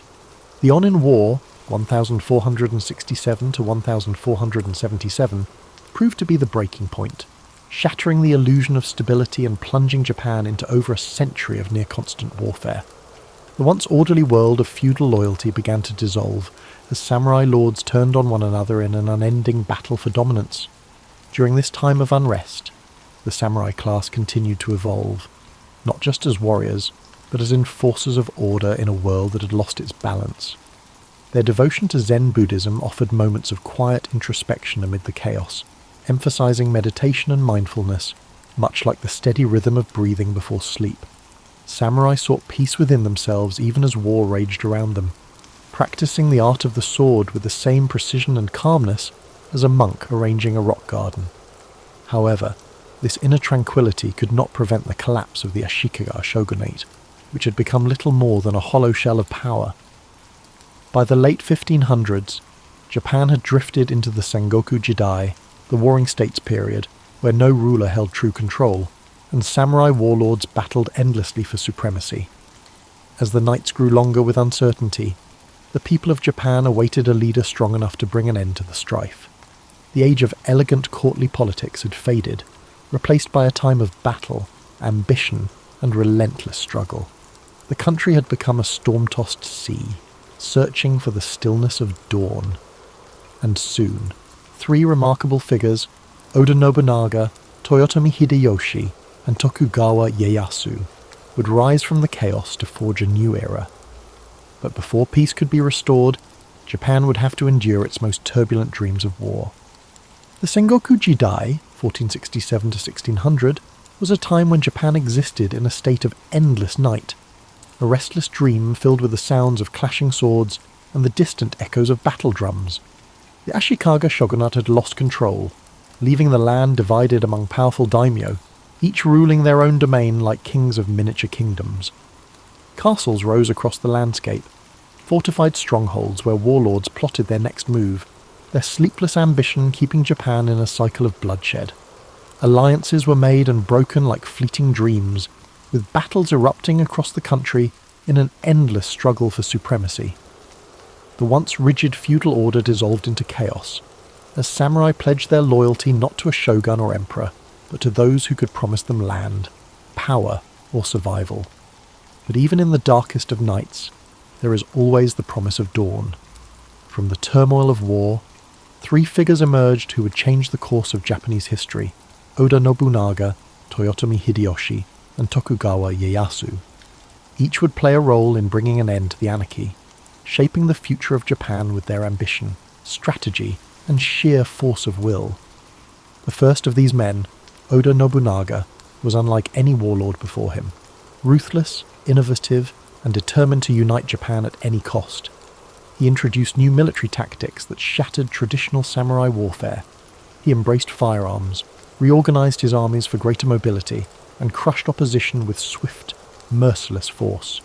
His victories over rival daimyo, including the powerful Takeda clan at the Battle of Nagashino in 1575, cemented his dominance. Yet, Nobunaga's dream of unification was cut short in 1582, when he was betrayed by one of his own generals and forced to take his own life. The mantle of leadership then passed to Toyotomi Hideyoshi, Nobunaga's brilliant general who had risen from humble beginnings. Hideyoshi completed what Nobunaga had started, bringing all of Japan under his control by 1590. He implemented sweeping reforms to ensure stability, disarming peasants to prevent uprisings, and restructuring the feudal system so that only samurai could bear arms. His leadership brought a brief moment of peace, a lull in the storm, yet his ambitions stretched beyond Japan. In 1592 and 1597, he launched massive invasions of Korea, hoping to conquer China as well. These campaigns ended in disaster, draining Japan's resources and weakening the fragile unity Hideyoshi had built. When he died in 1598, his generals turned on one another, plunging the nation into conflict once more. The final act of unification fell to Tokugawa Ieyasu, a patient and calculating leader who had bided his time while others fought for dominance. In 1600, at the Battle of Sekigahara, the largest and most decisive conflict in samurai history, Ieyasu crushed his enemies and seized control of Japan. 3 years later, in 1603, he established the Tokugawa shogunate, ushering in an era of stability that would last for over 250 years. The long and violent night of the Sengoku period had come to an end, and Japan could finally rest. But peace would come with a price. The Tokugawa shoguns would impose strict control over society, isolating Japan from the outside world and enforcing a rigid social order. The samurai, who had once fought for honor and ambition, would find themselves in a different world, where the battlefield was replaced by politics, and swords were more for display than war. As the country drifted into a new age of order, the samurai would have to adapt or fade into history like a forgotten dream. For now, though, the land could finally breathe, wrapped in the quiet embrace of a newfound peace. With Tokugawa Ieyasu's victory at Sekigahara in 1600 and his formal appointment as shogun in 1603, Japan entered a new era of stability, one that would last for more than 250 years. After centuries of chaos, the land could finally sleep. But this peace came at a cost. The Tokugawa shogunate established a system so controlled, so rigid, that it locked the entire country into a state of stillness, like a dream where time no longer moved forward. Ieyasu and his descendants implemented strict policies to prevent any future wars, ensuring that power remained in the hands of the Tokugawa family. The Bakuhan system divided governance between the central shogunate and the regional daimyo, but all power ultimately rested in Edo, modern-day Tokyo, where the shogunate ruled with an iron grip.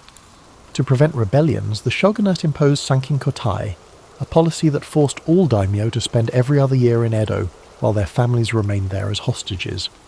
This ensured that no warlord could gather enough strength to challenge Tokugawa rule. Samurai, once fierce warriors who had lived and died by the sword, found themselves trapped in an existence of bureaucratic duty, their blades more symbols of rank than tools of war. The class system was strictly enforced. At the top were the samurai, followed by peasants, artisans, and merchants at the bottom.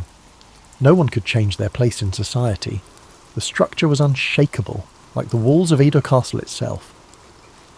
One of the most defining aspects of the Tokugawa era was sakoku, Japan's policy of complete isolation. In 1639, the shogunate banned nearly all foreign contact, allowing trade only through the Dutch and Chinese at the artificial island of Dejima in Nagasaki. Christianity was outlawed, Western books were burned, and any Japanese caught trying to leave the country faced execution. This isolation sealed Japan in a world of its own, a self-contained dream where time seemed frozen. Yet, within these constraints, a unique culture flourished. Cities like Edo, Kyoto, and Osaka became centres of art, literature, and entertainment.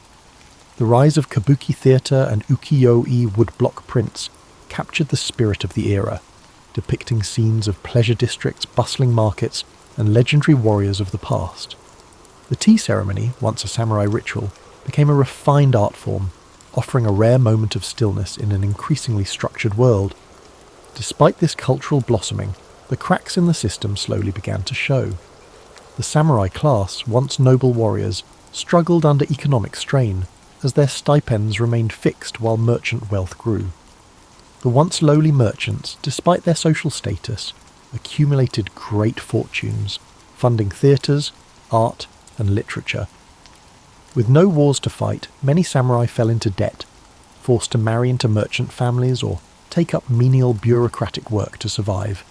Meanwhile, the peasantry, burdened with heavy taxes, faced famine and unrest. Though the Tokugawa rule was firm, beneath its surface, dissatisfaction simmered, like a restless sleeper waiting to wake. By the mid-19th century, foreign ships began appearing on Japan's shores, their presence an omen of change. The stillness of the Edo period could not last forever. Like the dawn breaking after a long and dream-filled night, a new era was approaching, one that would shake Japan from its slumber and thrust it into the modern world. For more than 250 years, Japan existed in a state of carefully maintained stillness, as if wrapped in an unbroken dream. The Tokugawa shogunate had built a fortress of peace, isolating the country from foreign influence and keeping strict order within its borders. But no dream lasts forever. By the mid-19th century, change loomed on the horizon as black ships appeared in Japanese waters, ominous and foreign, like shadows breaking through the quiet of night.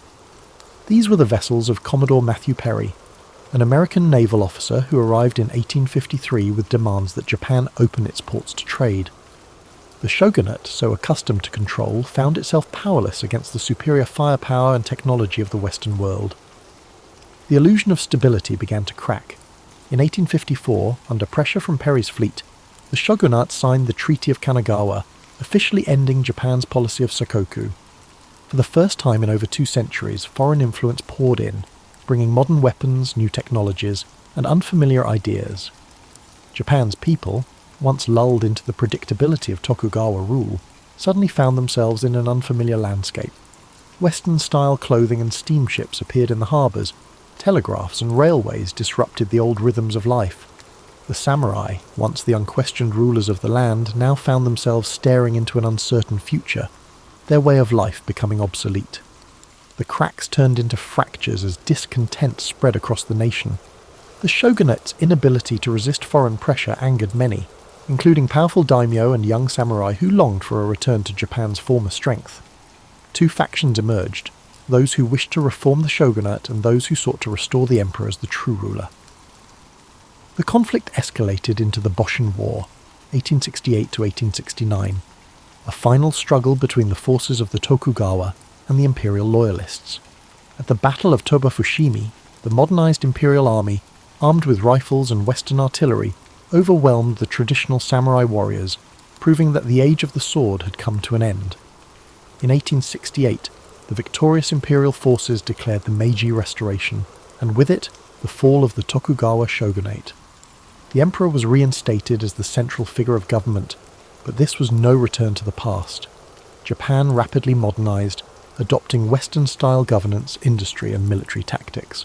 In 1876, one of the final blows came, a law banning samurai from carrying swords in public, a symbol of their fading status.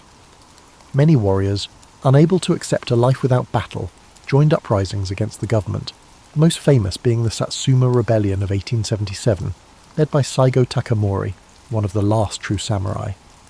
But the rebellion was crushed by the imperial army, armed with Gatling guns and modern rifles, and with it the last flicker of the samurai era was extinguished. Though the samurai as a warrior class had disappeared, their spirit remained woven into Japan's identity. Bushido, the samurai code of honor and discipline, influenced Japan's military and cultural values well into the 20th century. Their legacy lived on in literature, cinema, and philosophy, a reminder of a time when honor was currency and the sword was law. The great warriors who once shaped Japan had become legends, their names whispered in history, much like distant echoes of a dream that fades with the morning light. This concludes tonight's journey through the rise and fall of the samurai, but there are more stories to come, each offering a different path through the rich and complex history of Japan. From the whispered myths of ancient times to the clash of steel in the age of warlords, we will continue to uncover the stories that shaped this land.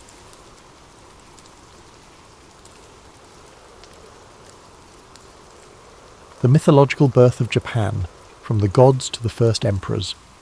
Before the first samurai drew their blades, and before the great shoguns ruled from their castles, Japan was a land of mystery, its origins veiled in legend. The story of Japan's creation begins not with humans but with gods, the kami, divine spirits who shaped the very essence of the islands.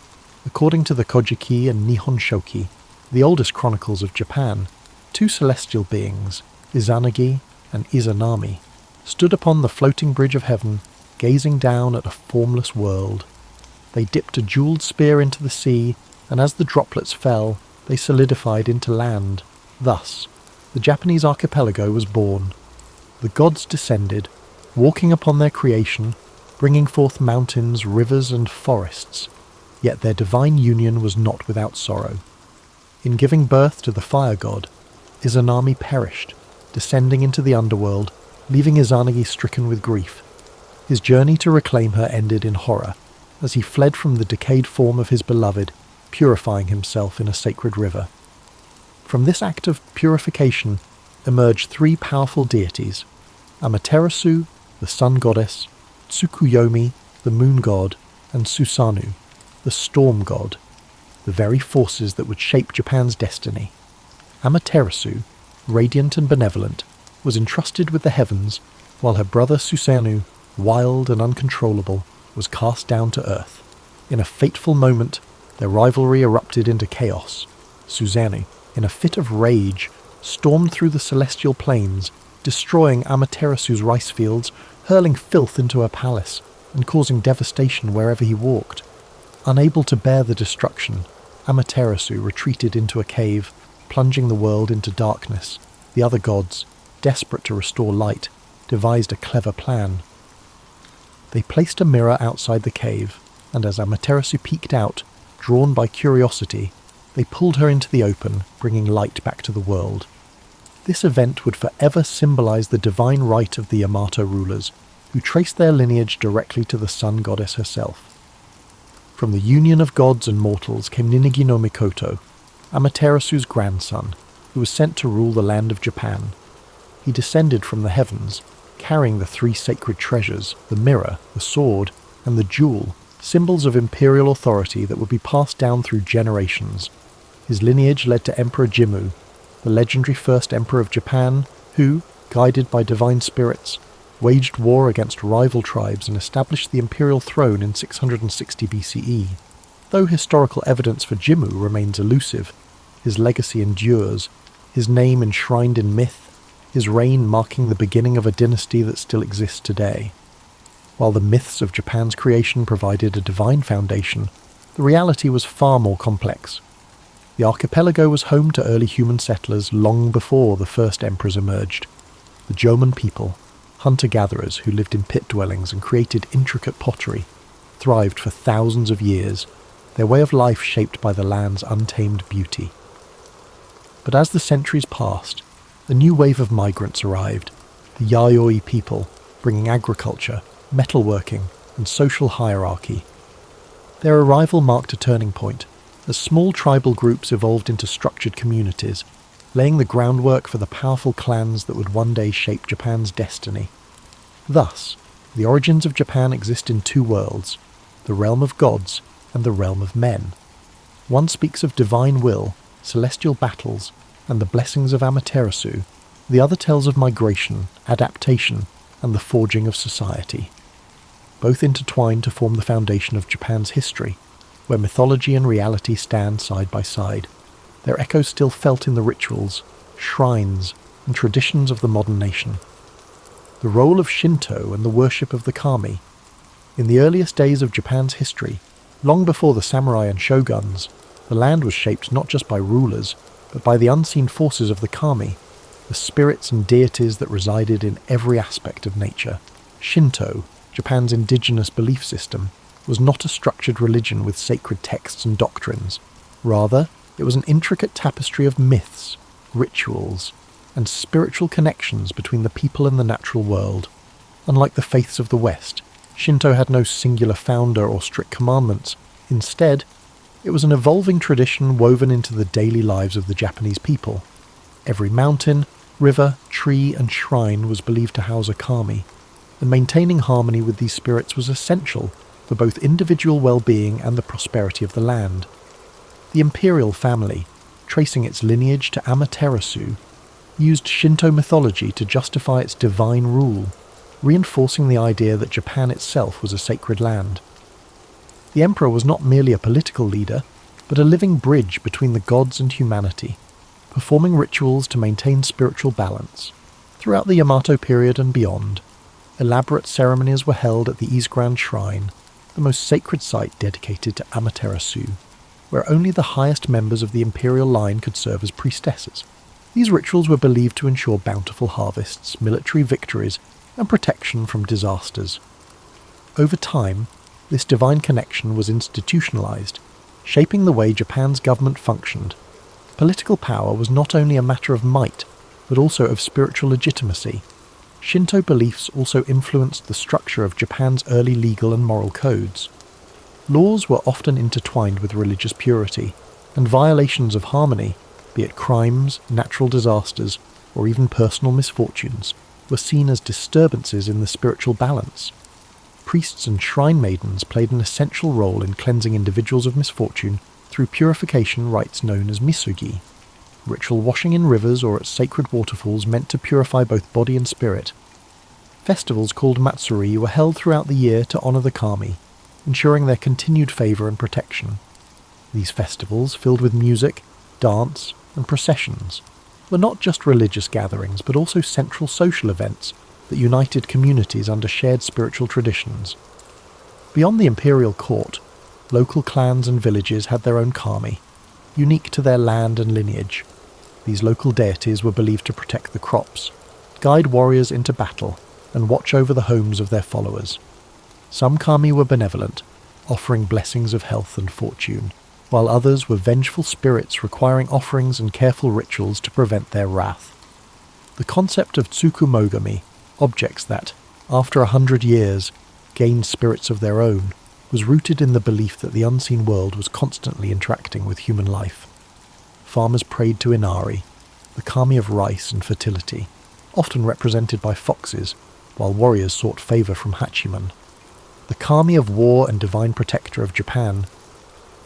As Buddhism arrived from China and Korea in the 6th century, it did not replace Shinto but rather merged with it, forming the unique syncretic religious identity that would define Japan for centuries. Buddhist temples were built next to Shinto shrines, and many kami were identified as manifestations of Buddhist deities, ensuring that the new religion did not erase Japan's indigenous traditions but instead intertwined with them. This seamless blending of spiritual practices reflected the deep-rooted belief that all forces, gods, spirits, ancestors, and natural elements were interconnected in an ever-flowing cycle. Shinto was not merely a religion, it was a way of life, shaping everything from governance to warfare, from agriculture to art. It provided the framework through which Japan's early leaders justified their rule, the means by which communities found unity, and the spiritual force that connected the people to their land. Even in modern Japan, where Shinto no longer dictates the laws of the land, its echoes remain, in the towering torii gates that stand at shrine entrances, in the festivals that still mark the changing seasons, and in the quiet reverence for nature that lingers in the heart of the nation. Sacred sites, rituals, and the power of purification. In ancient Japan, where the natural world and the spiritual world intertwined, sacred sites were more than places of worship. They were living connections between humans and the kami.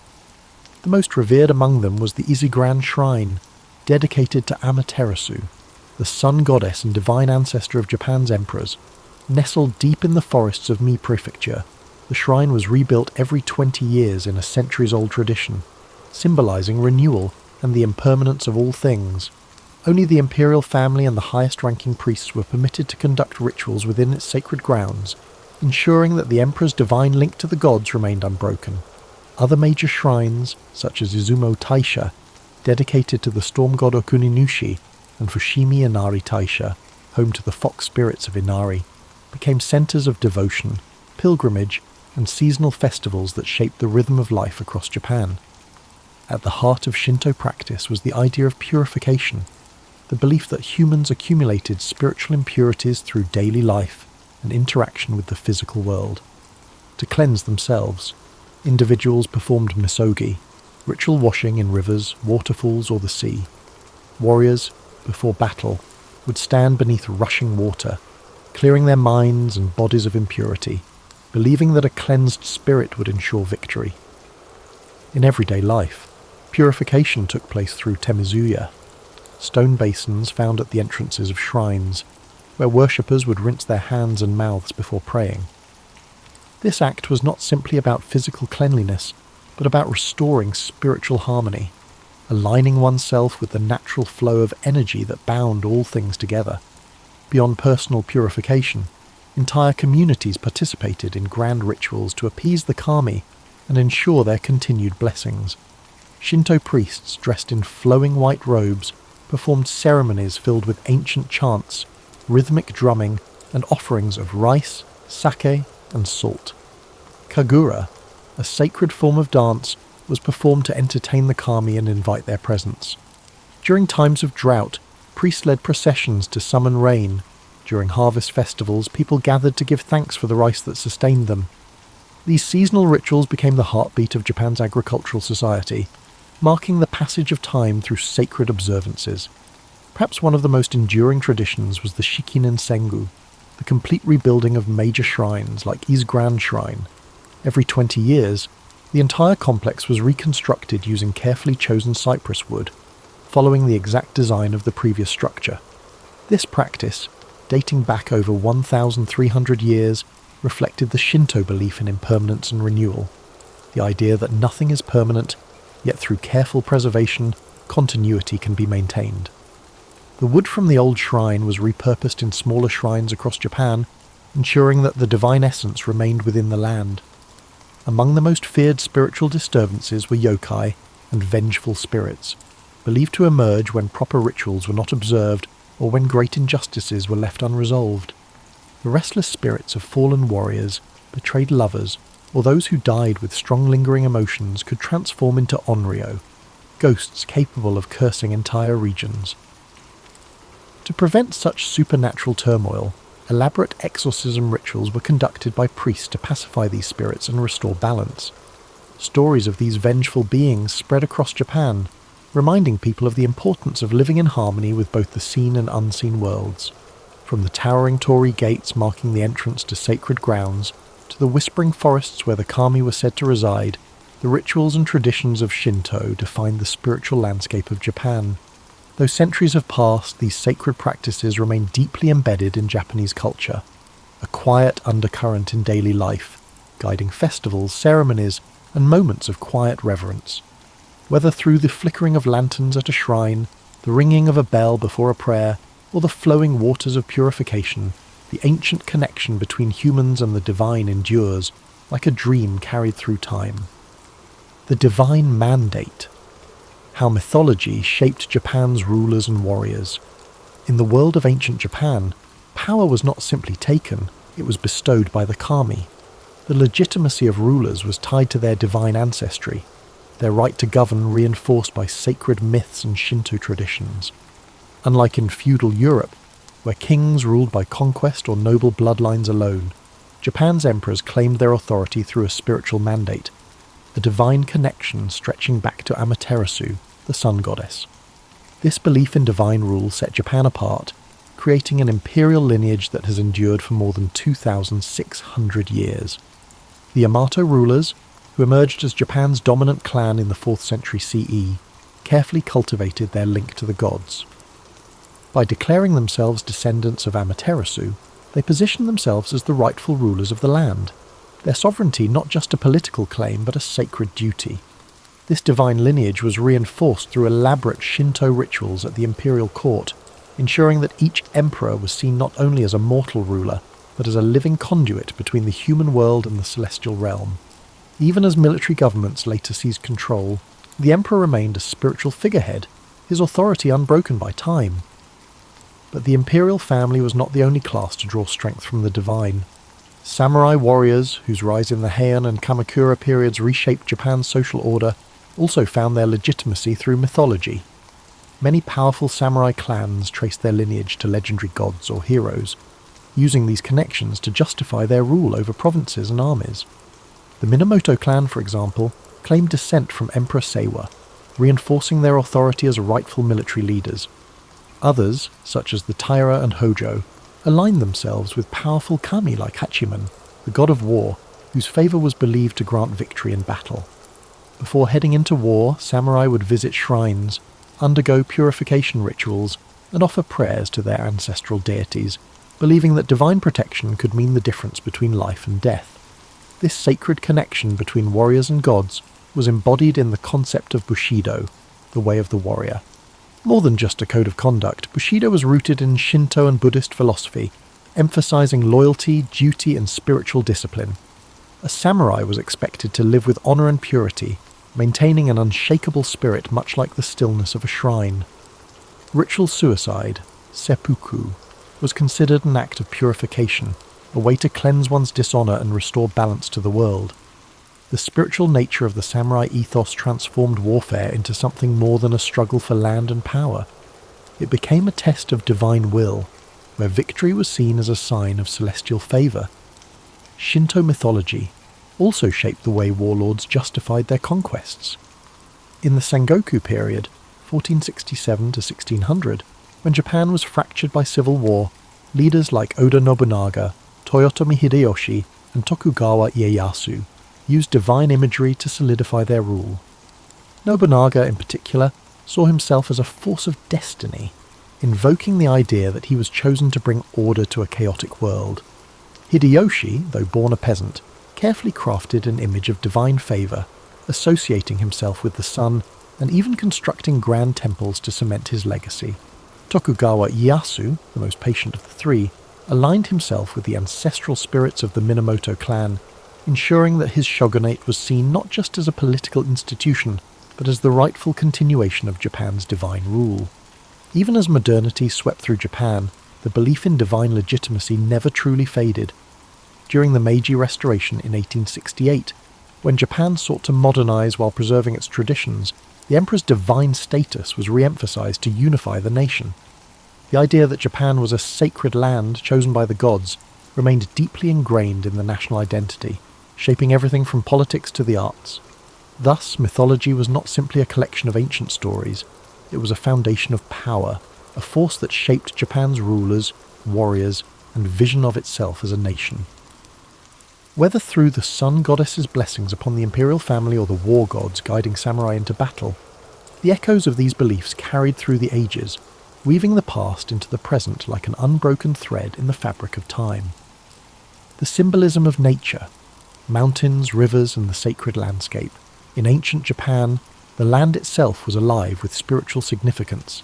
Every mountain peak, flowing river, and dense forest was believed to house the spirits of the kami, divine forces that shaped the world and guided human destiny. Unlike in other civilizations where deities ruled from distant heavens, Japan's gods lived within the earth, woven into the very fabric of the natural landscape. To the people of early Japan, the land was not just a resource, it was sacred, a place where the divine and mortal worlds intertwined. Among the most revered places in Japan were its mountains. Towering above the land, they were seen as bridges between the heavens and the human world, where gods descended and spirits dwelled. None was more sacred than Mount Fuji, the iconic volcano that became a symbol of purity, beauty, and spiritual enlightenment. Legends tell of Fuji as the dwelling place of Konohana Sakuya Hem, the goddess of blossoming trees, whose fleeting beauty mirrored the delicate and transient nature of life. For centuries, monks and pilgrims ascended its slopes in search of divine wisdom, believing that reaching its summit brought them closer to the gods. Other mountains, such as Mount Hi and Mount Koya, became centers of religious devotion, home to Buddhist temples and Shinto shrines that further deepened their spiritual aura. Rivers and waterfalls also held profound spiritual importance. Flowing water was seen as a force of purification, a means of washing away physical and spiritual impurities.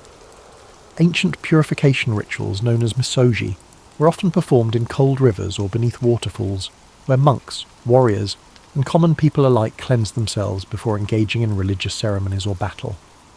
One of the most famous sacred waterfalls was Nachi Falls, where Shinto priests conducted elaborate rituals to honor the water spirits. The belief in the purifying power of water remains embedded in Japanese culture to this day, reflected in the practice of temazuya at shrine entrances, where visitors rinsed their hands and mouths before offering prayers. Forests were considered the hidden sanctuaries of the kami, dense and untouched groves where spirits roamed freely. Certain trees were believed to be yorishiro, objects capable of housing deities, marked with sacred ropes known as shimenawa to signify their divine presence. The ancient cryptomeria trees of Togakushi Shrine in Nagano, some standing for over 1,000 years, were said to be infused with the spirits of the past. These sacred forests were not places to be disturbed, and even today, Japan maintains a deep respect for nature, preserving these ancient woodlands as places of spiritual retreat and meditation. Beyond individual landmarks, the natural cycles of the seasons were deeply tied to religious observances. The blooming of cherry blossoms in spring was celebrated with Hanami, a festival that honoured the fleeting beauty of life, while the arrival of autumn brought solemn reflections on impermanence. Rice, Japan's most sacred crop, was planted and harvested in accordance with seasonal rituals dedicated to Inari, the kami of agriculture. The connection between people and the land was not just practical, but deeply spiritual, as every shift in the natural world was seen as an expression of the god's will. Even the wind was believed to carry divine influence. The legendary kamikaze, or divine wind, that twice repelled Mongol invasions in the 13th century, was seen as a direct intervention from the kami, protecting Japan from foreign conquest. This reinforced the belief that Japan was a chosen land, shielded by the gods themselves, an idea that would persist throughout history. The landscape of Japan was not merely terrain, it was a living, breathing entity infused with the spirit of the divine. Whether through the towering presence of sacred mountains, the cleansing waters of flowing rivers, or the whispering groves of ancient forests, the natural world remained an ever-present force in the spiritual lives of the Japanese people. This reverence for nature continues even today. The shrines and temples remain nestled in the quiet embrace of mountains, rivers, and trees, reminders of a time when the world itself was seen as sacred. The eternal influence of mythology, how ancient beliefs shape Japan today. Though centuries have passed since the first emperors claimed divine ancestry and the first warriors sought the favour of the kami, the echoes of Japan's mythological past continue to shape its culture, traditions, and national identity. The stories of Izanagi and Izanami, Amaterasu, and Susanoo are not simply relics of ancient belief. They remain woven into the daily lives of the Japanese people, influencing everything from spiritual practices to modern governance. Even in an era of technological advancement, Shinto rituals persist. Torii gates still stand as silent guardians of the sacred, and the belief in unseen forces continues to influence Japan's cultural landscape. One of the most striking ways mythology endures is through the imperial family. Despite the fall of shogunates, military governments, and the rise of democracy, the Japanese emperor still holds a unique position as a symbol of national unity. Though his political power has faded, his role as the spiritual descendant of Amaterasu remains a fundamental aspect of Japanese identity. Even modern enthronement ceremonies involve ancient Shinto rites, where the emperor offers prayers to the kami and affirms his role as a divine mediator between the gods and the people. The continuity of the imperial line, from the legendary Emperor Jimmu to the present day, reinforces the idea that Japan itself is a sacred land chosen by the gods. Beyond the imperial family, Shinto practices remain deeply embedded in Japanese society. Festivals celebrating the kami, known as Matsuri, continue to draw millions of participants each year. During New Year's celebrations, Hatsumoda, people visit Shinto shrines to pray for good fortune, tossing coins into offering boxes and purchasing protective talismans. The Obon festival, dedicated to honouring the spirits of ancestors, mirrors the ancient belief that the dead never truly leave, but instead watch over their descendants. These customs have endured for over 1,000 years, adapting to modern life while maintaining their spiritual significance. The belief in supernatural forces also thrives in Japan's folklore and popular culture. The presence of yokai, spirits and creatures of myth, remains strong in art, literature, and entertainment. From the mischievous kitsune, fox spirits, to the vengeful onryo, ghosts, these beings still inspire countless films, novels, and anime. Even technological advancements have not diminished the influence of mythology. Modern video games, films, and books frequently draw upon ancient legends, ensuring that the tales of Japan's mythic past continue to captivate new generations. Japan's deep reverence for nature and purification rituals is also a direct inheritance from its mythological roots. The custom of cleansing oneself before entering sacred spaces persists, not just in shrines, but in everyday life. Whether through bathing culture in onsen, hot springs, or the symbolic washing of hands before meals, the idea that nature is sacred continues to influence conservation efforts, reflected in carefully preserved forests around shrines and the nation's commitment to protecting natural landscapes. Even Japan's approach to urban design maintains a sense of harmony with the environment, with traditional Zen gardens and temple grounds serving as places of quiet reflection amidst modern cityscapes. Perhaps most importantly, the spirit of Japan's mythology lives on in its people, the deep-seated sense of honour, perseverance, and connection to the past. The philosophy of mono no aware, the appreciation of impermanence, stems from Shinto and Buddhist influences, reminding people to embrace the fleeting beauty of life. The respect for ancestral wisdom and the idea of duty to one's community reflect values passed down from ancient times, shaping everything from family traditions to workplace ethics. Even as the world changes, the myths of Japan remain, flowing through the nation like an unseen current, shaping its identity in ways both subtle and profound. The spirits of the past are never far, still honoured in whispered prayers at shrines, still present in the towering trees of sacred groves, still guiding the land and its people as they have for millennia. This concludes tonight's journey into Japan's divine origins.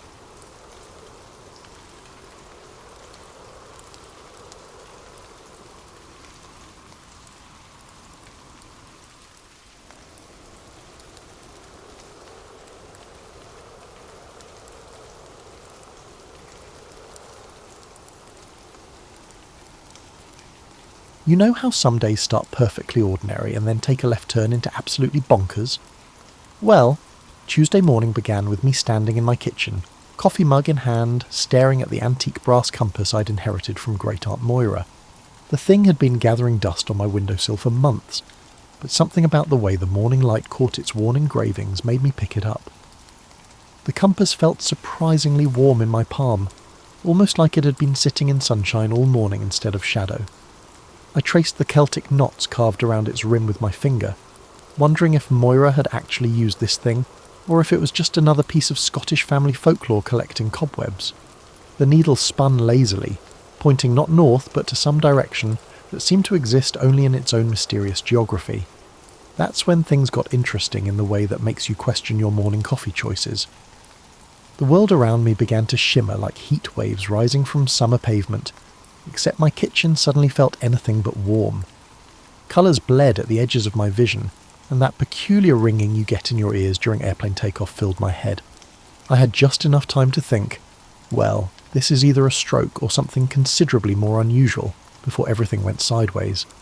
Time travel, as it turns out, feels remarkably like being tumbled in the world's largest washing machine, while someone plays a bagpipe orchestra directly into your skull. Not unpleasant exactly, but definitely not something you'd want to experience right after breakfast. The sensation lasted either 3 seconds or 3 centuries, time being somewhat negotiable during interdimensional transit, apparently. When the world stopped spinning like a cosmic carnival ride, I found myself standing in what appeared to be a meadow that had never heard of lawnmowers, hedge trimmers, or any other modern conveniences. Tall grass swayed around my ankles, dotted with wildflowers that looked like they'd stepped straight out of a medieval illuminated manuscript. The air carried scents I couldn't quite place. Wood smoke, something cooking that might have been bread, and the earthy richness of a world where exhaust fumes hadn't been invented yet. The silence hit me first. Not the kind of quiet you get in suburban neighbourhoods at 2 a.m, but the deep, breathing silence of a place where the loudest sound for miles might be a bird calling or wind moving through leaves.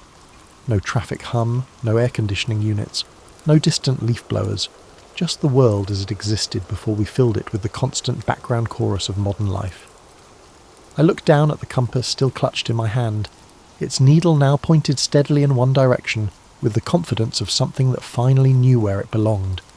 The brass felt cool again, ordinary, as if it had never been anything more than a family heirloom, with a tendency toward dramatic gestures. The landscape stretched around me in rolling green hills that seemed to go on forever, punctuated by stands of trees that looked older than anything I'd ever seen. In the distance, smoke rose from what might have been chimneys, though calling them chimneys might be generous. Stone structures dotted the hillsides, not ruins, but buildings that were clearly lived in, used, part of someone's daily life. My modern clothes felt suddenly conspicuous. Jeans and a fleece jacket probably weren't going to help me blend in wherever, or whenever, I'd landed. The realization crept over me slowly, like cold water seeping through boots. I was no longer in Kansas, Toto, and I had a sneaking suspicion I wasn't in the 21st century either. A distant sound drifted across the meadow. Voices, maybe, and something that could have been livestock. Civilization, or at least what passed for it in whatever era I'd stumbled into. The compass needle held steady, pointing toward those distant wisps of smoke, as if it knew exactly where I needed to go. I took a deep breath of air that tasted like it had never met a factory, adjusted my grip on Great-Aunt Moira's compass, and started walking toward whatever adventure awaited.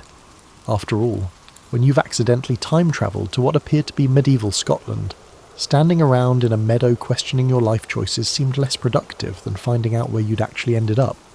Besides, the coffee back home was getting cold anyway. Walking through medieval Scotland, I discovered, is like hiking through the world's most authentic historical reenactment, except nobody told you the rules, and there's no gift shop at the end. The path I followed, and I use the term path generously, for what was essentially a suggestion of where people might have walked repeatedly, wound through countryside that looked like every romantic Highland calendar you've ever seen, minus the modern photographers, and plus a concerning amount of what might charitably be called natural fertilizer.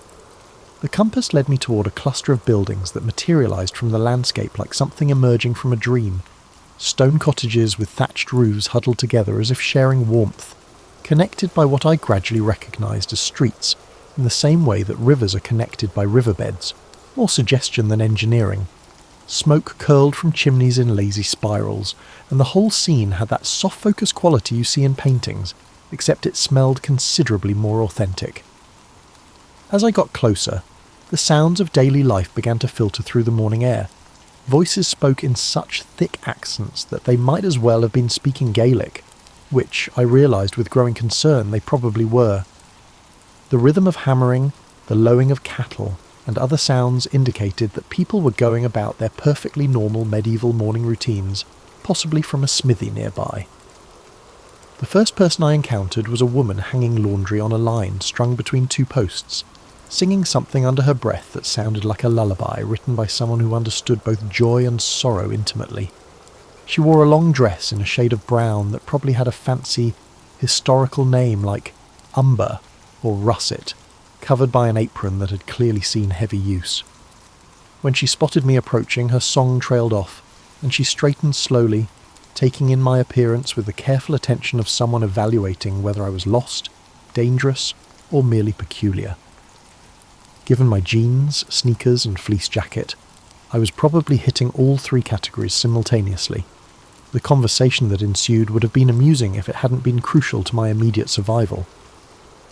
She spoke in what I eventually recognised as English, but English that had taken such a scenic route through time and regional dialect that understanding it required the kind of mental gymnastics usually reserved for solving crossword puzzles in foreign languages.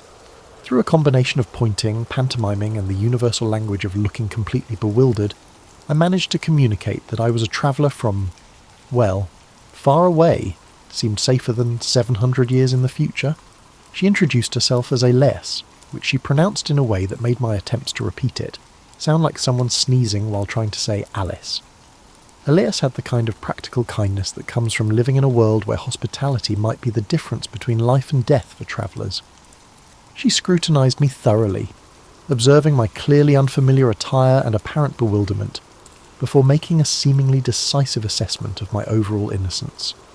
Within minutes, I found myself sitting on a wooden stool in her cottage, which was simultaneously smaller and more complex than I'd expected. The single room served as kitchen, living room, bedroom, and probably several other functions I hadn't identified yet. A fire burned in a stone hearth that dominated one wall, filling the space with warmth and the kind of wood smoke that makes you think of winter evenings even in broad daylight. She ladled something from a pot hanging over the fire into a wooden bowl and handed it to me with the universal gesture of "eat this before you fall over." The stew, and I'm calling it stew because that seemed like the closest modern equivalent, contained ingredients I couldn't entirely identify, but which tasted like someone had managed to make comfort food out of whatever was available in a world before grocery stores. As I ate, Elias continued talking in her musical, incomprehensible dialect, occasionally gesturing at my clothes or the compass I still carried. I nodded at what seemed like appropriate intervals and tried to look grateful rather than completely lost, which wasn't difficult since I was in fact deeply thankful and completely lost. The stew was surprisingly delicious, warming me deeply and easing the residual disorientation from my temporal journey. Outside, the village continued its daily rhythm, blissfully unaware that someone from the future was sitting in Elias's cottage, trying to figure out how to explain the concept of time travel through interpretive dance. Medieval Scottish villages, I learned over the following days, operate on a social system that makes modern office politics look straightforward. Everyone knows everyone else's business, but they discuss it in such elaborate circumlocutions that understanding what's actually happening requires the analytical skills of a detective and the patience of a saint.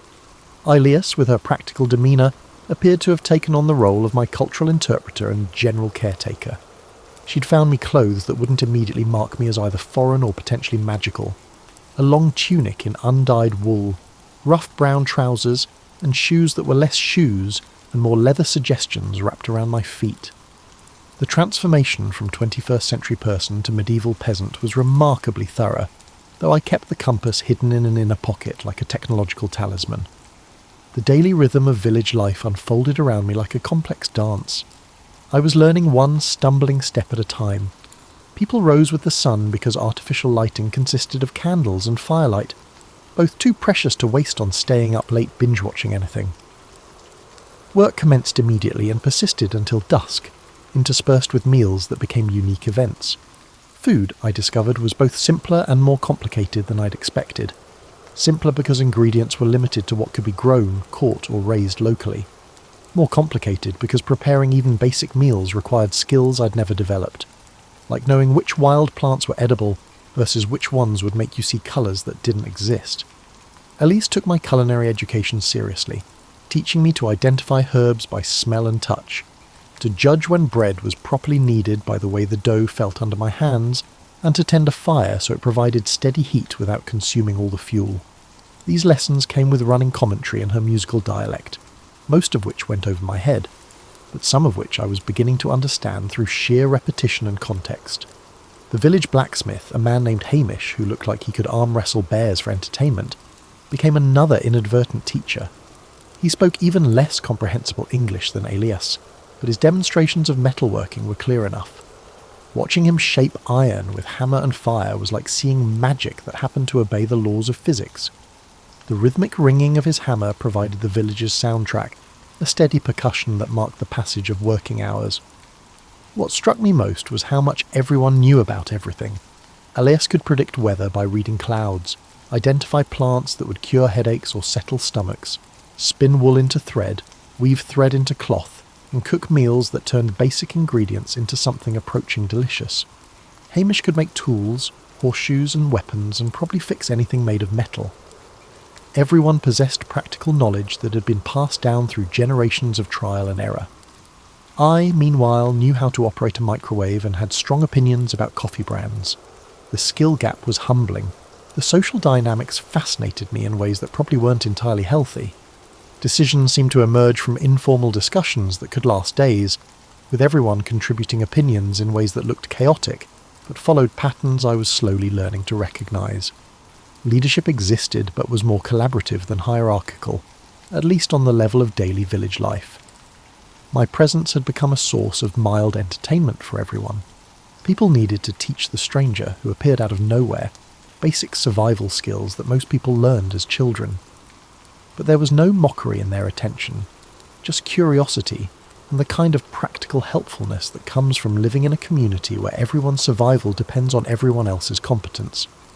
The evenings were my favourite time. After the work was done and the animals settled for the night, people would gather around fires to share stories, songs, and whatever passed for local gossip. These sessions were like a combination of theatre, news broadcast, and social media feed, all rolled into an oral tradition that stretched back generations. I listened more than I spoke, partly because understanding their stories required most of my mental processing power, but mainly because the storytelling itself was so rich. These weren't just tales, they were living history, entertainment, moral instruction, and community memory all woven together in voices that knew how to make words dance. Sitting by firelight, surrounded by voices speaking in rhythms older than written history, I began to understand why my great-aunt Moira's compass had brought me here. The present wasn't just a different time, it was a different way of being human, one that operated on completely different assumptions about what mattered and how life should be lived. Just when I'd started feeling reasonably confident about my ability to navigate medieval Scottish life without accidentally starting a witch trial, or dying from eating the wrong mushroom, the universe decided to remind me that historical periods come with historical problems, the kind that don't have modern solutions. It started with Hamish not showing up at his forge for 2 consecutive days. In a village where everyone's routine was as predictable as sunrise, this was equivalent to the town clock stopping. Ilias noticed first, the way mothers notice when children are too quiet. She stood in her doorway, looking toward the silent smithy with the expression of someone calculating distances to the nearest help. The explanation, when it came, arrived in the form of young Tevish running through the village like his hair was on fire, shouting something in rapid Gaelic that sent every adult within hearing distance into immediate action. Even with my improving language skills, I caught only fragments, something about riders, weapons, and a word that might have been MacLeod, spoken in the tone usually reserved for natural disasters. Within minutes, the village transformed from sleepy rural community to organised emergency response team. Men appeared with weapons I hadn't known they possessed, swords, spears, and bows that looked both well-maintained and frequently used. Women began securing livestock, hiding valuables, and preparing for what was clearly a familiar drill. Elias grabbed my arm with a grip that suggested this was not the time for questions. She led me to her cottage, where she began pulling up floorboards to reveal a cache that contained everything from silver coins to woolen cloaks to what appeared to be important documents wrapped in oiled cloth. The hiding place was obviously well planned and frequently accessed. Through gestures and her increasingly urgent dialect, she managed to communicate that raiders, possibly clan rivals, possibly just opportunistic troublemakers, were approaching from the east. This was apparently a recurring problem, like having neighbours who borrowed your tools and never returned them, except the tools were your livestock, and the borrowing involved weapons. The next few hours unfolded like a medieval disaster movie, except with no special effects budget and considerably more authentic terror. The village emptied as people moved to defensive positions or hiding places that had clearly been planned in advance. I found myself following Elias to a cave system in the nearby hills, along with most of the women, children and elderly villagers. The caves were more sophisticated than I'd expected, dry, well ventilated and stocked with supplies that suggested this wasn't anyone's first rodeo. Someone had carved rough shelves into the stone walls, and these held water containers, preserved food, and bundles of warm clothing. This was infrastructure born from necessity, the kind of preparation that comes from living with ongoing uncertainty. Waiting in the cave, listening to the muffled sounds of what might have been conflict in the distance, gave me plenty of time to contemplate how unprepared I was for medieval life's more challenging aspects. My modern sensibilities kept expecting someone in authority to handle the situation. Police, military, some form of organised government response. Instead, the villagers were handling it themselves with the calm competence of people who'd never had the luxury of expecting rescue from outside. Hours passed with a kind of slow intensity that makes you hyper-aware of every sound. Children remained remarkably quiet, as if they understood the stakes without needing explanation. Adults took turns at the cave entrance, listening for signals that would indicate whether it was safe to return. The compass in my pocket felt warm against my leg, a reminder that I had options these people didn't. I could potentially use it to return to my time and escape this danger entirely. But the thought felt like abandonment, like walking away from people who'd shown me kindness when I was completely helpless. Late in the afternoon, Tavish appeared at the cave entrance with news delivered in excited whispers. The raiders had moved on without attacking the village directly, apparently deciding the target wasn't worth the effort. But they'd taken livestock from the outlying farms, including Hamish's prize bull and several sheep belonging to other families. The relief was palpable, but it came mixed with the grim understanding that the victory was only a temporary reprieve. Medieval life, I realised, existed in a constant state of low-level emergency, where security was temporary and survival required constant vigilance. As we emerged from the caves and made our way back to the village, I found myself looking at my temporary home with new eyes. These buildings were more than just charming historical structures. They served as fortress walls, safe harbours, and the delicate boundary between civilization and chaos, in a world more fragile than I had ever imagined. Recovery from a medieval crisis, I learned, doesn't involve insurance claims or government assistance. It involves community action that makes barn raising look casual. The villagers' response to the recent raid played out like a carefully choreographed dance that everyone knew the steps to except me. Within hours of returning from the caves, assessment and redistribution began. Hamish's lost bull was mourned briefly, then replaced through a complex system of shared resources that involved everyone contributing something: grain, labour, animals, or promissory notes for future services. Watching this unfold was like seeing economics in its most basic form, where value was measured in practical terms and everyone's survival depended on everyone else's generosity. My role in this recovery effort was initially unclear. I possessed no livestock to share, no traditional skills to contribute, and no accumulated social capital to draw upon. Standing around looking sympathetic wasn't going to help anyone replace stolen sheep. But Elise, with her gift for practical solutions, found ways to make me useful. She set me to work helping with tasks that required more hands than skill, holding wool while she spun it into thread, carrying water for various household needs, and learning to tend the fire so it burned efficiently without consuming precious fuel. These weren't glamorous contributions, but they freed her to focus on more complex work, which in turn helped the overall community effort. The compass in my pocket seemed to pulse occasionally, as if reminding me of its presence. Sometimes I'd catch myself wondering what would happen if I used it, whether I'd return to my own time and place, leaving this community to handle their challenges without the minor assistance I was learning to provide. The thought always left me feeling oddly hollow, like contemplating leaving a book unfinished. As days passed, I began to understand the intricate social network that held the village together. Relationships here weren't just personal, they were economic, political and survival-based all at once. When old Morag shared her preserved vegetables with families who'd lost stores to the raiders, she wasn't just being kind, she was investing in a network of reciprocity that might save her life someday. My language skills improved through necessity and immersion. Conversations that had been incomprehensible began revealing their meanings, though I still missed subtleties and references to shared history. The dialect was like a musical instrument I was learning to play. I could manage simple melodies, but the complex compositions were still beyond my reach. Hamish, recovered from whatever had kept him away during the raid, took an interest in my metalworking curiosity. His forge became a second classroom where I learned that working with iron required patience, timing, and physical strength I was slowly developing. The rhythm of hammer on anvil was meditative in ways I hadn't expected, and there was profound satisfaction in shaping metal into useful forms. Under his patient instruction, I managed to create my first piece, a simple hook for hanging pots. It was crude, functional, and probably embarrassing by medieval standards. But Hamish examined it with the seriousness of a master craftsman evaluating important work. His nod of approval felt like earning a diploma from the University of Practical Life. The village's children became another source of education, though they were probably learning as much from me as I was from them. My stories about the future, carefully disguised as tales from far away, fascinated them. In return, they taught me games, songs, and the kind of local knowledge that adults took for granted but visitors needed to learn.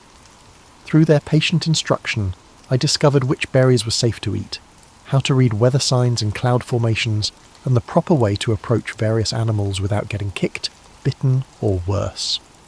I realised that children's knowledge, unfiltered by assumptions about what everyone already knew, was often more practical than adult knowledge. Evening storytelling sessions continued to be highlights of each day. My contributions to these gatherings evolved from silent listening to occasional participation.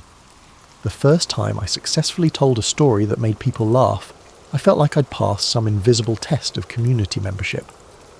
The story was about a traveller who got lost and ended up in a place where everything was familiar but slightly different, like his home viewed through a distorting mirror. Looking back, it was probably more autobiography than fiction, but the audience appreciated the humour in someone bumbling through unfamiliar customs while trying to maintain dignity. Sitting by firelight surrounded by faces that had become familiar and dear, I realised I'd stopped thinking about this experience as temporary. The compass still rested in my pocket, still offered the possibility of return, but that possibility felt less urgent than it had when I'd first arrived. Finding your place may mean not just surviving, but also adding value to those around you. Living in medieval Scotland for several weeks taught me that community isn't just a pleasant social concept. It's a survival technology refined over generations. Every relationship, every tradition, and every seemingly casual interaction served multiple purposes that weren't immediately obvious to someone raised in the age of individualism and social safety nets. The revelation came during preparation for what Ilias called the harvest celebration, though my improving language skills suggested the actual name involved several syllables that didn't translate directly into modern English. The celebration wasn't just a party, it was a community-wide ritual of gratitude, resource assessment, and social bonding that would help everyone survive the coming winter. Preparations began weeks in advance and involved everyone in overlapping circles of responsibility. Women organised food preparation that required coordinating ingredients from dozens of households. Men handled construction of temporary structures and arrangements for entertainment. Children managed smaller tasks that nonetheless proved essential to the overall effort. My role in these preparations had naturally transitioned from that of a helpful stranger to that of a community member. Alias no longer gave me basic instructions for simple tasks. She assumed I understood the underlying patterns and would apply them appropriately. This shift from explicit teaching to implicit expectation felt like crossing an invisible threshold. Hamish had begun including me in conversations about metalwork projects that extended beyond immediate practical needs. Planning decorative elements for the celebration, discussing improvements to tools and equipment, and considering the next season's requirements. These conversations assumed I would be present for their completion. The assumption was never stated directly, but it coloured every discussion about future plans. The compass in my pocket had become a familiar weight, no longer foreign, but not quite forgotten. Sometimes I'd catch myself absently touching it through the fabric, like checking for keys or a wallet in a habit that suggested ownership rather than temporary possession. When had it stopped being my great-aunt Moira's compass and become simply mine? As the celebration approached, I began to understand the deeper currents that moved beneath village life. This ceremony wasn't just about harvest. It was about reinforcing social bonds that would be tested by winter's isolation and challenges. The shared work of preparation created opportunities for resolving conflicts, negotiating marriages, planning collaborative projects, and generally maintaining the social fabric that held everyone together. My contribution to the celebration planning surprised me with its complexity. What started as simple task assistance had grown into genuine responsibility for coordinating between different working groups. People came to me with questions, suggestions, and problems that needed solving. Somehow, without conscious intention, I'd become someone others relied upon. The night before the celebration, I found myself sitting with Hamish outside his forge, sharing ale that tasted like liquid bread, and watching stars that looked brighter than any I'd seen in the 21st century.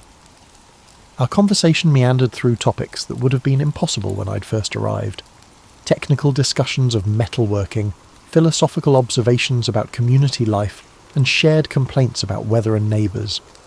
"You're different than when you first appeared," Hamish said in his careful English, clearly making an effort to communicate precisely.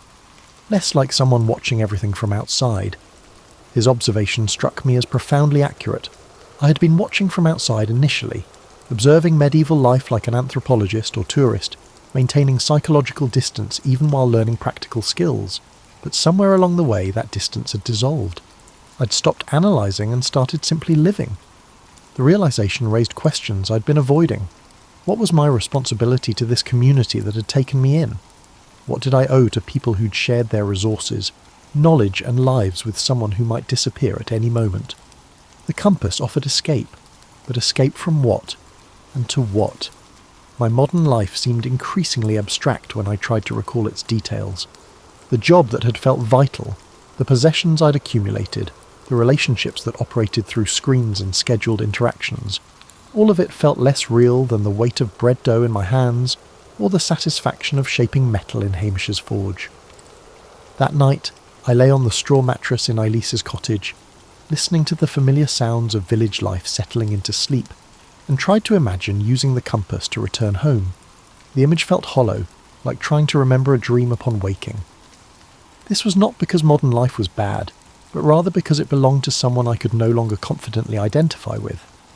The celebration tomorrow would mark not just the harvest, but a year's cycle of growth, work, and community survival. It occurred to me that I'd become part of that cycle in ways I hadn't planned or expected. The question wasn't whether I belonged here, it was whether I could imagine belonging anywhere else. Tomorrow would provide clarity one way or another. The harvest celebration unfolded like a symphony played by instruments I'd never heard before but somehow recognised in my bones. Dawn brought the scent of bread baking in communal ovens, the sound of children's laughter mixing with adult voices raised in songs that seemed older than the stones themselves, and a sense of anticipation that made the air itself feel alive with possibility. I woke to find that Elias had left new clothes on the stool beside my bed. Not the rough work garments I'd grown accustomed to, but festival clothes in colours that caught the light. The tunic was deep blue, the colour of the evening sky, with embroidery around the neck and sleeves that must have taken weeks to complete. When had she found time to create this? And why? The day began with a ritual I was invited to join rather than simply observe. Standing in the village centre with everyone else, hands joined in a circle that encompassed the entire community. I listened to words spoken in Gaelic that I couldn't understand but somehow felt the meaning of. Gratitude, remembrance, hope for the future, acknowledgement of the cycles that connected all life. Universal concepts expressed in ancient syllables.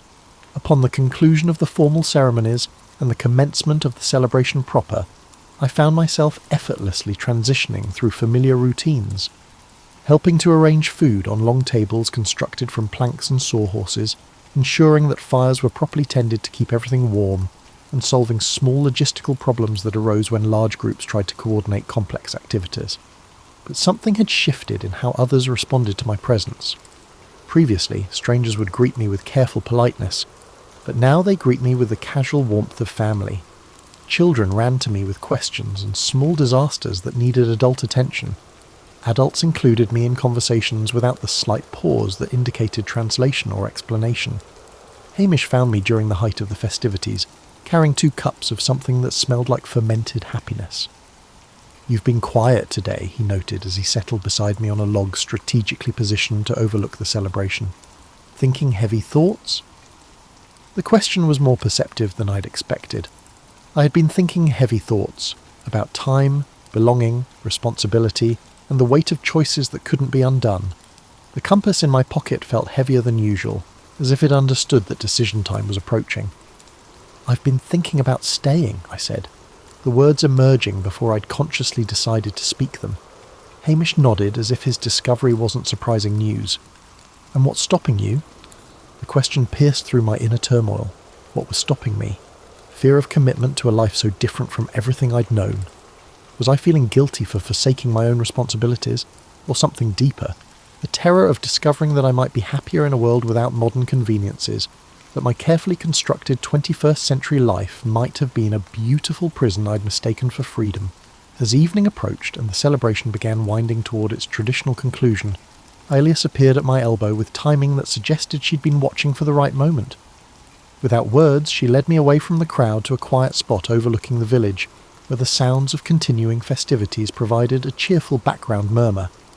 "The compass," she said simply, using English words carefully chosen for clarity. "It brought you here for a reason." I looked at her in surprise. "You know about the compass?" Her smile carried centuries of knowledge. "Some things are older than the stories we tell about them. Your great-aunt knew this place, knew these people. The compass doesn't bring travellers, it brings family home." The revelation settled over me like recognition of something I'd always known but never articulated. Great-aunt Moira's stories about Scotland, her mysterious past and the way she'd always seemed slightly out of step with modern times. Suddenly they made sense in ways that had nothing to do with logic and everything to do with truth. The compass grew warm in my pocket, and I understood that this was the moment of choice. I could return to my time, carrying memories of this experience like souvenirs from an extraordinary vacation. Or I could stay, accepting the responsibility and joy of genuine belonging in a community that had already accepted me as one of their own, looking down at the village where lights flickered in windows, where people I'd grown to love were continuing celebrations that would carry them through another winter, where my hands had helped build something larger than myself. The choice felt less like a decision and more like recognition. The compass would stay in my pocket, its work complete. I was already home.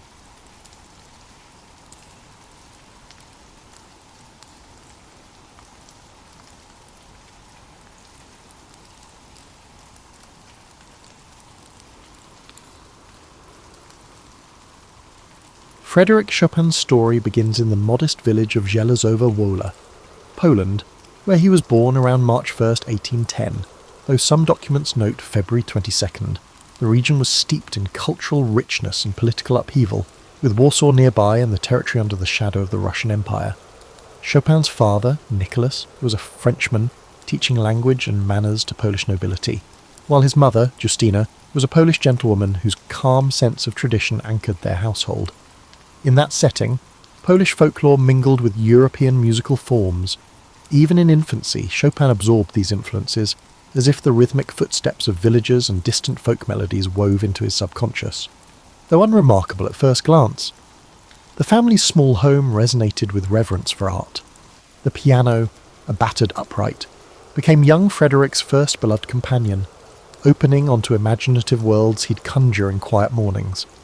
Around 6, Chopin's prodigious talent drew attention from family friends and local aristocrats. In a society that revered salon culture, a gifted child at the piano was mythic. He played short pieces at gatherings, shyly but assuredly, winning over curious onlookers who watched in mild disbelief. Even then, his playing transcended mere youthful charm. He displayed a depth that hinted at hidden wells of sensitivity. His teacher, Wojciech Żywny, noted the boy's special relationship with melody, which seemed to flow through him without the stiffness typical of child prodigies. Beyond his domestic sphere, Poland itself was navigating a fragile identity. The Napoleonic Wars had left scars across Europe. Although too young to grasp politics, Chopin sensed the patriotism and longing carried by adults around him. Through his mother's lullabies and whispered family stories, the notion of a lost homeland became a melodic thread weaving through his emerging consciousness. Chopin's sister, Ludwika, often joined him at the piano. Family duets turned into moments of shared creativity, honing Frédéric's ability to communicate through sound. Here, his earliest compositions took shape, short, sometimes clumsy preludes to the refined expressions he would later craft. Yet these embryonic works already displayed what would become his hallmark: graceful lines and a certain bittersweet tension between major and minor. He performed publicly for the first time around age 7, playing a concert in Warsaw. Though such appearances could be dismissed as novelty, Chopin avoided the fate of child prodigies who fade once the novelty wanes. He possessed a seriousness and poetic restraint rare in children. Observers began to regard him as a symbol of Poland's hopes, a delicate, steadfast light for a land overshadowed by external forces. Despite the growing acclaim, the Chopin household valued stability. Nicholas and Justina refused to exploit their son's talent, allowing only select performances while ensuring a rigorous academic education. Literature, history, and language formed the backdrop to Chopin's musical studies, broadening his imagination and refining his sensibilities. Piano practice remained constant, punctuating daily life. Occasionally, he would present a short polonaise or mazurka at family gatherings, each piece tinged with local rhythms reframed through his evolving style. Youthful curiosity led him beyond his surroundings. Brief visits to Warsaw introduced a more cosmopolitan musical scene. Though still young, he encountered professional musicians, aristocrats, and intellectuals in salons. These glimpses of city life left a strong impression. He realized that an artistic future might extend beyond village confines. Yet he retained a deep tie to Poland's cultural soul. This duality, rooted in Poland's provincial heart while edging toward Europe's wider possibilities, would shape his entire career. For the moment, though, he was just a boy at the piano, enthralled by the promise of music that echoed far beyond any single room. Whispers about this gentle prodigy stirred questions. Could he be Poland's next great musical figure, a voice of national identity wrapped in delicate harmonies? Only time and Chopin's unfolding genius would reveal the answer. In these formative years, no one could anticipate the complex trajectory that lay ahead. But in the whispers of the local gatherings where merchants and travelling performers converged, an unspoken consensus emerged. Young Frédéric was different, far from the typical parlour show-off. He conveyed a delicate empathy through his keyboard that spoke to people's private joys and sorrows. Each note he played seemed to carry a gentle sense of yearning, as though bridging the gap between ephemeral childhood and the adult complexities lurking beyond the horizon. His parents, though pleased by the modest celebrity he garnered, were deeply protective. Those who watched felt stirred in his recitals, as if Poland spoke through his hands. Chopin's teenage years were marked by a widening world, one in which he began to see the possibilities and pressures that came with his growing reputation. By the time he was in his early teens, Warsaw itself had become a kind of secondary classroom. He frequented the city more often, absorbing the salon culture in ways that surpassed mere piano demonstrations. He observed how aristocrats, intellectuals, and artists interacted, not just in the formal sense of performance, but in their private, candid conversations about politics, literature, and the future of the nation perpetually under watch. In these salon gatherings, Chopin was at first a curiosity, an unassuming, somewhat delicate figure who produced music that seemed too profound for his youthful appearance. But as he refined his style, he earned respect as a musician, rather than just a novelty. His performances, often intimate affairs, displayed a sensitivity that was starting to take shape in his original compositions. While still shaped by the classical frameworks he'd studied, his work also blended Polish musical elements with a new harmonic language. This evolution thrilled those who heard him, and the novelty of his youth gave way to genuine admiration of his craft. By 1826, Chopin enrolled at the Warsaw Conservatory under Józef Elsner. Elsner, a composer of some renown, recognised the uniqueness of his students' musical instincts. Rather than imposing rigid expectations, Elsner fostered a gentle discipline, guiding Chopin toward an understanding of form and counterpoint that would serve as the backbone for his stylistic experimentation. In so doing, Elsner fulfilled two crucial roles.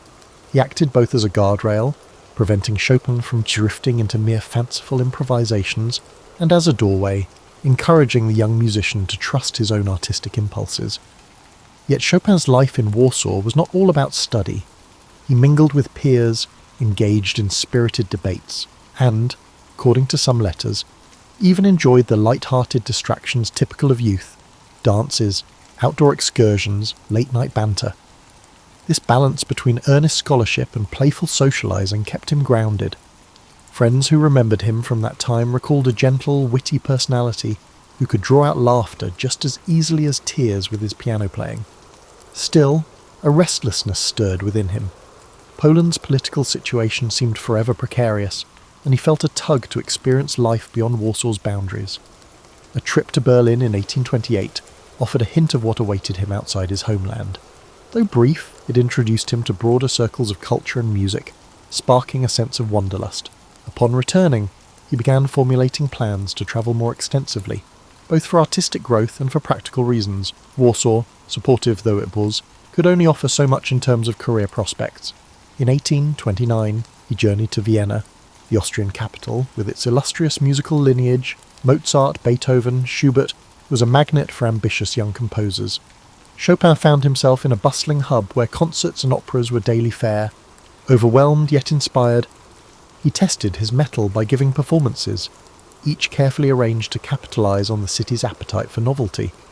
Although he was met with critical approval, he also confronted the reality that audiences here were accustomed to spectacle and virtuosity on a grand scale.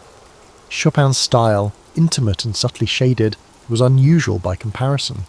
Nonetheless, local critics praised his nuanced touch and originality. Encouraged, he contemplated making Vienna his base for a longer stretch, but events in Poland soon demanded his attention.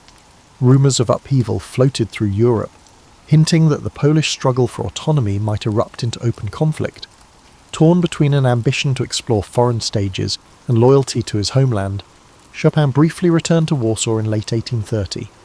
Around that time, the November Uprising, an armed rebellion against Russian rule, shattered the foundations of Polish society. While Chopin debated his next steps, friends and family urged him to secure his future abroad, believing that fulfilling his musical potential would serve Poland's cultural pride just as effectively as taking up arms. Thus began the departure that would define his life. In the autumn of 1830, Chopin left Poland for Vienna once again, carrying with him a small box of earth from his native soil, an emblem of his deep attachment to his homeland. As he travelled, he felt a swirl of emotions: excitement, trepidation, sorrow. He watched the landscapes shift as he crossed borders, his piano improvisations echoing the uncertainties of a life in transit. Yet at this point, few realised how profoundly this step would echo in Chopin's life. By the early 1830s, Paris had emerged as the glittering epicentre of European art, intellect and revolution. For Frédéric Chopin, who recently arrived from Poland in turmoil, the city felt both overwhelming and inviting. He entered a community of writers, painters and fellow composers, all converging in the capital's salons, those vibrant, often unpredictable hives of conversation and performance. To a young exile burdened by homesickness, Paris offered both a refuge and a blank canvas on which to shape his public identity.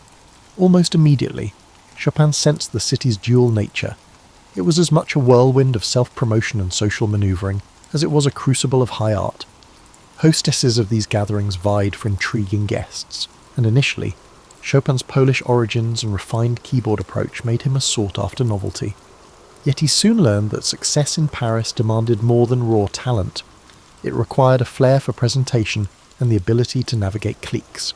Determined to avoid being overshadowed by showier performers, he maintained his intimate style while allowing curious audiences to glimpse his romantic mystique. Fortunately, his music spoke on his behalf.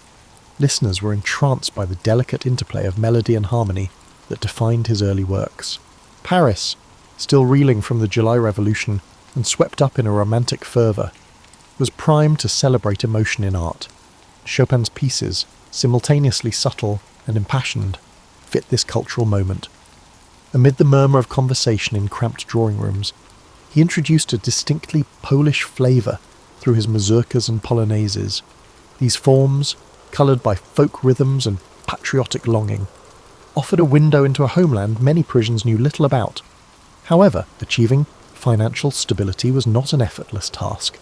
Chopin turned to teaching piano, an enterprise he approached with meticulous care.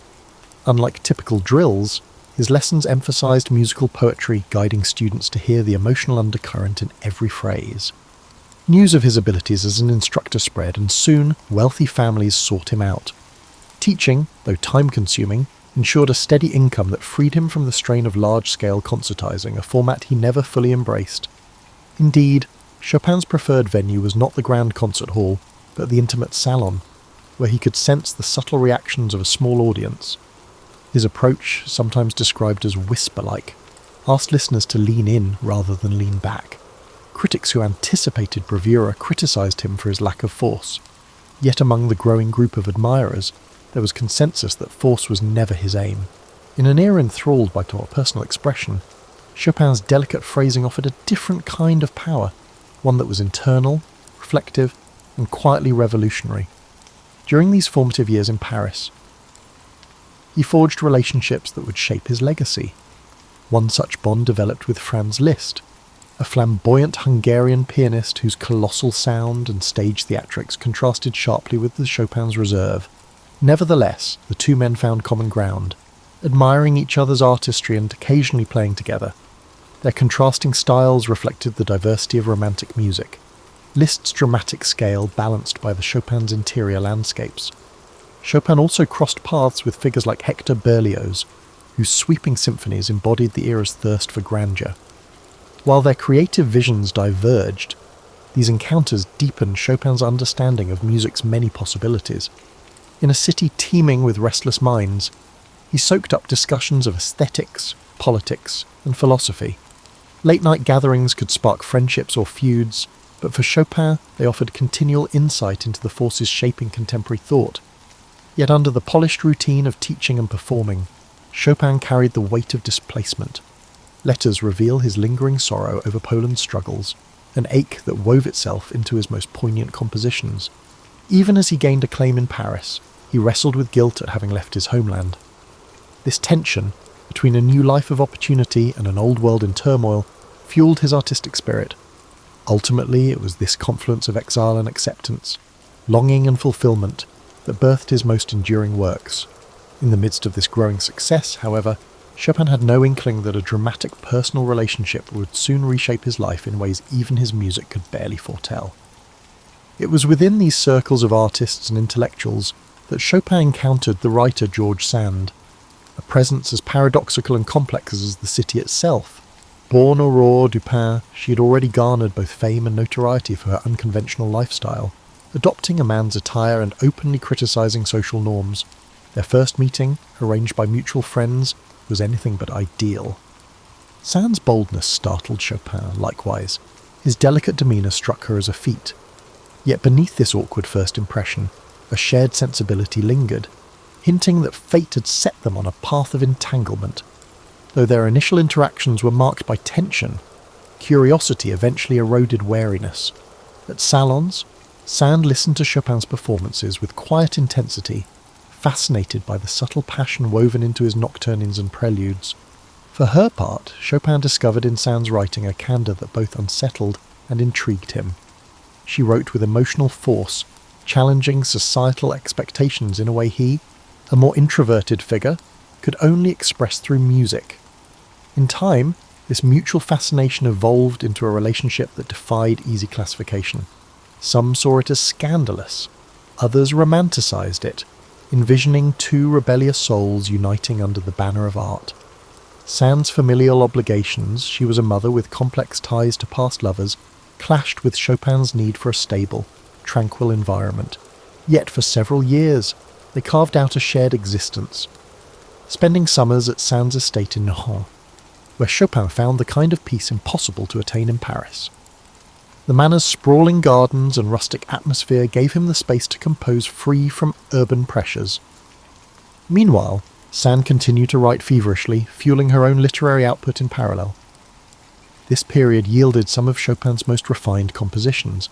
He built upon his previous works, deepening their emotional range while drawing further on Polish influences, especially in his mazurkas. The synergy with Sand took a curious form.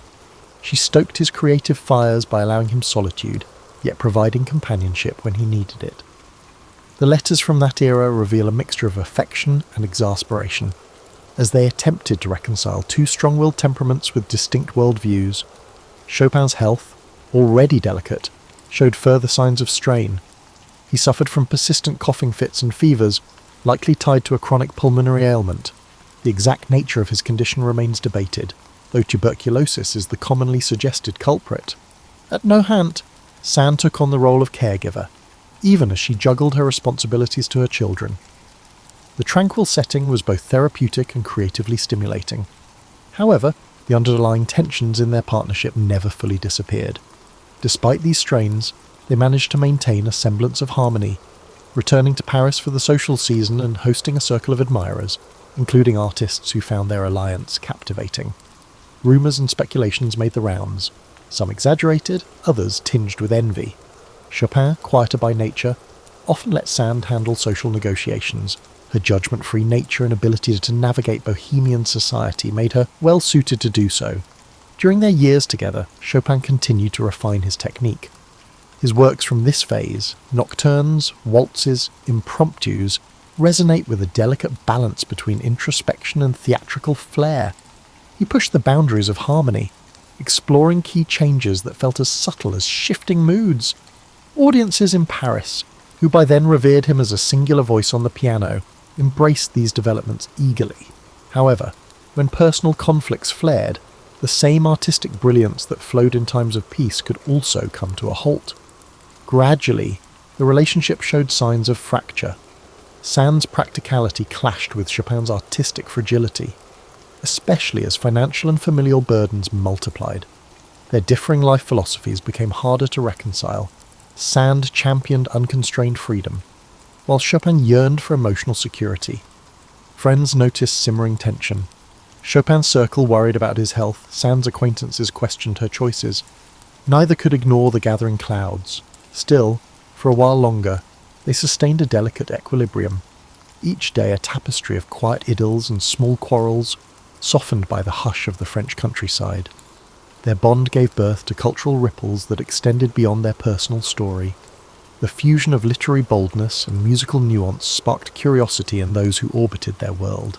The question was not if their union would end, but how the inevitable parting would unfold, and what toll it would take on the Chopin spirit, which had grown accustomed to Sand's presence as both muse and caretaker. As the 1840s advanced, tensions between Chopin and George Sand deepened. Conflicting needs frayed their once productive coexistence, culminating in disagreements that seemed trivial to outsiders but deeply impacted their bond. Financial strains became more pronounced. Although Chopin was still giving private lessons and occasionally performing, his medical expenses increased, and his capacity to maintain the rigorous schedule of a sought-after musician waned. Sand's responsibilities piled higher. She was not just an acclaimed novelist, but also a mother, whose children demanded her attention. Their seasonal retreats to Nahant were initially meant to be restorative, yet the countryside that once soothed them now became a backdrop for brooding silences and unspoken resentments. Chopin, increasingly plagued by ill health, found it difficult to cope with the emotional upheavals.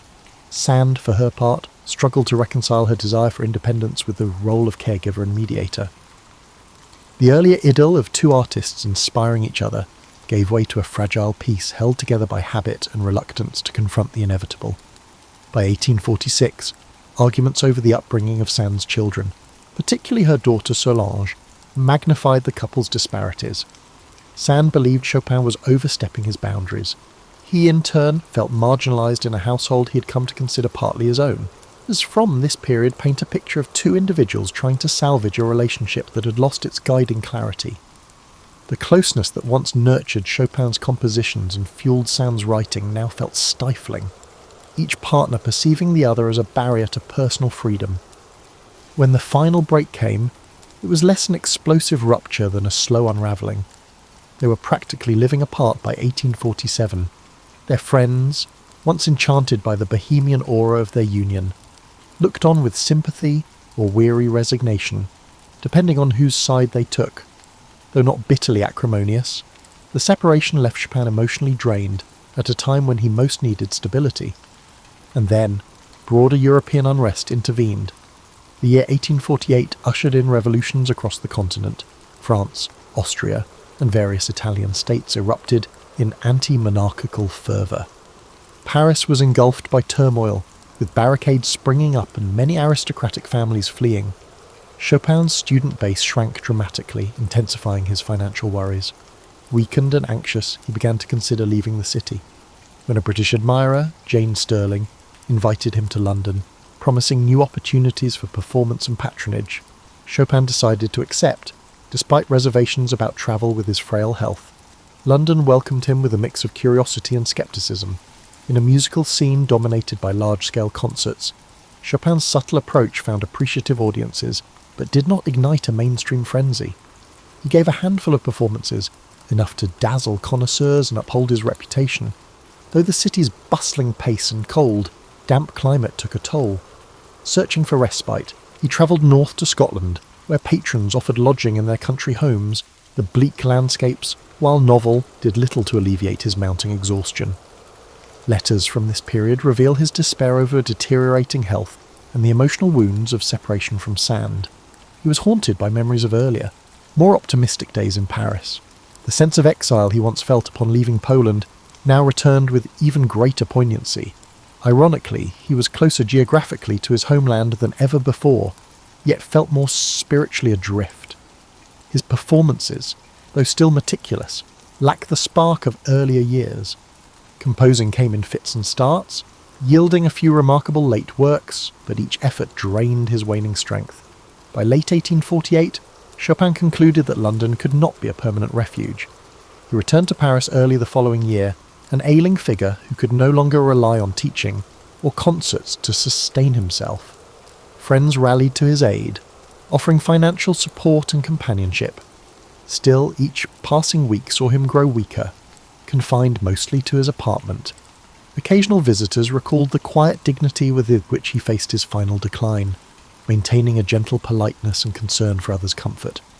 He clung to whatever creative impulses remained, sometimes improvising a few notes at the piano, though coughing fits often cut these sessions short. Aware of the seriousness of his condition, Chopin is said to have asked for Mozart's Requiem to be performed at his funeral. The end came on October 17th, 1849, when he died at age 39. Mourners gathered at the Church of the Madeleine to pay tribute. His sister Ludwika, who had journeyed from Poland to be with him, arranged for his heart to be returned to Warsaw, a final testament to the love he bore for his homeland.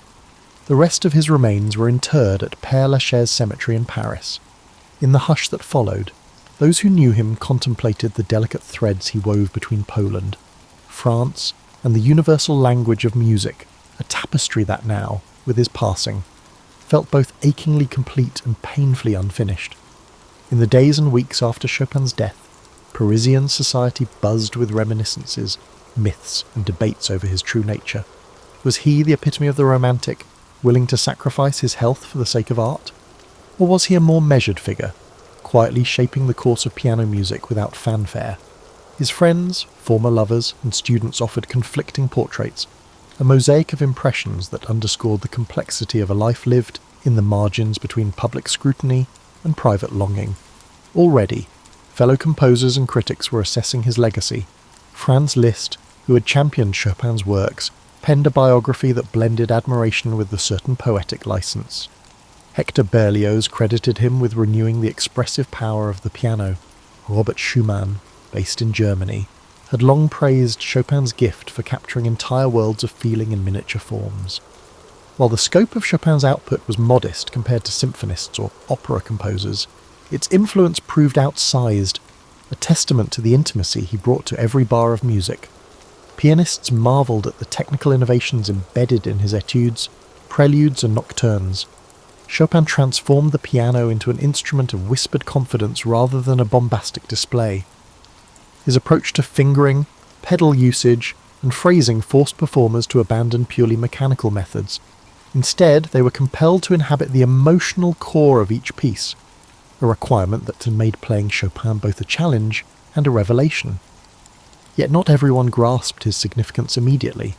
Some critics, particularly those captivated by grand orchestral works, perceived his oeuvre as devoid of grandeur. They questioned whether these delicate sketches deserved the same reverence accorded to symphonies. Over time, however, that perspective evolved. Younger generations of composers recognized that Chopin's genius lay precisely in his ability to convey epic feeling through slender forms. The preludes, each a miniature universe, gained particular acclaim for their structural and harmonic daring. Even Liszt's transcriptions of Chopin's works could not replicate the subtlety that defined Chopin's own playing. In Poland, still grappling with political subjugation, Chopin's music became a beacon of cultural identity. His polonaises, with their regal, march-like rhythms, and mazurkas, echoing the rustic dance forms of rural Poland, resonated with those yearning for national dignity. Over time, entire generations of Poles would point to Chopin as the embodiment of a spirit unbroken by foreign rule. In this sense, his legacy took on a patriotic dimension, turning him into a symbolic guardian of the Polish soul. While he spent much of his adulthood in Paris, his heart, both literally and figuratively, remained in Warsaw, ensuring that his reputation at home was burnished by an almost holy reverence. Beyond Poland's borders, Chopin's influence quietly seeped into the DNA of Western music. Claude Debussy and Gabriel Fauré, major French composers of the late 19th and early 20th centuries, drew upon his nuanced approach to harmony. Even Russian composers like Alexander Scriabin found inspiration in Chopin's coloristic chords. In the realm of piano performance, his legacy manifested in the demand that interpretation be a delicate art of shading and personal expression. Pianists from across Europe, and eventually the world, travelled to Paris or Warsaw to study Chopin's style firsthand. One of the more intriguing aspects of his posthumous fame was the almost hallowed aura surrounding his personal relics. Beyond the famed transport of his heart to Warsaw, people preserved his letters, locks of his hair, and even the pianos he played. Memorials and statues appeared, especially after political shifts allowed Poland to honour its favourite son openly. Festivals sprang up celebrating his birthday and revisiting his repertoire. A certain romantic mystique enveloped his image, the frail poetic exile whose life and death paralleled the vulnerable beauty of his music. Yet for all the mythologizing, Chopin's legacy rests squarely on the strength of his compositions. They remain staples in concert halls and teaching studios, prized not only for their emotive power, but also for their technical demands. Students labour over the waltzes, nocturnes, and etudes, learning to tell stories through rubato and carefully weighted chords. Seasoned performers return to them repeatedly, finding fresh nuance with each pass. In every corner of the world, from grand theatres in major capitals to modest community recital spaces, Chopin's notes continue to ring out, bridging gaps in language, culture, and time. Through it all, the composer retains an aura of intimate mysticism. His music, often described as capturing the soul's gentle confessions, remains deeply personal to each interpreter. And that may be his greatest gift to posterity, the invitation to find our own unspoken yearnings mirrored in his quietly revolutionary idiom. He left no grand manifesto, no flamboyant stage persona, but rather a carefully wrought tapestry of sound that persists in reminding us how powerful the softest voice can be when it speaks of truth. In the modern age, Chopin's significance endures, transcending the boundaries of Poland and France to captivate listeners worldwide. Yet the way we understand him today has expanded well beyond the initial romantic framework. Scholars delve into his manuscripts, tracing the evolution of harmonic progressions and fingering patterns. Historians consider the political and social milieus that shaped him, noting how exile sharpened his sense of cultural identity. At international piano competitions, from Warsaw's prestigious Chopin competition to events in Asia and the Americas, contestants vie to interpret his works with the perfect blend of fidelity and personal insight. In Poland, Chopin remains a national treasure. Streets, airports, and music schools bear his name. The annual festivals dedicated to his music attract visitors from every continent, turning the performance of nocturnes and ballades into a communal pilgrimage. His heart, encased in a pillar at the Church of the Holy Cross in Warsaw, is a poignant reminder of his last wishes. Locals and tourists alike pause there, reflecting on a life that, despite its brevity, resonates across centuries. The Poles see in Chopin a symbol of resilience, a testament that beauty can thrive even under oppression. In France, his longtime adoptive home, Chopin's legacy flourishes as well. Visitors to Paris can pay homage at Père Lachaise Cemetery, where he rests among luminaries such as Jim Morrison and Oscar Wilde. In the city's music academies and concert halls, his name is spoken with a reverence reserved for those who shaped an era. His image, the elegantly dressed yet fragile composer, forever perched at a piano, persists in cultural memory. Each year, recitals commemorate his arrival in Paris, recalling the sense of astonishment he once sparked in those crowded salons. Meanwhile, interpretations of his music have branched in countless directions. The early decades of the 20th century saw pianists like Ignacy Jan Paderewski champion his work with a grand romantic flourish. Later, Artur Rubinstein emphasized an elegant simplicity, stripping away sentimental excess. Contemporary virtuosos, bolstered by historically informed performance techniques, debate over pedal usage and tempo rubato, chasing an elusive authenticity that might approximate Chopin's own sound.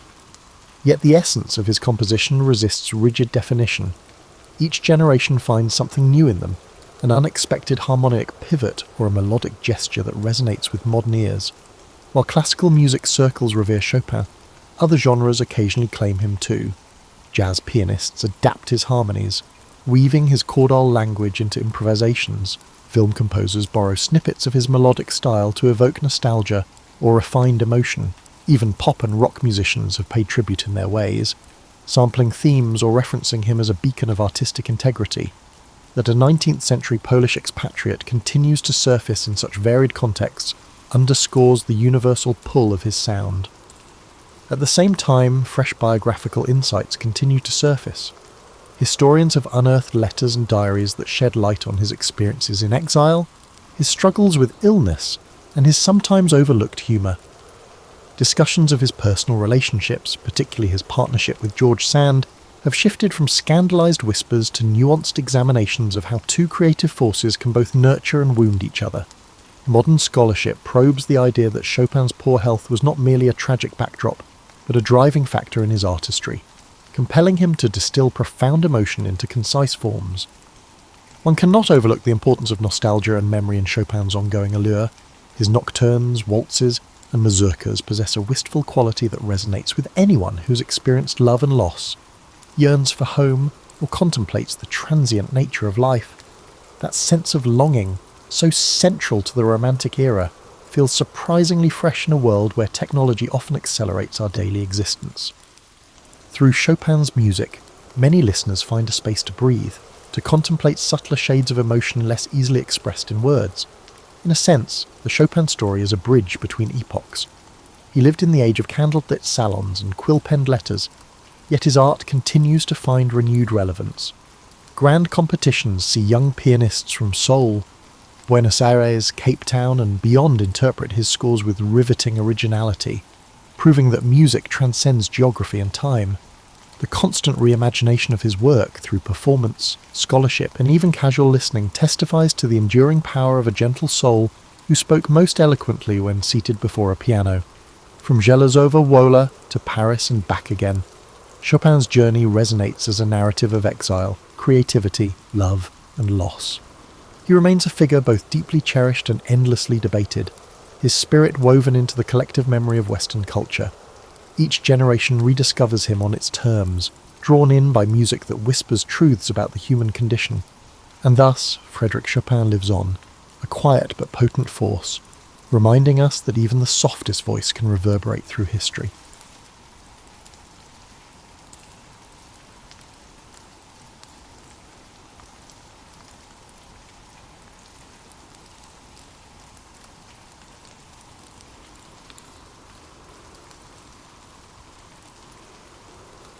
Aristotle's story begins over 2,000 years ago, in 384 BCE, in the ancient city of Stagira, located in northern Greece.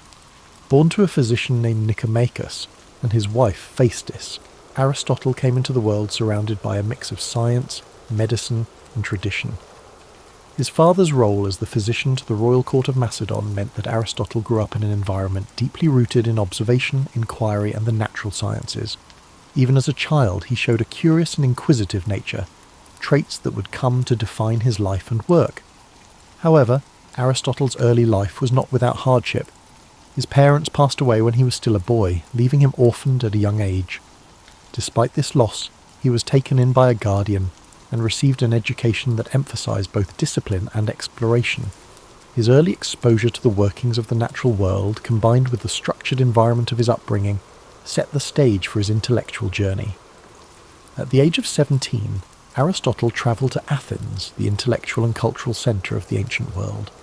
There, he enrolled in Plato's Academy, a prestigious school founded by the renowned philosopher Plato. Aristotle quickly distinguished himself as a brilliant student, one whose mind seemed boundless in its capacity for inquiry. For 20 years he studied under Plato, immersing himself in philosophy, mathematics, and the natural sciences. Though Aristotle greatly admired Plato, he did not always agree with his teacher's ideas. While Plato focused on the realm of ideal forms, Aristotle's mind was drawn to the tangible, the observable, and the concrete. He believed that understanding the world required examining it directly, through observation and experience. This difference in approach would later define Aristotle's own philosophy, setting it apart from that of his mentor. After Plato's death, Aristotle left Athens and began a period of travel and teaching. He journeyed across the Greek world, sharing his knowledge and expanding his understanding of different cultures and environments. During this time, he also married a woman named Pythias, with whom he would have a daughter. His travels brought him to the court of King Philip II of Macedon, where he was tasked with an extraordinary responsibility, tutoring the young prince, Alexander, who would later become known as Alexander the Great. Aristotle's influence on Alexander was profound. While the prince was destined for military conquest and political leadership, Aristotle introduced him to the worlds of philosophy, science, and ethics. He encouraged Alexander to think critically and to approach his rule with wisdom and fairness. Though their paths would eventually diverge, the relationship between teacher and student left a lasting impact on both. In 335 BCE, Aristotle returned to Athens and established his own school, the Lyceum. The Lyceum was more than just a place of learning. It was a community of thinkers and scholars dedicated to exploring every aspect of the world. Aristotle and his students walked the grounds of the Lyceum, engaging in discussions that range from biology and physics to ethics and politics. These peripatetic discussions, as they were called, became a hallmark of Aristotle's teaching style. Aristotle's curiosity knew no bounds. He sought to understand the world in its entirety, cataloguing plants and animals, studying the stars, and analysing human behaviour. His work was both broad and detailed, reflecting his belief that knowledge was interconnected. To Aristotle, understanding one aspect of the world helped illuminate the others. His contributions to philosophy were groundbreaking. Aristotle developed a system of logic that laid the foundation for scientific inquiry. He believed that knowledge could be built through observation, reasoning, and experimentation. This approach contrasted with the purely theoretical methods of his predecessors, and it marked the beginning of a more empirical way of thinking that would influence science for centuries to come. Aristotle's writings covered nearly every subject imaginable. He explored metaphysics, examining the nature of existence and reality. He wrote extensively on ethics, proposing that the goal of life was to achieve eudaimonia, or flourishing through the cultivation of virtue. In politics, he analysed the structures of government and society, emphasising the importance of balance and justice. Yet, Aristotle was not infallible.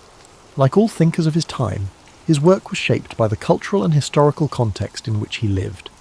Some of his ideas, particularly those on natural hierarchy and gender roles, reflected the limitations of his era. Even so, his methods of inquiry and his commitment to understanding the world continue to resonate. As Aristotle's influence grew, so too did the challenges he faced. In his later years, political tensions in Athens made his position increasingly precarious. Following the death of Alexander the Great, anti-Macedonian sentiment in the city put Aristotle, with his ties to the Macedonian court, under scrutiny. Accused of impiety, he chose to leave Athens, reportedly saying that he would not allow the city to sin twice against philosophy, a reference to the execution of Socrates decades earlier. Aristotle spent his final years in the city of Chalcis, where he continued to write and reflect. He passed away in 322 BCE at the age of 62, leaving behind a legacy that would endure for millennia. His works, preserved and studied over the centuries, became a cornerstone of Western thought, influencing fields as diverse as science, ethics, politics, and art. As you reflect on Aristotle's life, let the calm rhythm of his story guide you into a peaceful state of relaxation. His journey reminds us of the power of curiosity, the value of inquiry, and the interconnectedness of all knowledge. Aristotle's life was not just about answers, it was about asking the right questions and seeking understanding in all things. Feel the quiet wisdom of his teachings as they settle in your mind, a gentle reminder that the pursuit of knowledge is a journey, not a destination. Let the story of Aristotle inspire you to embrace curiosity and to find wonder in the world around you. Now, as you drift off to sleep, imagine the serene halls of the Lyceum, the soft murmurs of philosophical discussions, and the gentle rustling of leaves as Aristotle and his students walk under the shade of ancient trees. Let these images carry you into restful dreams, where the wisdom of the past illuminates the infinite possibilities of tomorrow. As you continue to relax, let the profound legacy of Aristotle's life unfold in your mind. His dedication to understanding the world wasn't just about acquiring knowledge. It was about seeking harmony, balance, and truth in everything around him. Aristotle believed that knowledge was interconnected, and through his teachings, he encouraged others to see the unity between the natural world, human behaviour, and the cosmos itself. Imagine Aristotle walking through the Lyceum, the warm sun filtering through the trees as he engaged in thoughtful discussions with his students. His words carried a sense of purpose, guiding those who followed him to think critically and observe the world with care. These walks, known as peripatetic lectures, were not just a means of sharing knowledge, they were a journey of discovery, where every step brought new insights and understanding. Aristotle's influence reached far beyond his own lifetime. His writings were preserved and studied by scholars throughout history, shaping the foundations of many disciplines. In the Middle Ages, his works became central to both Islamic and European philosophy, earning him the title of the philosopher among medieval scholars. His contributions to logic, ethics, and the natural sciences provided a framework for future thinkers, from Thomas Aquinas to Galileo Galilei. In the realm of ethics, Aristotle's concept of virtue remains timeless. He believed that the key to a fulfilling life was finding the balance between extremes, a concept he called the golden mean. For Aristotle, courage lay between recklessness and cowardice, generosity between stinginess and extravagance. This philosophy of moderation offers a calming and thoughtful perspective, reminding us that harmony often lies in balance. As you reflect on these teachings, let their wisdom bring a sense of calm and clarity. The idea that life's challenges can be approached with balance and thoughtfulness is a comforting reminder that, even in times of uncertainty, there is a path forward that brings peace and understanding. Aristotle's work on the natural sciences was equally revolutionary. He believed that observation and experience were the keys to understanding the world. He meticulously studied plants, animals, and celestial phenomena, striving to uncover the principles that governed their existence. His efforts to categorize and explain the natural world laid the groundwork for modern scientific inquiry, inspiring countless generations of researchers to follow in his footsteps. Picture Aristotle seated in quiet contemplation, surrounded by scrolls and diagrams, his mind alight with questions about the universe. The gentle hum of the world around him, the rustling of leaves and the distant chirping of birds served as the backdrop to his endless curiosity. This serene image reminds us of the beauty of learning and the quiet joy of discovery. In his exploration of politics, Aristotle emphasized the importance of community and the role of government in promoting the common good. He studied different forms of governance, analyzing their strengths and weaknesses. His belief that humans are political animals underscores our innate desire for connection and cooperation. Aristotle's insights into the nature of society encourage us to think deeply about the ways we interact with one another and the systems we create to support our collective well-being. As the rain falls gently outside your window, imagine the ancient world Aristotle inhabited, a world filled with wonder, where the mysteries of existence invited exploration and understanding. Let his story remind you that curiosity is a gift, one that opens the door to endless possibilities.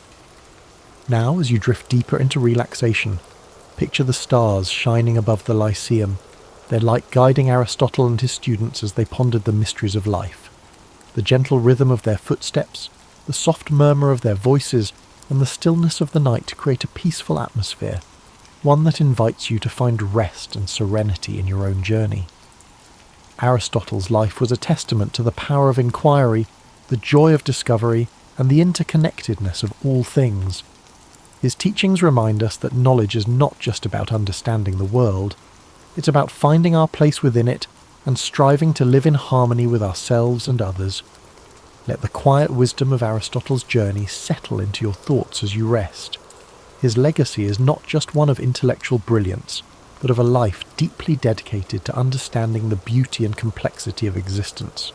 Aristotle saw the world not as a collection of separate pieces, but as an intricate tapestry, where each thread is connected to the others in profound and meaningful ways. Imagine the calm serenity of ancient Greece, the golden sunlight cascading over the white stone columns of the Lyceum as Aristotle strolled its pathways, surrounded by students eager to learn. They debated, questioned, and explored every aspect of life, from the nature of the stars above to the behaviour of the animals in the fields nearby. Their conversations were filled with curiosity and wonder, a reflection of Aristotle's belief that every question, no matter how simple or complex, was worth pursuing. Aristotle's ability to bridge different disciplines was one of his greatest strengths. He saw no boundary between science and philosophy, ethics and politics, or art and nature. To him, everything was interconnected, part of a greater whole that deserved to be studied and understood. This holistic view of the world is a reminder of the beauty that lies in seeing the bigger picture, in understanding that each small piece contributes to something far greater than itself. As you drift further into relaxation, let the harmony of Aristotle's teachings bring you peace. His philosophy of balance and moderation encourages us to find calm in the chaos, to seek the middle ground where we can flourish. The idea of the golden mean is not just a guide for making choices, it is an invitation to live with grace and intention, to approach life with a steady and thoughtful heart. Picture Aristotle at his desk, surrounded by scrolls and notes, the flickering light of a lantern illuminating his work. The quiet hum of the night provides the perfect backdrop for his thoughts, as he meticulously records his observations and ideas. Each stroke of his pen represents a step forward in humanity's understanding of the world. This image is a reminder that even the grandest achievements begin with quiet moments of reflection and dedication. Aristotle's life was also a testament to resilience. Despite the challenges he faced, from personal loss to political exile, he never stopped asking questions, never stopped seeking to understand. His commitment to learning and teaching, even in the face of adversity, is a powerful reminder that knowledge and curiosity are forces that can overcome even the greatest obstacles. Now, as you relax and prepare to drift into sleep, imagine the gentle sound of waves lapping against the shores of ancient Greece, the rhythmic flow of the sea echoing the timeless nature of Aristotle's wisdom. His story reminds us that the search for knowledge is an endless journey, one that brings us closer not only to the world around us, but also to ourselves. Let your breathing slow as you picture the peaceful gardens of the Lyceum, where Aristotle's students gathered to learn and grow. The rustling of leaves in the wind and the soft murmur of philosophical discussions create a tranquil atmosphere, one that invites you to rest and reflect. As the calm of the night surrounds you, let the echoes of Aristotle's wisdom carry you further into a restful state. His life's journey reminds us of the power of patience and persistence, the idea that true understanding unfolds slowly, like the petals of a flower opening to the morning sun. Each step he took, each question he asked, was a step toward unravelling the mysteries of life. Imagine the gentle rhythm of Aristotle's daily routines at the Lyceum, the sun casting soft shadows over the gardens, where he and his students would walk and talk. The air would have been filled with the scent of blooming flowers and the distant sound of birds singing, creating a serene environment for thought and reflection. It was in these simple, unhurried moments that some of the most profound ideas in human history were born. Aristotle's approach to life and learning reminds us that it's okay to take our time, to explore the world with curiosity and wonder. He understood that knowledge is not something to be rushed. It is a lifelong journey, one that unfolds gradually and beautifully. This philosophy of patience and exploration is one we can carry with us, a gentle reminder to approach our own lives with care and intention. Aristotle often turned his gaze upward, marvelling at the vastness of the universe and pondering the mysteries it held. To him, the stars were not just distant points of light. They were part of a grand, interconnected cosmos, a reminder of our place within something far greater than ourselves. Let this thought bring you a sense of peace and wonder as you rest. Aristotle's teachings also emphasized the importance of community and connection. He believed that humans are social beings, meant to live and work together in harmony. His ideas about politics and ethics were grounded in this belief, highlighting the value of cooperation, fairness, and mutual respect. These principles continue to resonate, reminding us of the importance of building strong, supportive relationships with those around us. As you relax further, imagine the soft murmurs of conversation in the Lyceum, the voices of students and scholars blending together in a gentle symphony of learning. The warmth of their shared curiosity and the strength of their connections created an environment where ideas could flourish. Let this image remind you of the power of community, the way it supports and uplifts us, even in our quietest moments. Aristotle's dedication to understanding the natural world was unparalleled. He believed that by observing and studying the world around us, we could uncover the principles that govern life itself. From the smallest insect to the vast expanse of the heavens, Aristotle approached every subject with the same level of curiosity and care. His work laid the foundation for countless discoveries, inspiring generations of thinkers to explore and question. Now, as you drift closer to sleep, picture Aristotle walking along a quiet beach at sunrise, the waves gently lapping at the shore. The golden light of dawn illuminates his path, a symbol of the new ideas and possibilities that each day brings. This peaceful scene reflects the quiet strength of his mind and the endless potential for discovery that lies within us all. Let your breathing slow as you embrace the calm and tranquility of this moment. The story of Aristotle's life is one of resilience, curiosity, and an unyielding desire to understand. His teachings remind us that no matter how complex the world may seem, there is always beauty to be found in the search for knowledge. As you fall into a deep, restful sleep, let the timeless wisdom of Aristotle's journey inspire your dreams. Imagine the serenity of the Lyceum, the warmth of shared ideas, and the quiet joy of exploring the mysteries of life. Thank you for spending this time with us at History and Sleep. May your dreams be peaceful and filled with wonder. Sweet dreams, and we look forward to seeing you again soon.